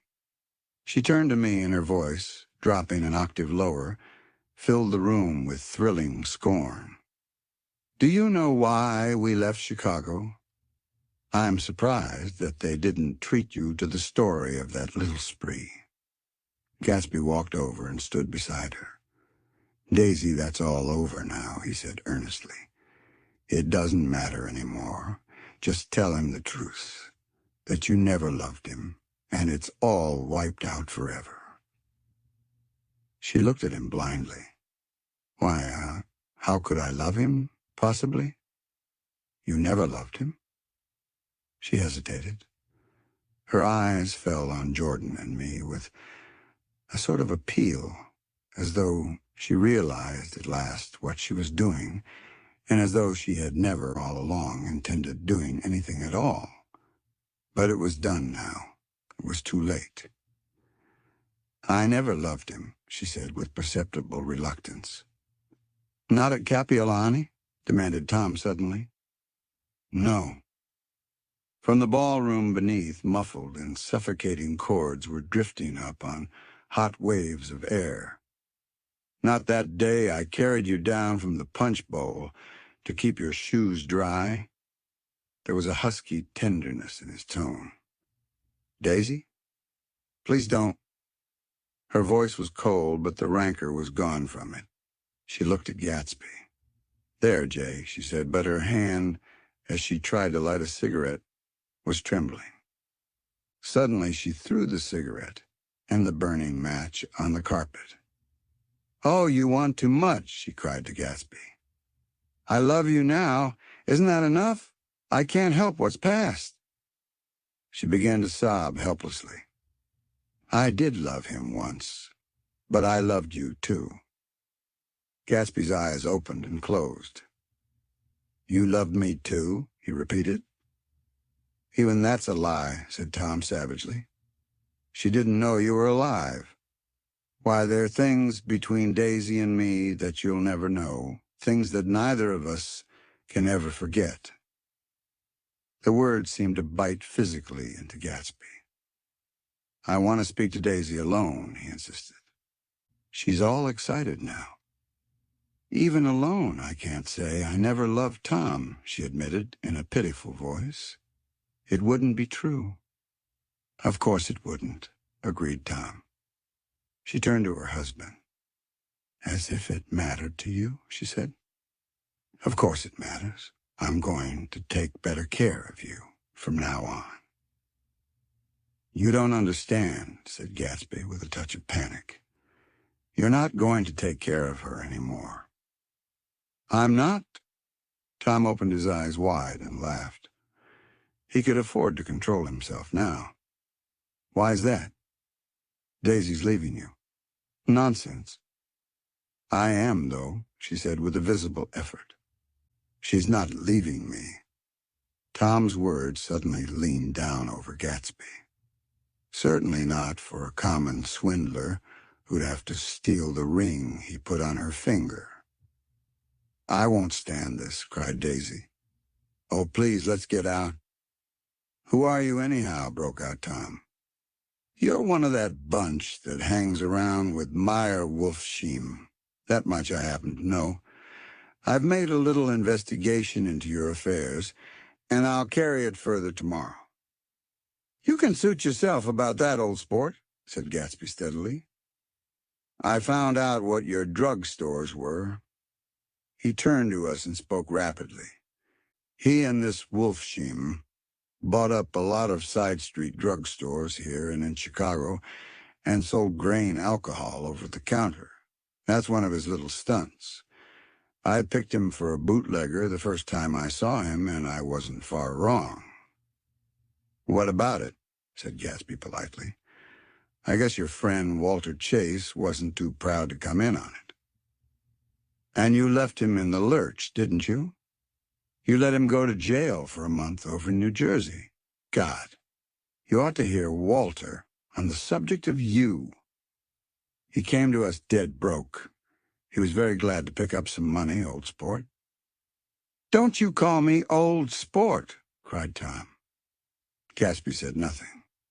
"Walter could have you up on the betting laws, too, but Wolfsheim scared him into shutting his mouth." That unfamiliar, yet recognizable look was back again in Gatsby's face. "That drugstore business was just small change," continued Tom slowly. "But you've got something on now that Walter's afraid to tell me about." I glanced at Daisy, who was staring, terrified, between Gatsby and her husband, and at Jordan, who had begun to balance an invisible but absorbing object on the tip of her chin. Then I turned back to Gatsby and was startled at his expression. He looked, and this is said in all contempt for the babbled slander of his garden, as if he had killed a man. For a moment the set of his face could be described in just that fantastic way. It passed, and he began to talk excitedly to Daisy, denying everything, defending his name against accusations that had not been made. But with every word she was drawing further and further into herself, so he gave that up, and only the dead dream fought on as the afternoon slipped away, trying to touch what was no longer tangible, struggling unhappily, undespairingly, toward that lost voice across the room. The voice begged again to go. "Please, Tom, I can't stand this any more." Her frightened eyes told that whatever intentions, whatever courage she had had, were definitely gone. "You two start on home, Daisy," said Tom, "in Mr. Gatsby's car." She looked at Tom, alarmed now, but he insisted with magnanimous scorn. "Go on. He won't annoy you. I think he realizes that his presumptuous little flirtation is over." They were gone, without a word, snapped out, made accidental, isolated, like ghosts even from our pity. After a moment, Tom got up and began wrapping the unopened bottle of whiskey in the towel. "Want any of this stuff? Jordan? Nick?" I didn't answer. "Nick?" he asked again. "What? Want any?" "No, I just remembered that today's my birthday." I was 30. Before me stretched the portentous, menacing road of a new decade. It was 7 o'clock when we got into the coupe with him and started for Long Island. Tom talked incessantly, exulting and laughing, but his voice was as remote from Jordan and me as the foreign clamor on the sidewalk, or the tumult of the elevated overhead. Human sympathy has its limits, and we were content to let all their tragic arguments fade with the city lights behind. 30. The promise of a decade of loneliness, a thinning list of single men to know, a thinning briefcase of enthusiasm, thinning hair. But there was Jordan beside me, who, unlike Daisy, was too wise ever to carry well-forgotten dreams from age to age.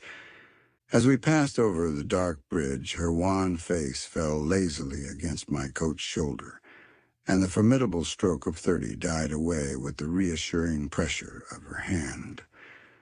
So we drove on toward death through the cooling twilight. The young Greek, Michaelis, who ran the coffee joint beside the ash heaps, was the principal witness at the inquest. He had slept through the heat until after 5, when he strolled over to the garage and found George Wilson sick in his office. Really sick. Pale as his own pale hair and shaking all over. Michaelis advised him to go to bed, but Wilson refused, saying that he'd miss a lot of business if he did. While his neighbor was trying to persuade him, a violent racket broke out overhead. "I've got my wife locked in up there," explained Wilson calmly. "She's going to stay there till the day after tomorrow, and then we're going to move away." Michaelis was astonished. They had been neighbors for 4 years, and Wilson had never seemed faintly capable of such a statement. Generally, he was one of these worn-out men. When he wasn't working, he sat on a chair in the doorway and stared at the people and the cars that passed along the road. When anyone spoke to him, he invariably laughed in an agreeable, colorless way. He was his wife's man and not his own. So, naturally, Michaelis tried to find out what had happened. But Wilson wouldn't say a word. Instead, he began to throw curious, suspicious glances at his visitor and ask him what he'd been doing at certain times on certain days. Just as the latter was getting uneasy, some workman came past the door bound for his restaurant, and Michaelis took the opportunity to get away, intending to come back later. But he didn't. He supposed he forgot to, that's all. When he came outside again, a little after 7, he was reminded of the conversation because he heard Mrs. Wilson's voice, loud and scolding, downstairs in the garage. "Beat me," he heard her cry. "Throw me down and beat me, you dirty little coward." A moment later, she rushed out into the dusk, waving her hands and shouting. Before he could move from his door, the business was over.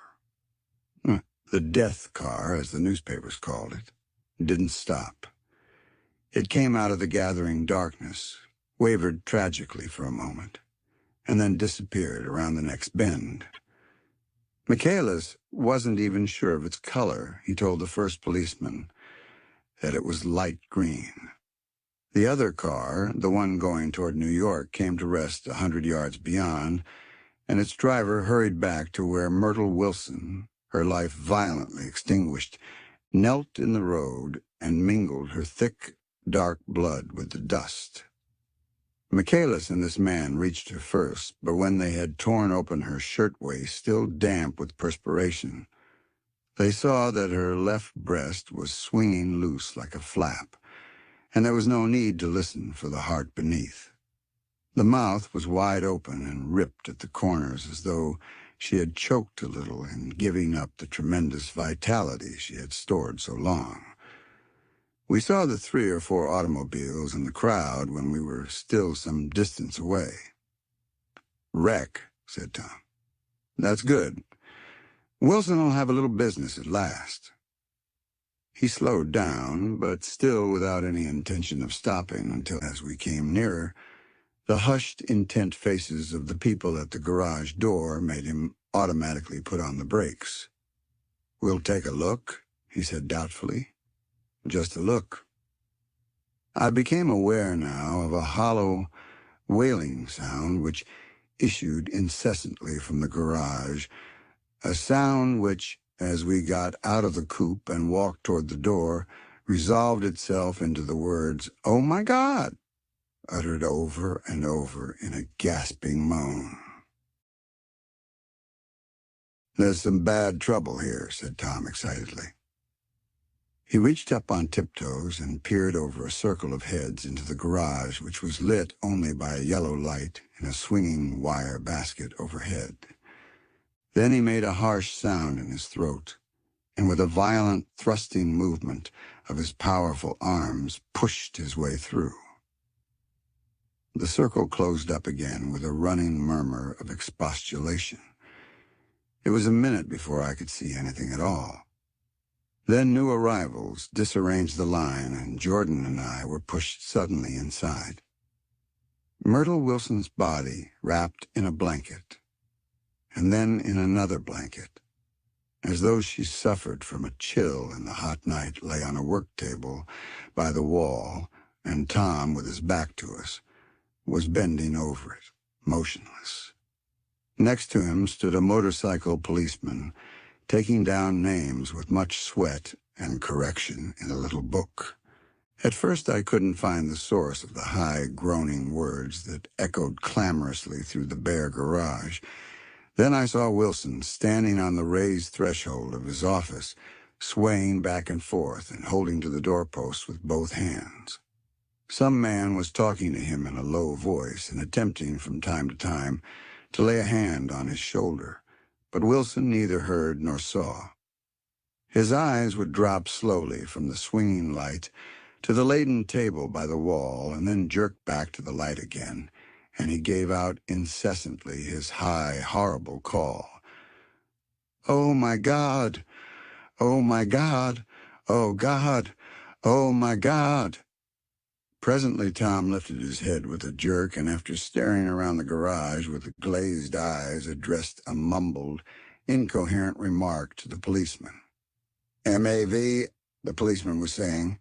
"Oh, no, corrected the man. M.A.V.R.O., listen to me," muttered Tom fiercely. Said the policeman. "Oh, He looked up as Tom's broad hand fell sharply on his shoulder. "What do you want, fella? What happened? That's what I want to know." "Auto hit her. Instantly killed." "Instantly killed," repeated Tom, staring. "She ran out in the road. Son of a bitch didn't even stop his car." "There was two cars," said Michaelis. "One coming, one going, see?" "Going where?" asked the policeman keenly. "One going each way." "Well, she—" His hand rose toward the blankets, but stopped halfway and fell to his side.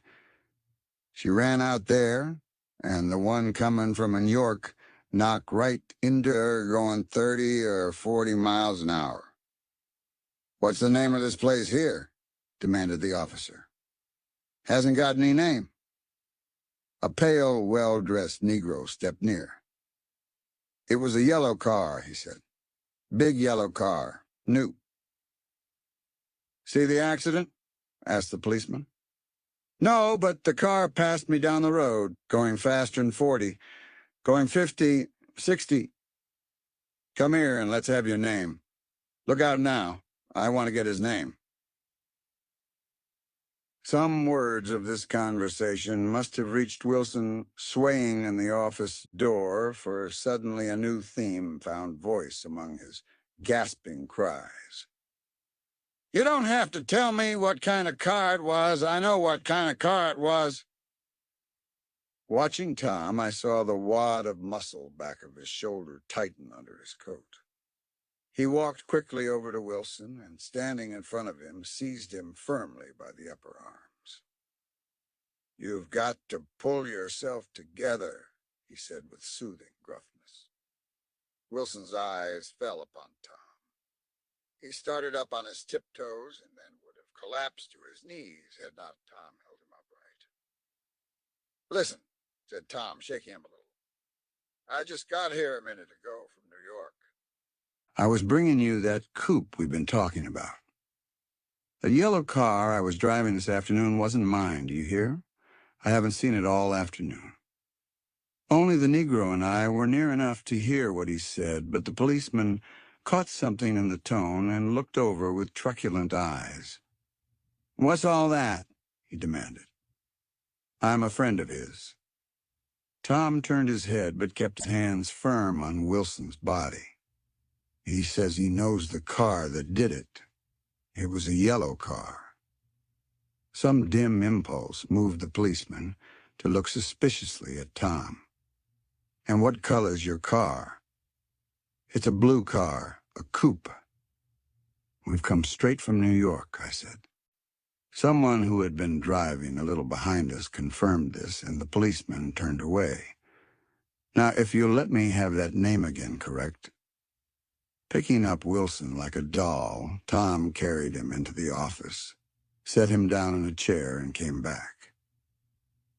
"If somebody'll come here and sit with him," he snapped authoritatively. He watched while the two men standing closest glanced at each other and went unwillingly into the room. Then Tom shut the door on them and came down the single step, his eyes avoiding the table. As he passed close to me, he whispered, "Let's get out."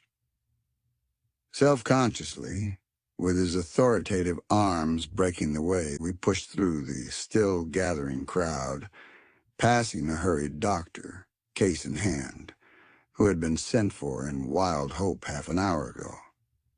Tom drove slowly until we were beyond the bend. Then his foot came down hard, and the coupe raced along through the night. In a little while, I heard a low, husky sob and saw that the tears were overflowing down his face. "The goddamn coward," he whimpered. "He didn't even stop his car." The Buchanan's house floated suddenly toward us through the dark, rustling trees. Tom stopped beside the porch and looked up at the second floor, where two windows bloomed with light among the vines. "Daisy's home," he said. As we got out of the car, he glanced at me and frowned slightly. "I ought to have dropped you in West Egg, Nick. There's nothing we can do tonight." A change had come over him, and he spoke gravely and with decision. As we walked across the moonlight gravel to the porch, he disposed of the situation in a few brisk phrases. "I'll telephone for a taxi to take you home. And while you're waiting, you and Jordan better go in the kitchen and have them get you some supper, if you want any." He opened the door. "Come in?" "No, thanks. But I'd be glad if you'd order me the taxi. I'll wait outside." Jordan put her hand on my arm. "Won't you come in, Nick?" "No, thanks."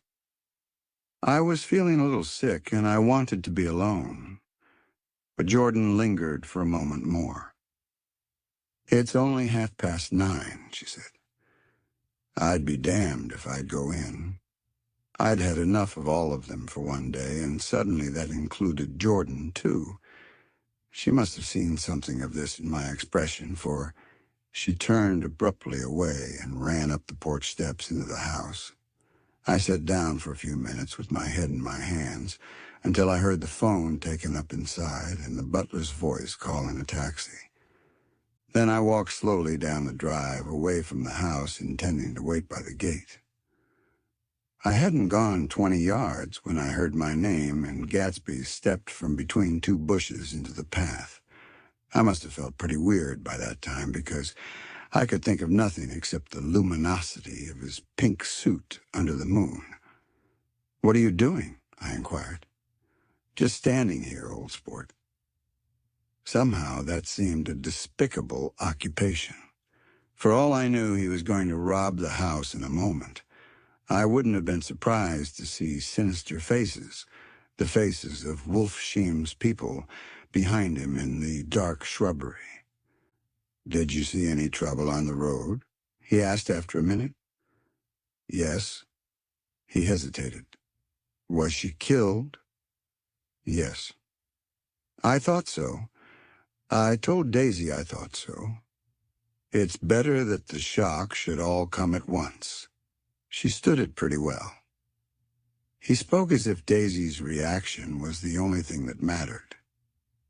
I got to West Egg by a side road, he went on, and left the car in my garage. I don't think anybody saw us, but of course I can't be sure. I disliked him so much by this time that I didn't find it necessary to tell him he was wrong. Who was the woman? He inquired. Her name was Wilson. Her husband owns the garage. How the devil did it happen? Well, I tried to swing the wheel. He broke off, and suddenly I guessed at the truth. Was Daisy driving? Yes, he said after a moment. But of course, I'll say I was.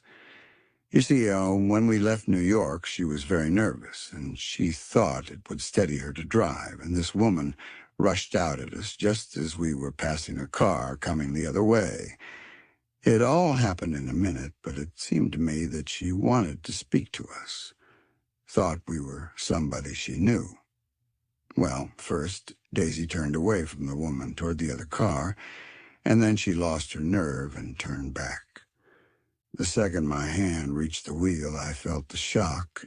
It must have killed her instantly. It ripped her open? Don't tell me, old sport.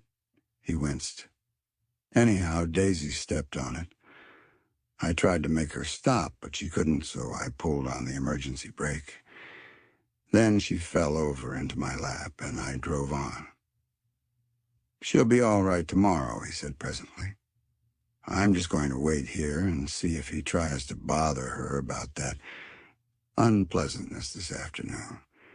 She's locked herself into her room, and if he tries any brutality, she's going to turn the light out and on again. He won't touch her, I said. He's not thinking about her. I don't trust him, old sport. How long are you going to wait?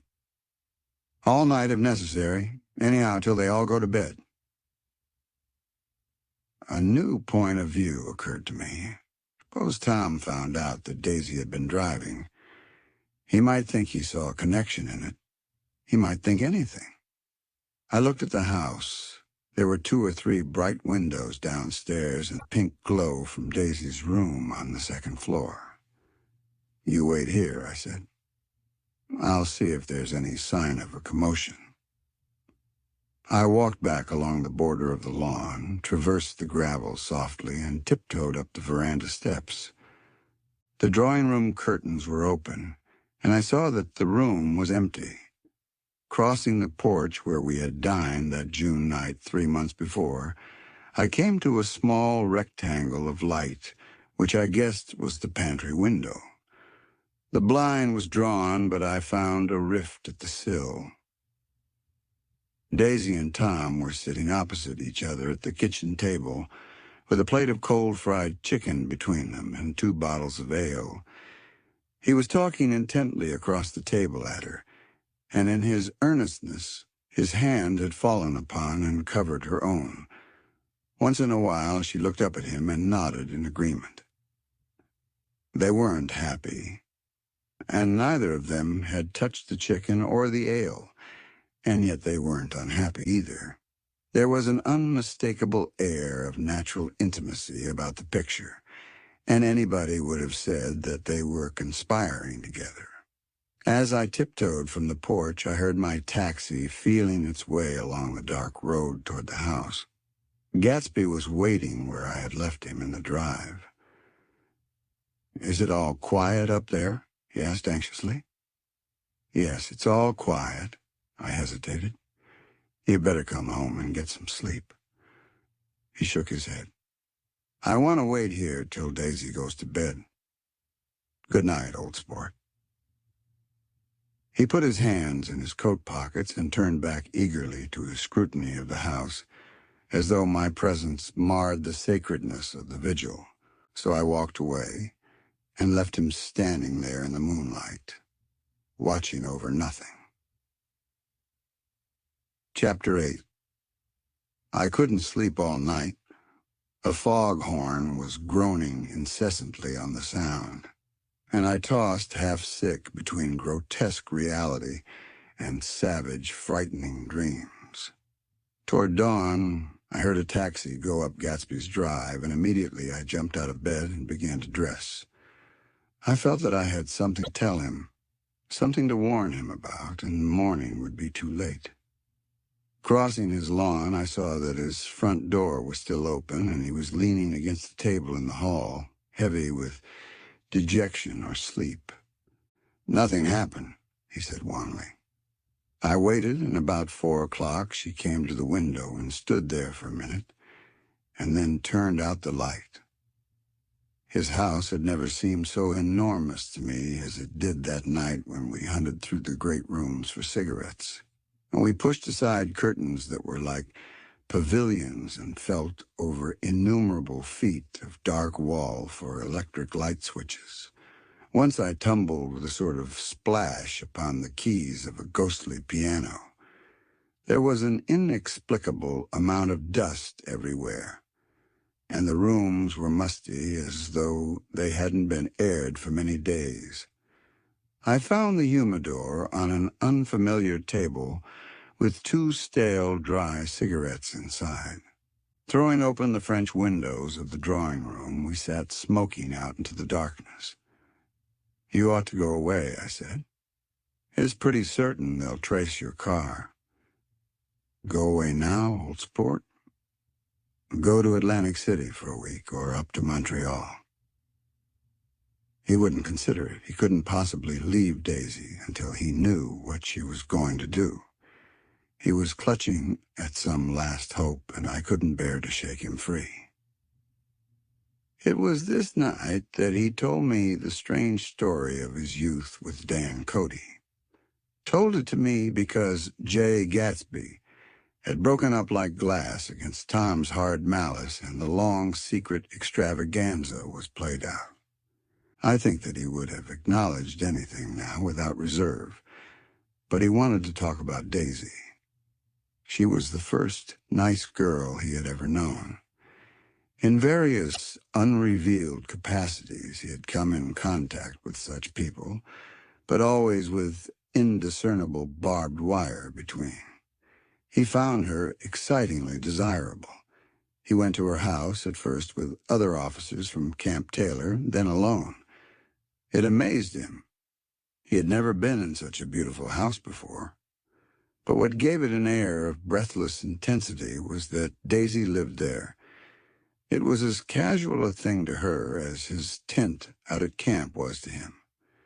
There was a ripe mystery about it, a hint of bedrooms, upstairs more beautiful and cool than other bedrooms, of gay and radiant activities taking place through its corridors, and of romances that were not musty and laid away already in lavender, but fresh and breathing and redolent of this year's shining motor cars and of dances whose flowers were scarcely withered. It excited him, too, that many men had already loved Daisy. It increased her value in his eyes. He felt their presence all about the house, pervading the air with the shades and echoes of still vibrant emotions. But he knew that he was in Daisy's house by a colossal accident. However glorious might be his future as J. Gatsby, he was at present a penniless young man without a past, and at any moment the invisible cloak of his uniform might slip from his shoulders. So he made the most of his time. He took what he could get, ravenously and unscrupulously. Eventually, he took Daisy one still October night, took her because he had no real right to touch her hand. He might have despised himself, for he had certainly taken her under false pretenses. I don't mean that he had traded on his phantom millions, but he had deliberately given Daisy a sense of security. He let her believe that he was a person from much the same stratum as herself, that he was fully able to take care of her. As a matter of fact, he had no such facilities. He had no comfortable family standing behind him, and he was liable at the whim of an impersonal government to be blown anywhere about the world. But he didn't despise himself, and it didn't turn out as he had imagined. He had intended probably to take what he couldn't go, but now he found that he had committed himself to the following of a grail. He knew that Daisy was extraordinary, but he didn't realize just how extraordinary a nice girl could be. She vanished into her rich house, into a rich, full life, leaving Gatsby nothing. He felt married to her, that was all. When they met again 2 days later, it was Gatsby who was breathless, who was somehow betrayed. Her porch was bright with the bought luxury of starshine. The wicker of the settee squeaked fashionably as she turned toward him, and he kissed her curious and lovely mouth. She had caught a cold, and it made her voice huskier and more charming than ever, and Gatsby was overwhelmingly aware of the youth and mystery that wealth imprisons and preserves, of the freshness of many clothes and of Daisy, gleaming like silver, safe and proud above the hot struggles of the poor. I can't describe to you how surprised I was to find out I loved her, old sport. I even hoped for a while that she'd throw me over, but she didn't, because she was in love with me, too. She thought I knew a lot because I knew different things from her. Well, there I was, way off my ambitions, getting deeper in love every minute. And all of a sudden, I didn't care. What was the use of doing great things if I could have a better time telling her what I was going to do? On the last afternoon before he went abroad, he sat with Daisy in his arms for a long, silent time. It was a cold fall day with fire in the room, and her cheeks flushed. Now and then she moved, and he changed his arm a little. And once he kissed her dark, shining hair. The afternoon had made them tranquil for a while, as if to give them a deep memory for the long parting the next day promised.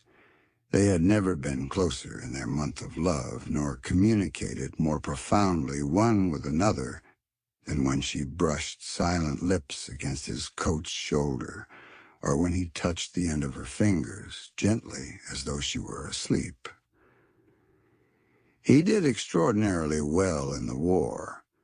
He was a captain before he went to the front, and following the Argonne battles, he got his majority in the command of the divisional machine guns. After the armistice, he tried frantically to get home, but some complication or misunderstanding sent him to Oxford instead. He was worried now. There was a quality of nervous despair in Daisy's letters. She didn't see why he couldn't come. She was feeling the pressure of the world outside, and she wanted to see him and feel his presence beside her, and be reassured that she was doing the right thing after all.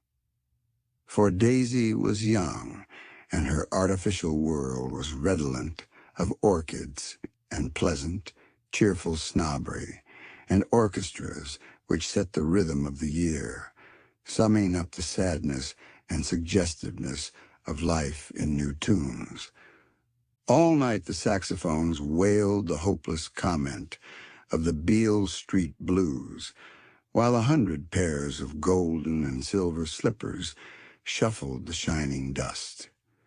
At the gray tea hour there were always rooms that throbbed incessantly with this low, sweet fever, while fresh faces drifted here and there like rose petals blown by the sad horns around the floor. Through this twilight universe, Daisy began to move again with the season. Suddenly, she was again keeping 6 dates a day with 6 men, and drowsing asleep at dawn with the beads and chiffon of an evening dress tangled among dying orchids on the floor beside her bed. And all the time, something within her was crying for a decision. She wanted her life shaped now, immediately, and the decision must be made by some force of love, of money, of unquestionable practicality.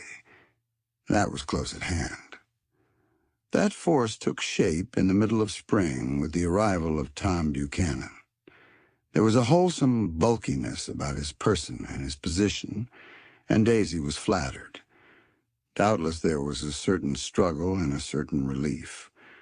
The letter reached Gatsby while he was still at Oxford.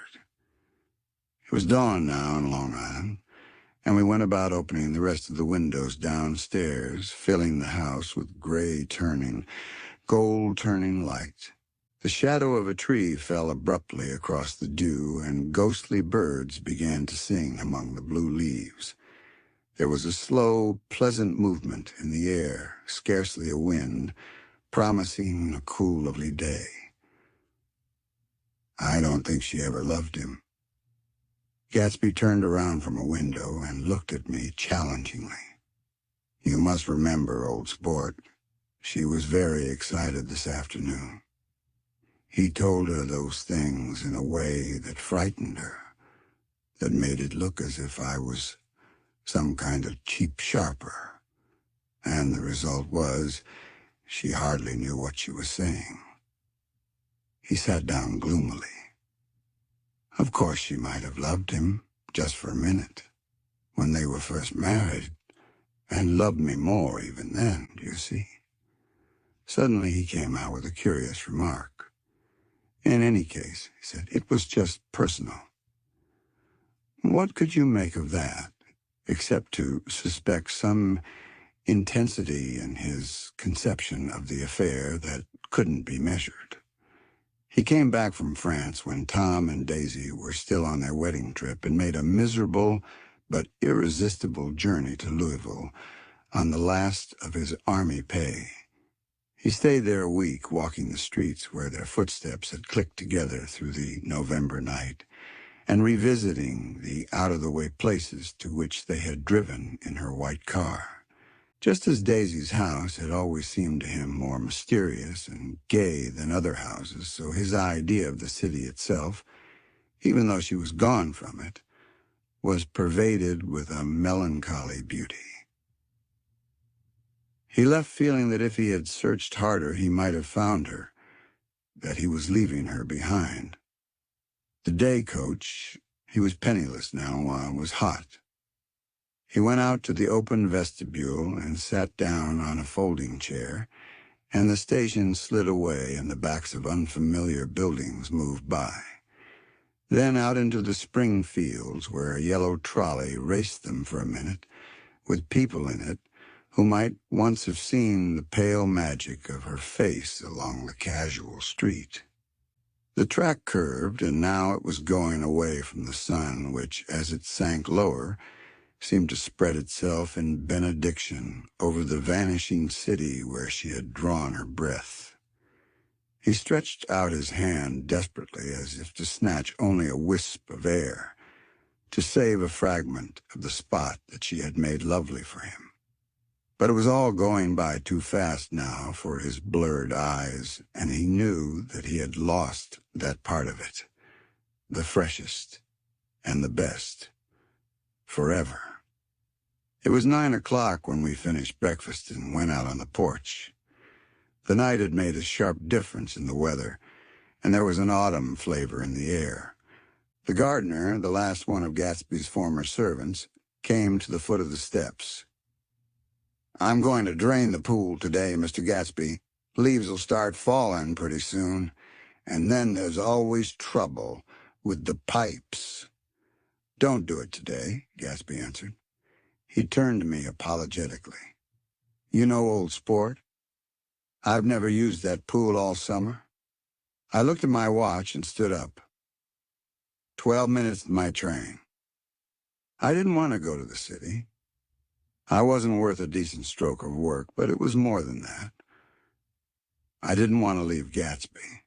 I missed that train, and then another, before I could get myself away. I'll call you up, I said finally. Do, old sport, and I'll call you about noon.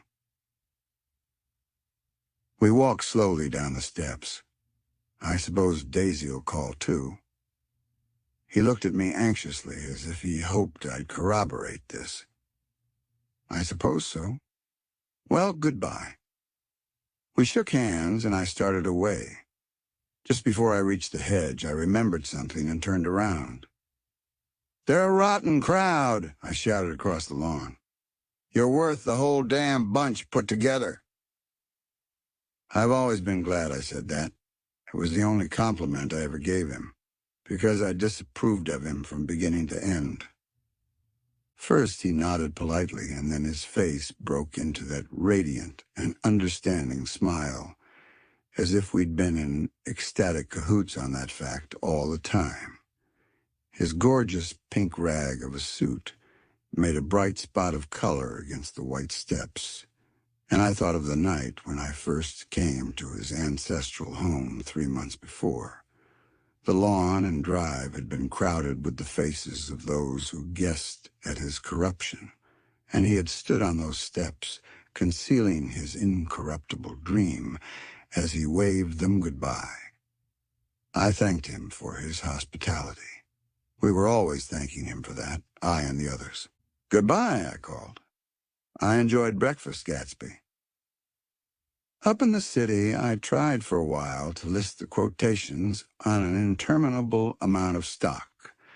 Then I fell asleep in my swivel chair. Just before noon, the phone woke me, and I started up with sweat breaking out on my forehead. It was Jordan Baker. She often called me up at this hour because the uncertainty of her own movements between hotels and clubs and private houses made her hard to find in any other way.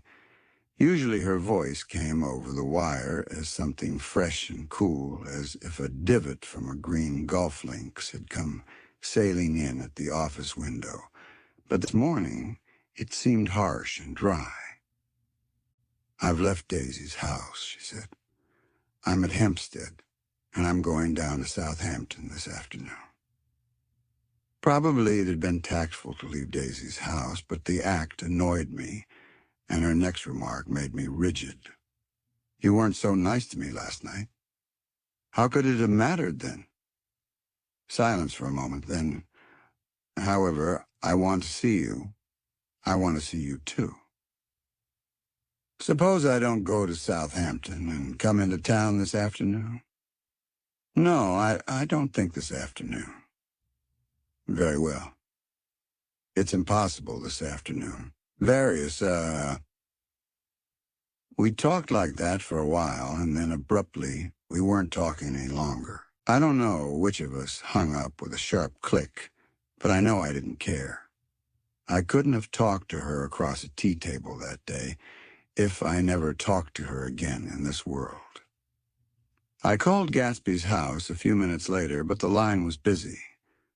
I tried 4 times. Finally, an exasperated central told me the wire was being kept open for long distance from Detroit. Taking out my timetable, I drew a small circle around the 3:50 train. Then I leaned back in my chair and tried to think. It was just noon. When I passed the ash heaps on the train that morning, I had crossed deliberately to the other side of the car. I suppose there'd be a curious crowd around there all day, with little boys searching for dark spots in the dust and some garrulous man telling over and over what had happened, until it became less and less real even to him, and he could tell it no longer, and Myrtle Wilson's tragic achievement was forgotten. Now I want to go back a little and tell what happened at the garage after we left there the night before. They had difficulty in locating the sister, Catherine. She must have broken her rule against drinking that night. For when she arrived, she was stupid with liquor and unable to understand that the ambulance had already gone to Flushing. When they convinced her of this, she immediately fainted, as if that was the intolerable part of the affair. Someone kind or curious took her in his car and drove her in the wake of her sister's body. Until long after midnight, a changing crowd lapped up against the front of the garage while George Wilson rocked himself back and forth on the couch inside.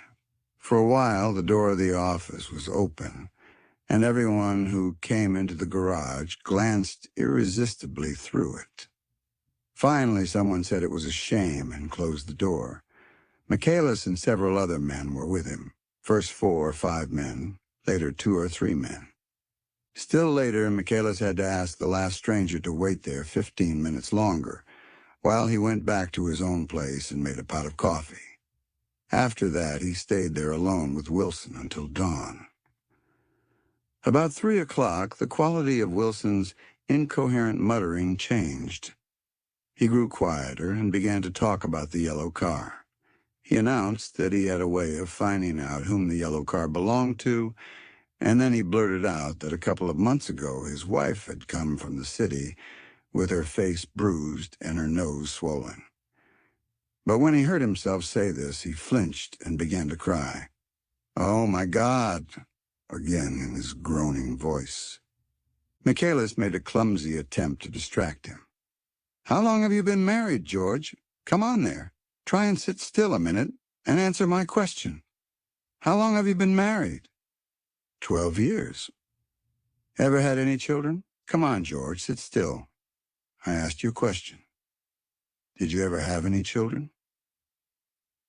The hard brown beetles kept thudding against the dull light, and whenever Michaelis heard a car go tearing along the road outside, it sounded to him like the car that hadn't stopped a few hours before. He didn't like to go into the garage because the workbench was stained where the body had been lying, so he moved uncomfortably around the office. He knew every object in it before morning, and from time to time sat down beside Wilson, trying to keep him more quiet. Have you got a church you go to sometimes, George? Maybe even if you haven't been there for a long time? Maybe I could call up the church and get a priest to come over and he could talk to you, see? Don't belong to an... You ought to have a church, George, for times like this. You must have gone to church once. Didn't you get married in a church? Listen, George, listen to me. Didn't you get married in a church? That was a long time ago. The effort of answering broke the rhythm of his rocking. For a moment he was silent. Then the same half-knowing, half-bewildered look came back into his faded eyes. Look in the drawer there, he said, pointing at the desk. Which drawer? That drawer. That one. Michaelis opened the drawer nearest his hand. There was nothing in it but a small, expensive dog leash made of leather and braided silver. It was apparently new. This? He inquired, holding it up. Wilson stared and nodded. I found it yesterday afternoon. She tried to tell me about it, but I knew it was something funny. You mean your wife bought it? She had it wrapped in tissue paper on her bureau. Michaelis didn't see anything odd in that, and he gave Wilson a dozen reasons why his wife might have bought the dog leash. But conceivably, Wilson had heard some of these same explanations before, from Myrtle, because he began saying, "Oh, my God," again in a whisper. His comforter left several explanations in the air. Then he killed her, said Wilson. His mouth dropped open suddenly. Who did? I have a way of finding out. You're morbid, George, said his friend. This has been a strain to you, and you don't know what you're saying. You'd better try and sit quiet till morning. He murdered her. It was an accident, George. Wilson shook his head. His eyes narrowed and his mouth widened slightly with the ghost of a superior. I know, he said definitely. I'm one of these trusting fellas, and I don't think any harm to nobody, but when I get to know a thing, I know it. It was the man in that car. She ran out to speak to him, and he wouldn't stop. Michaelis had seen this too, but it hadn't occurred to him that there was any special significance in it. He believed that Mrs. Wilson had been running away from her husband rather than trying to stop any particular car. How could she have been like that? "She's a deep one," said Wilson, as if that answered the question.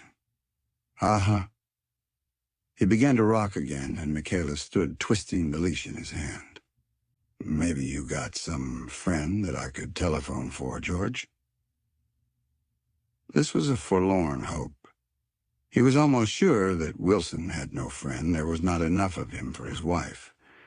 He was glad a little later when he noticed a change in the room, a blue quickening by the window, and realized that dawn wasn't far off. About 5 o'clock, it was blue enough outside to snap off the light. Wilson's glazed eyes turned out to the ash heaps, where small gray clouds took on fantastic shape and scurried here and there in the faint dawn wind.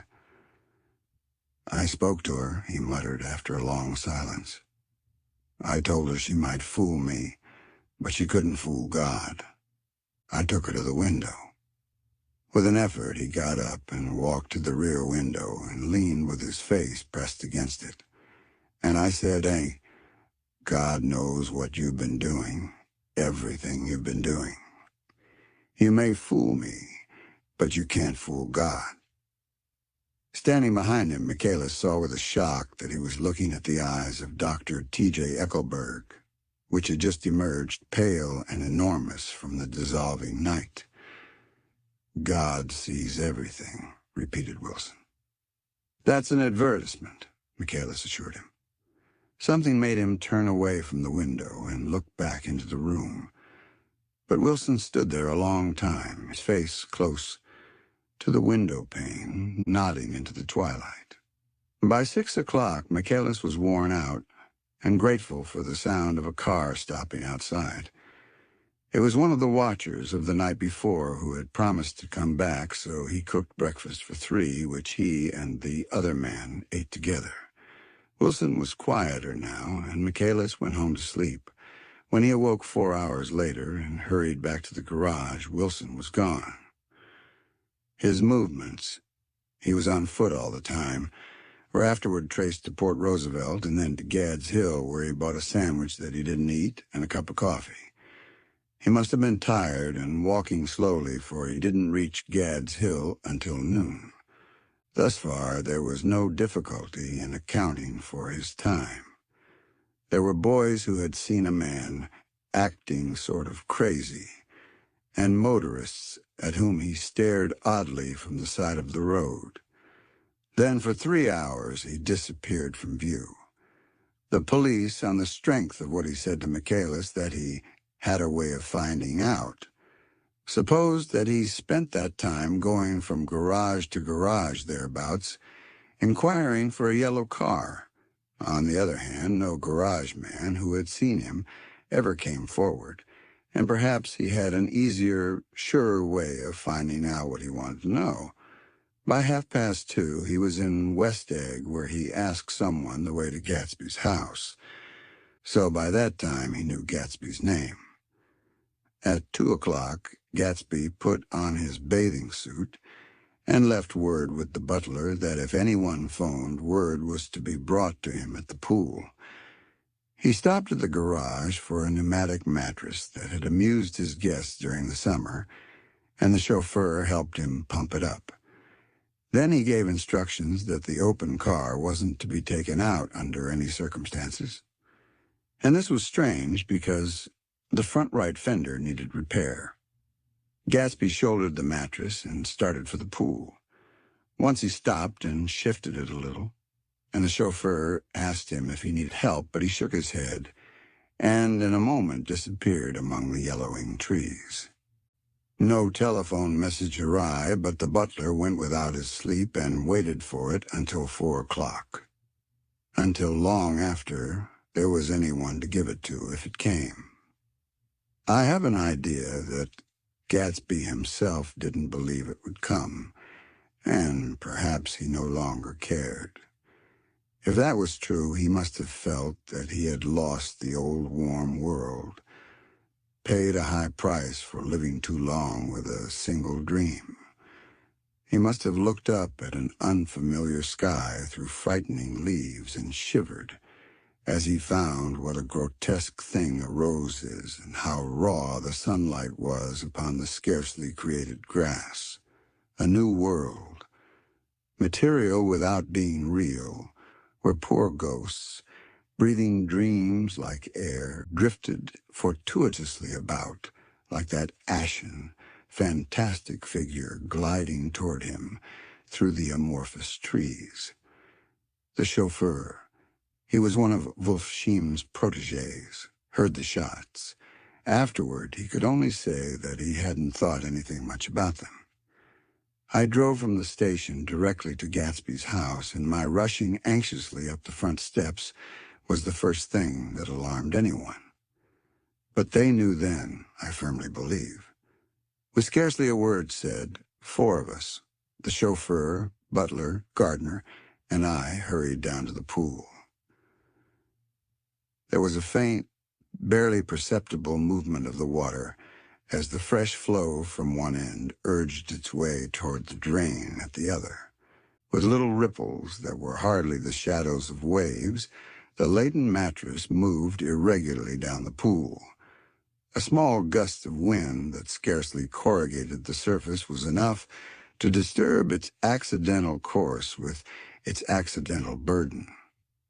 The touch of a cluster of leaves revolved it slowly, tracing, like the leg of compass, a thin red circle in the water.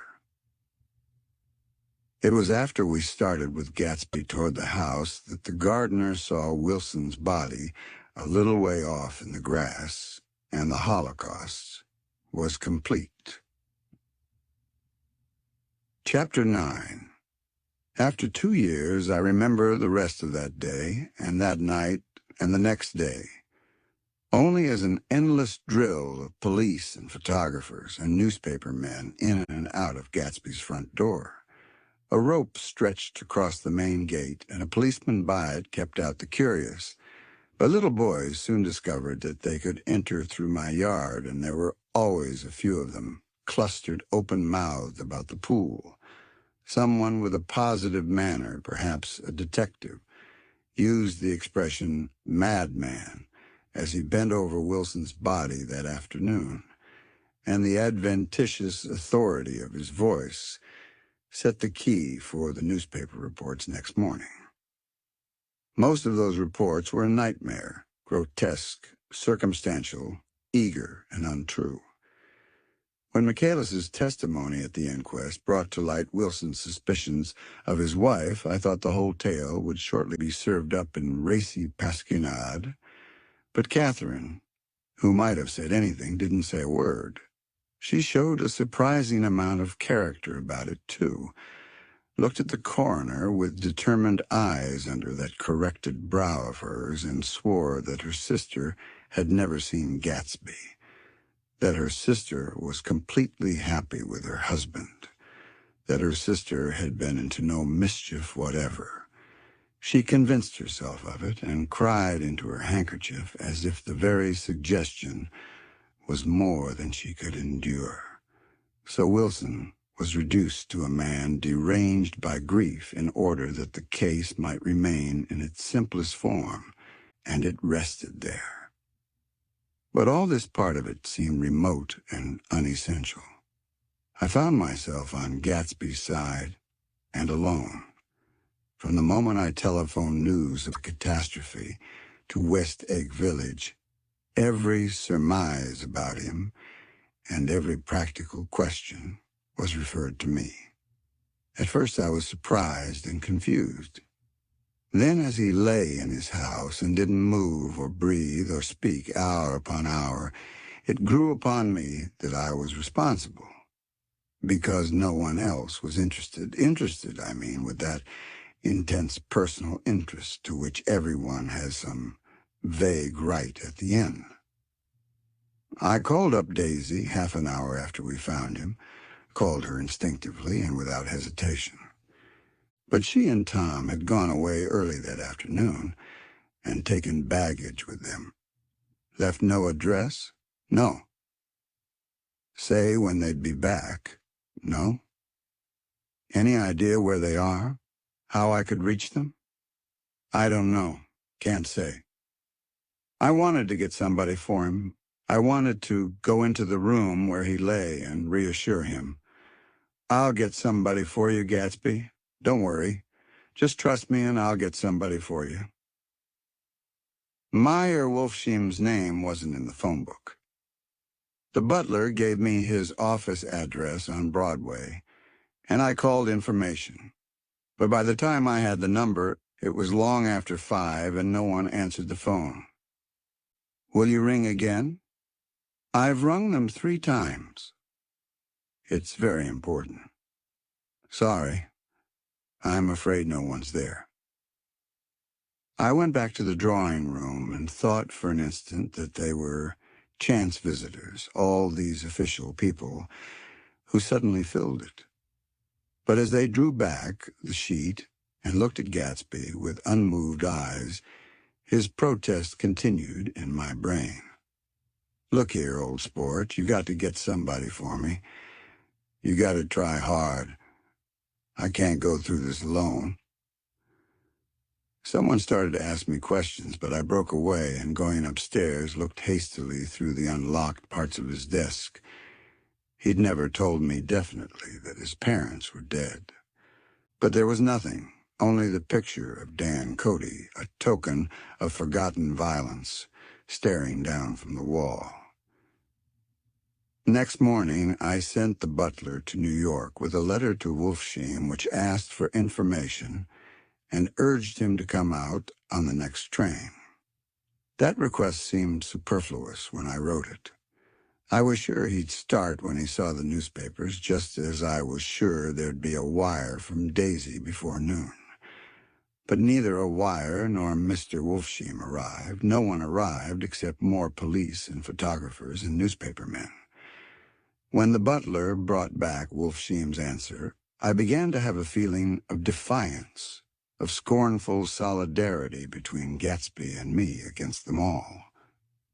Dear Mr. Carroway, this has been one of the most terrible shocks of my life to me. I hardly can believe it, that it is true at all. Such a mad act as that man did should make us all think. I cannot come down now, as I am tied up in some very important business, and cannot get mixed up in this thing now. If there is anything I can do a little later, let me know in a letter by Edgar. I hardly know where I am when I hear about a thing like this, and am completely knocked down and out. Yours truly, Meyer Wolfsheim. And then hasty addenda beneath. Let me know about the funeral, etc. Do not know his family at all.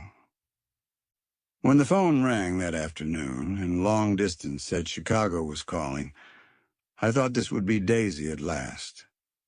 But the connection came through as a man's voice, very thin and far away.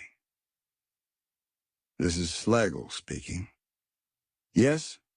The name was unfamiliar. Hell of a note, isn't it? Get my wire. There haven't been any wires. Young Park's in trouble, he said rapidly. They picked him up when he handed the bonds over the counter. They got a circular from New York giving them the numbers just 5 minutes before. What do you know about that, eh? You never can tell in these hick towns. Hello, I interrupted breathlessly. Look here. This isn't Mr. Gatsby. Mr. Gatsby's dead. There was a long silence on the other end of the wire, followed by an exclamation, then a quick squawk as the connection was broken. I think it was on the 3rd day that a telegram signed Henry C. Gatz arrived from a town in Minnesota. It said only that the sender was leaving immediately and to postpone the funeral until he came. It was Gatsby's father, a solemn old man, very helpless and dismayed, bundled up in a long, cheap ulster against the warm September day. His eyes leaked continuously with excitement, and when I took the bag and umbrella from his hands, he began to pull so incessantly at his sparse gray beard that I had difficulty in getting off his coat. He was on the point of collapse, so I took him into the music room and made him sit down while I sent for something to eat. But he wouldn't eat, and the glass of milk spilled from his trembling hand. "I saw it in the Chicago newspaper," he said. "It was all in the Chicago newspaper. I started right away. I didn't know how to reach you." His eyes, seeing nothing, moved ceaselessly about the room. "There was a madman," he said. "He must have been mad." "Wouldn't you like some coffee?" I urged him. "I don't want anything. I'm all right now, Mr. Carraway." "Well, I'm all right now. Where have they got Jimmy?" I took him into the drawing room where his son lay and left him there. Some little boys had come up on the steps and were looking into the hall. When I told them who had arrived, they went reluctantly away. After a little while, Mr. Gatz opened the door and came out, his mouth ajar, his face flushed slightly, his eyes leaking isolated and unpunctual tears. He had reached an age where death no longer has the quality of ghastly surprise, and when he looked around him now for the first time and saw the height and splendor of the hall and the great rooms opening out from it into other rooms, his grief began to be mixed with an awed pride. I helped him to a bedroom upstairs. While he took off his coat and vest, I told him that all arrangements had been deferred until he came.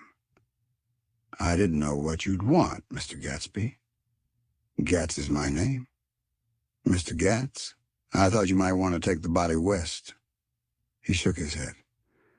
"Jimmy always liked it better down east. He rose up to his position in the east. Were you a friend of my boys, Mr.? We were close friends." He had a big future before him, you know. He was only a young man, but he had a lot of brain power here. He touched his head impressively, and I nodded. If he'd have lived, he'd have been a great man, a man like James J. Hill. He'd have helped build up the country. "That's true," I said uncomfortably. He fumbled at the embroidered coverlet, trying to take it from the bed, and lay down stiffly, was instantly asleep. That night, an obviously frightened person called up and demanded to know who I was before he would give his name. "This is Mr. Carraway," I said. "Oh," he sounded relieved. "This is Klipspringer." I was relieved, too, for that seemed to promise another friend at Gatsby's grave. I didn't want it to be in the papers and draw a sightseeing crowd, so I'd been calling up a few people myself. They were hard to find. "The funeral's tomorrow," I said. 3 o'clock here at the house. I wish you'd tell anybody who'd be interested." "Oh, I will," he broke out hastily. "Of course, I'm not likely to see anybody, but if I do—" His tone made me suspicious. "Of course you'll be there yourself." "Well, I'll certainly try. What I called up about is—" "Wait a minute," I interrupted. "How about saying you'll come?" "Well, the fact is, the truth of the matter is that I'm staying with some people up here in Greenwich, and they rather expect me to be with them tomorrow. In fact, there's a sort of picnic or something. Of course, I'll do my very best to get away." I ejaculated an unrestrained, "Huh," and he must have heard me, for he went on nervously. "What I called up about was a pair of shoes I left there. I wonder if it'd be too much trouble to have the butler send them on. You see, they're tennis shoes, and I'm sort of helpless without them. My address is care of B.F.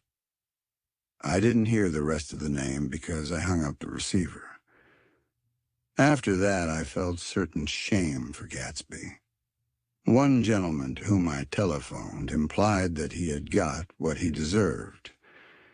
However, that was my fault, for he was one of those who used to sneer most bitterly at Gatsby on the courage of Gatsby's liquor, and I should have known better than to call him. The morning of the funeral, I went up to New York to see Meyer Wolfsheim. I couldn't seem to reach him any other way. The door that I pushed open on the advice of an elevator boy was marked the Swastika Holding Company. And at first there didn't seem to be anyone inside. But when I'd shouted hello several times in vain, an argument broke out behind a partition, and presently a lovely Jewess appeared at an interior door and scrutinized me with black, hostile eyes. "Nobody's in," she said. "Mr. Wolfsheim's gone to Chicago." The first part of this was obviously untrue, for someone had begun to whistle the rosary tunelessly inside. "Please say that Mr. Carraway wants to see him." "I can't get him back from Chicago, can I?" At this moment, a voice, unmistakably Wolfsheim's, called Stella from the other side of the door. "Leave your name on the desk," she said quickly. "I'll give it to him when he gets back. But I know he's there." She took a step toward me and began to slide her hands indignantly up and down her hips. "You young men think you can force your way in here any time," she scolded. "We're getting sick and tired of it. When I say he's in Chicago, he's in Chicago." I mentioned Gatsby. "Oh," she looked at me over again. "Will you just... What was your name?" She vanished. In a moment, Meyer Wolfsheim stood solemnly in the doorway, holding out both hands. He drew me into his office, remarking in a reverent voice that it was a sad time for all of us, and offered me a cigar. "My memory goes back to when I first met him," he said. "A young major just out of the army and covered over with medals he got in the war. He was so hard up he had to keep on wearing his uniform because he couldn't buy some regular clothes. First time I saw him was when he come into Weinbrenner's pool room at 43rd Street and asked for a job. He hadn't eaten anything for a couple of days. 'Come on, have some lunch with me,' I said. He ate more than $4 worth of food in half an hour." "Did you start him in business?" I inquired. "Start him? I made him." "Oh." "I raised him up out of nothing, right out of the gutter. I saw right away he was a fine-appearing, gentlemanly young man, and when he told me he was in Oxford, I knew I could use him good. I got him on to join up in the American Legion, and he used to stand high there. Right off, he did some work for a client of mine up to Albany. We were so thick like that in everything." He held up two bulbous fingers. "Always together." I wondered if this partnership had included the World Series transaction in 1919. "Now he's dead," I said after a moment. "You were his closest friend, so I know you'll want to come to his funeral this afternoon." "I'd like to come." "Well, come then." The hair in his nostrils quivered slightly, and as he shook his head, his eyes filled with tears. "I can't do it. I can't get mixed up in it," he said. "There's nothing to get mixed up in. It's all over now. When a man gets killed, I never like to get mixed up in it in any way. I keep out. When I was a young man, it was different. If a friend of mine died, no matter how, I stuck with them to the end. You may think that's sentimental, but I mean it, to the bitter end." I saw that for some reason of his own, he was determined not to come. So I stood up. "Are you a college man?" he inquired suddenly. For a moment I thought he was going to suggest a connection, but he only nodded and shook my hand. "Let us learn to show our friendship for a man when he is alive and not after he is dead," he suggested. "After that, my own rule is to let everything alone." When I left his office, the sky had turned dark, and I got back to West Egg in a drizzle. After changing my clothes, I went next door and found Mr. Gatz walking up and down excitedly in the hall. His pride in his son and in his son's possessions was continually increasing, and now he had something to show me. Jimmy sent me this picture. He took out his wallet with trembling fingers. Look there. It was a photograph of the house, cracked in the corners and dirty with many hands. He pointed out every detail to me eagerly. Look there, and then sought admiration from my eyes. He had shown it so often that I think it was more real to him now than the house itself. Jimmy sent it to me. I think it's a very pretty picture. It shows up well. Very well. Had you seen him lately? He come out to see me 2 years ago and bought me the house I live in now. Of course, we was broke up when he run off from home, but I see now there was a reason for it. He knew he had a big future in front of him, and ever since he made a success, he was very generous with me. He seemed reluctant to put away the picture, held it for another minute, lingeringly before my eyes. Then he returned the wallet and pulled from his pocket a ragged old copy of a book called Hop Along, Cassidy. Look here. This is a book he had when he was a boy. It just shows you. He opened it at the back cover and turned it around for me to see. On the last flyleaf was printed the word schedule and the date, September 12th, 1906. And underneath, rise from bed 6 a.m., dumbbell exercise and wall scaling, 6.15, 6.30, study electricity, etc., 7.15, 8.15, work.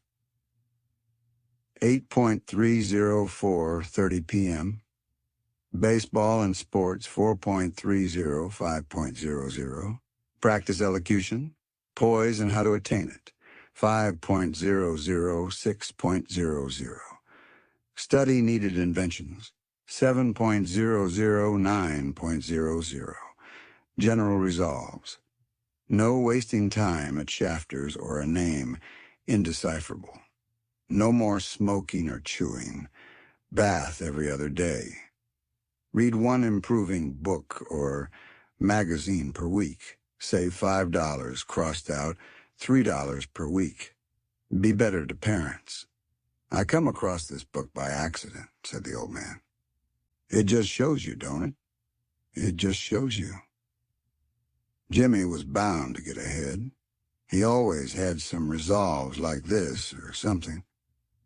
Do you notice what he's got about improving his mind? He was always great for that. He told me I ate like a hog once and I beat him for it. He was reluctant to close the book, reading each item aloud and then looking eagerly at me. I think he rather expected me to copy down the list for my own use. A little before 3, the Lutheran minister arrived from Flushing, and I began to look involuntarily out the windows for other cars. So did Gatsby's father. And as the time passed and the servants came in and stood waiting in the hall, his eyes began to blink anxiously, and he spoke of the rain in a worried, uncertain way. The minister glanced several times at his watch, so I took him aside and asked him to wait for half an hour. But it wasn't any use. Nobody came. About 5 o'clock, our procession of 3 cars reached the cemetery and stopped in a thick drizzle beside the gate. First, a motor hearse, horribly black and wet. Then Mr. Gatz and the minister and I in the limousine. And a little later, 4 or 5 servants and the postman from West Egg and Gatsby's station wagon, all wet to the skin. As we started through the gate into the cemetery, I heard a car stop and then the sound of someone splashing after us over the soggy ground. I looked around. It was the man with owl-eyed glasses whom I had found marveling over Gatsby's books in the library one night 3 months before. I had never seen him since then. I don't know how he knew about the funeral or even his name. The rain poured down his thick glasses, and he took them off and wiped them to see the protecting canvas unrolled from Gatsby's grave. I tried to think about Gatsby then for a moment, but he was already too far away, and I could only remember, without resentment, that Daisy hadn't sent a message or a flower. Dimly I heard someone murmur, "Blessed are the dead that the rain falls on." And then the owl-eyed man said amen to that in a brave voice. We straggled down quickly through the rain to the cars. Owl Eyes spoke to me by the gate. "I couldn't get to the house," he remarked. "Neither could anybody else." "Go on," he started. "Why, my God, they used to go there by the hundreds." He took off his glasses and wiped them again outside and in. "The poor son of a bitch," he said. "One of my most vivid memories is of coming back west from prep school and later from college at Christmas time. Those who went farther than Chicago would gather in the old dim Union Station at 6 o'clock of a December evening with a few Chicago friends already caught up into their own holiday gaieties to bid them a hasty goodbye.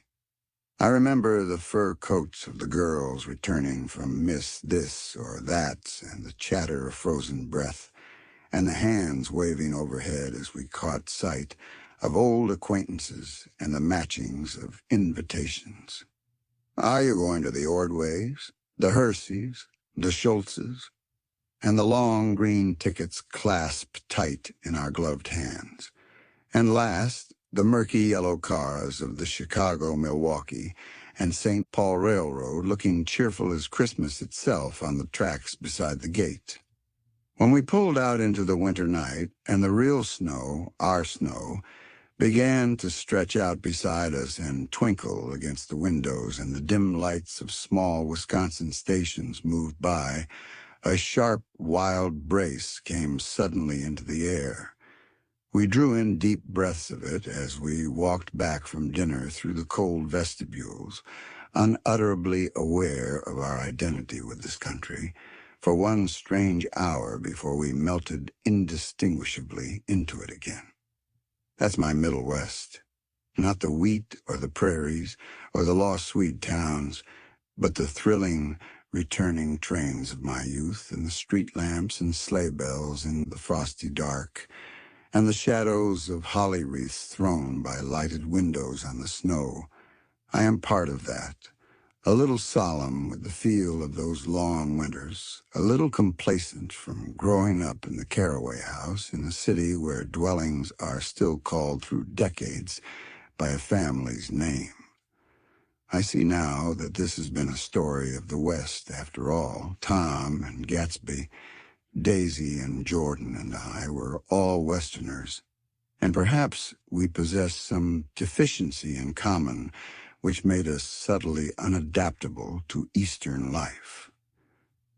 Even when the East excited me most, even when I was most keenly aware of its superiority to the bored, sprawling, swollen towns beyond the Ohio, with their interminable inquisitions which spared only the children and the very old, even then it had always for me a quality of distortion.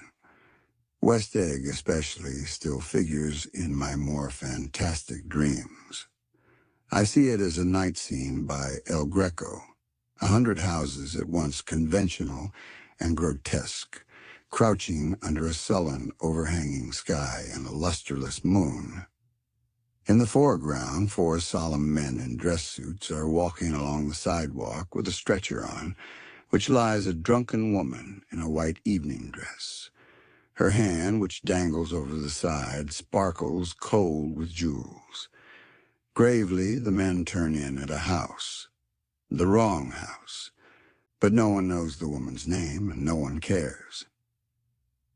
After Gatsby's death, the East was haunted for me like that, distorted beyond my eyes' power of correction. So when the blue smoke of brittle leaves was in the air and the wind blew the wet laundry stiff on the line, I decided to come back home. There was one thing to be done before I left, an awkward, unpleasant thing that perhaps had better have been let alone. But I wanted to leave things in order and not just trust that obliging and indifferent sea to sweep my refuse away. I saw Jordan Baker and talked over and around what had happened to us together and what had happened afterward to me. And she lay perfectly still, listening in a big chair. She was dressed to play golf, and I remember thinking she looked like a good illustration. Her chin raised a little, jauntily, her hair the color of an autumn leaf, her face the same brown tint as the fingerless glove on her knee. When I had finished, she told me without comment that she was engaged to another man. I doubted that though there were several, she could have married at a nod of her head, but I pretended to be surprised. For just a minute, I wondered if I wasn't making a mistake. Then I thought it all over again quickly and got up to say goodbye. "Nevertheless, you did throw me over," said Jordan suddenly. "You threw me over on the telephone. I don't give a damn about you now, but it was a new experience for me, and I felt a little dizzy for a while." We shook hands. "Oh, and do you remember," she added, "a conversation we had once about driving a car?" "Why, not exactly." "You said a bad driver was only safe until she met another bad driver." "Well, I met another bad driver, didn't I? I mean, it was careless of me to make such a wrong guess. I thought you were rather an honest, straightforward person. I thought it was your secret pride." "I'm 30, I said. "I'm 5 years too old to lie to myself and call it honor." She didn't answer. Angry and half in love with her, and tremendously sorry, I turned away. One afternoon, late in October, I saw Tom Buchanan.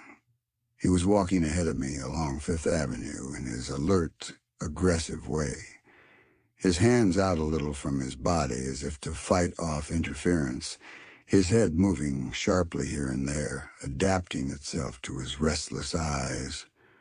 Just as I slowed up to avoid overtaking him, he stopped and began frowning into the windows of a jewelry store. Suddenly he saw me and walked back, holding out his hand. "What's the matter, Nick? Do you object to shaking hands with me?" "Yes. You know what I think of you." "You're crazy, Nick," he said quickly. "Crazy as hell." "I don't know what's the matter with you." "Tom," I inquired, "what did you say to Wilson that afternoon?" He stared at me, without a word, and I knew I had guessed right about those missing hours. I started to turn away, but he took a step after me and grabbed my arm. "I told him the truth," he said. He came to the door while we were getting ready to leave, and when I sent down word that we weren't in, he tried to force his way upstairs. He was crazy enough to kill me if I hadn't told him who owned the car. His hand was on a revolver in his pocket every minute he was in the house. He broke off defiantly. "What if I did tell him? That fellow had it coming to him. He threw dust into your eyes just like he did in Daisy's, but he was a tough one. He ran over Myrtle like you'd run over a dog and never even stopped his car." There was nothing I could say, except the one unutterable fact that it wasn't true. "And if you think I didn't have my share of suffering, look here. When I went to give up that flat and saw that damn box of dog biscuits sitting there on the sideboard, I sat down and cried like a baby. By God, it was awful. I couldn't forgive him or like him, but I saw that what he had done was, to him, entirely justified. It was all very careless and confused. They were careless people, Tom and Daisy. They smashed up things and creatures and then retreated back into their money or their vast carelessness or whatever it was that kept them together and let other people clean up the mess they had made. I shook hands with him. It seemed silly not to, for I felt suddenly as though I were talking to a child. Then he went into the jewelry store to buy a pearl necklace, or perhaps only a pair of cuff buttons, rid of my provincial squeamishness forever. Gatsby's house was still empty when I left. The grass on his lawn had grown as long as mine. One of the taxi drivers in the village never took a fare past the entrance gate without stopping for a minute and pointing inside. Perhaps it was he who drove Daisy and Gatsby over to East Egg the night of the accident, and perhaps he had made a story about it all his own. I didn't want to hear it, and I avoided him when I got off the train. I spent my Saturday nights in New York because those gleaming, dazzling parties of his were with me so vividly that I could still hear the music and the laughter faint and incessant from his garden and the cars going up and down his drive. One night, I did hear a material car there and saw its lights stop at his front steps, but I didn't investigate.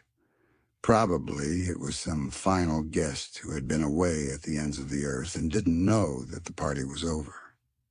On the last night, with my trunk packed and my car sold to the grocer, I went over and looked at that huge, incoherent failure of a house once more. On the white steps, an obscene word, scrawled by some boy with a piece of brick, stood out clearly in the moonlight, and I erased it, drawing my shoe raspingly along the stone.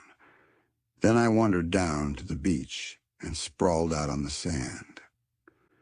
Most of the big shore places were closed now, and there were hardly any lights except the shadowy, moving glow of a ferry boat across the Sound.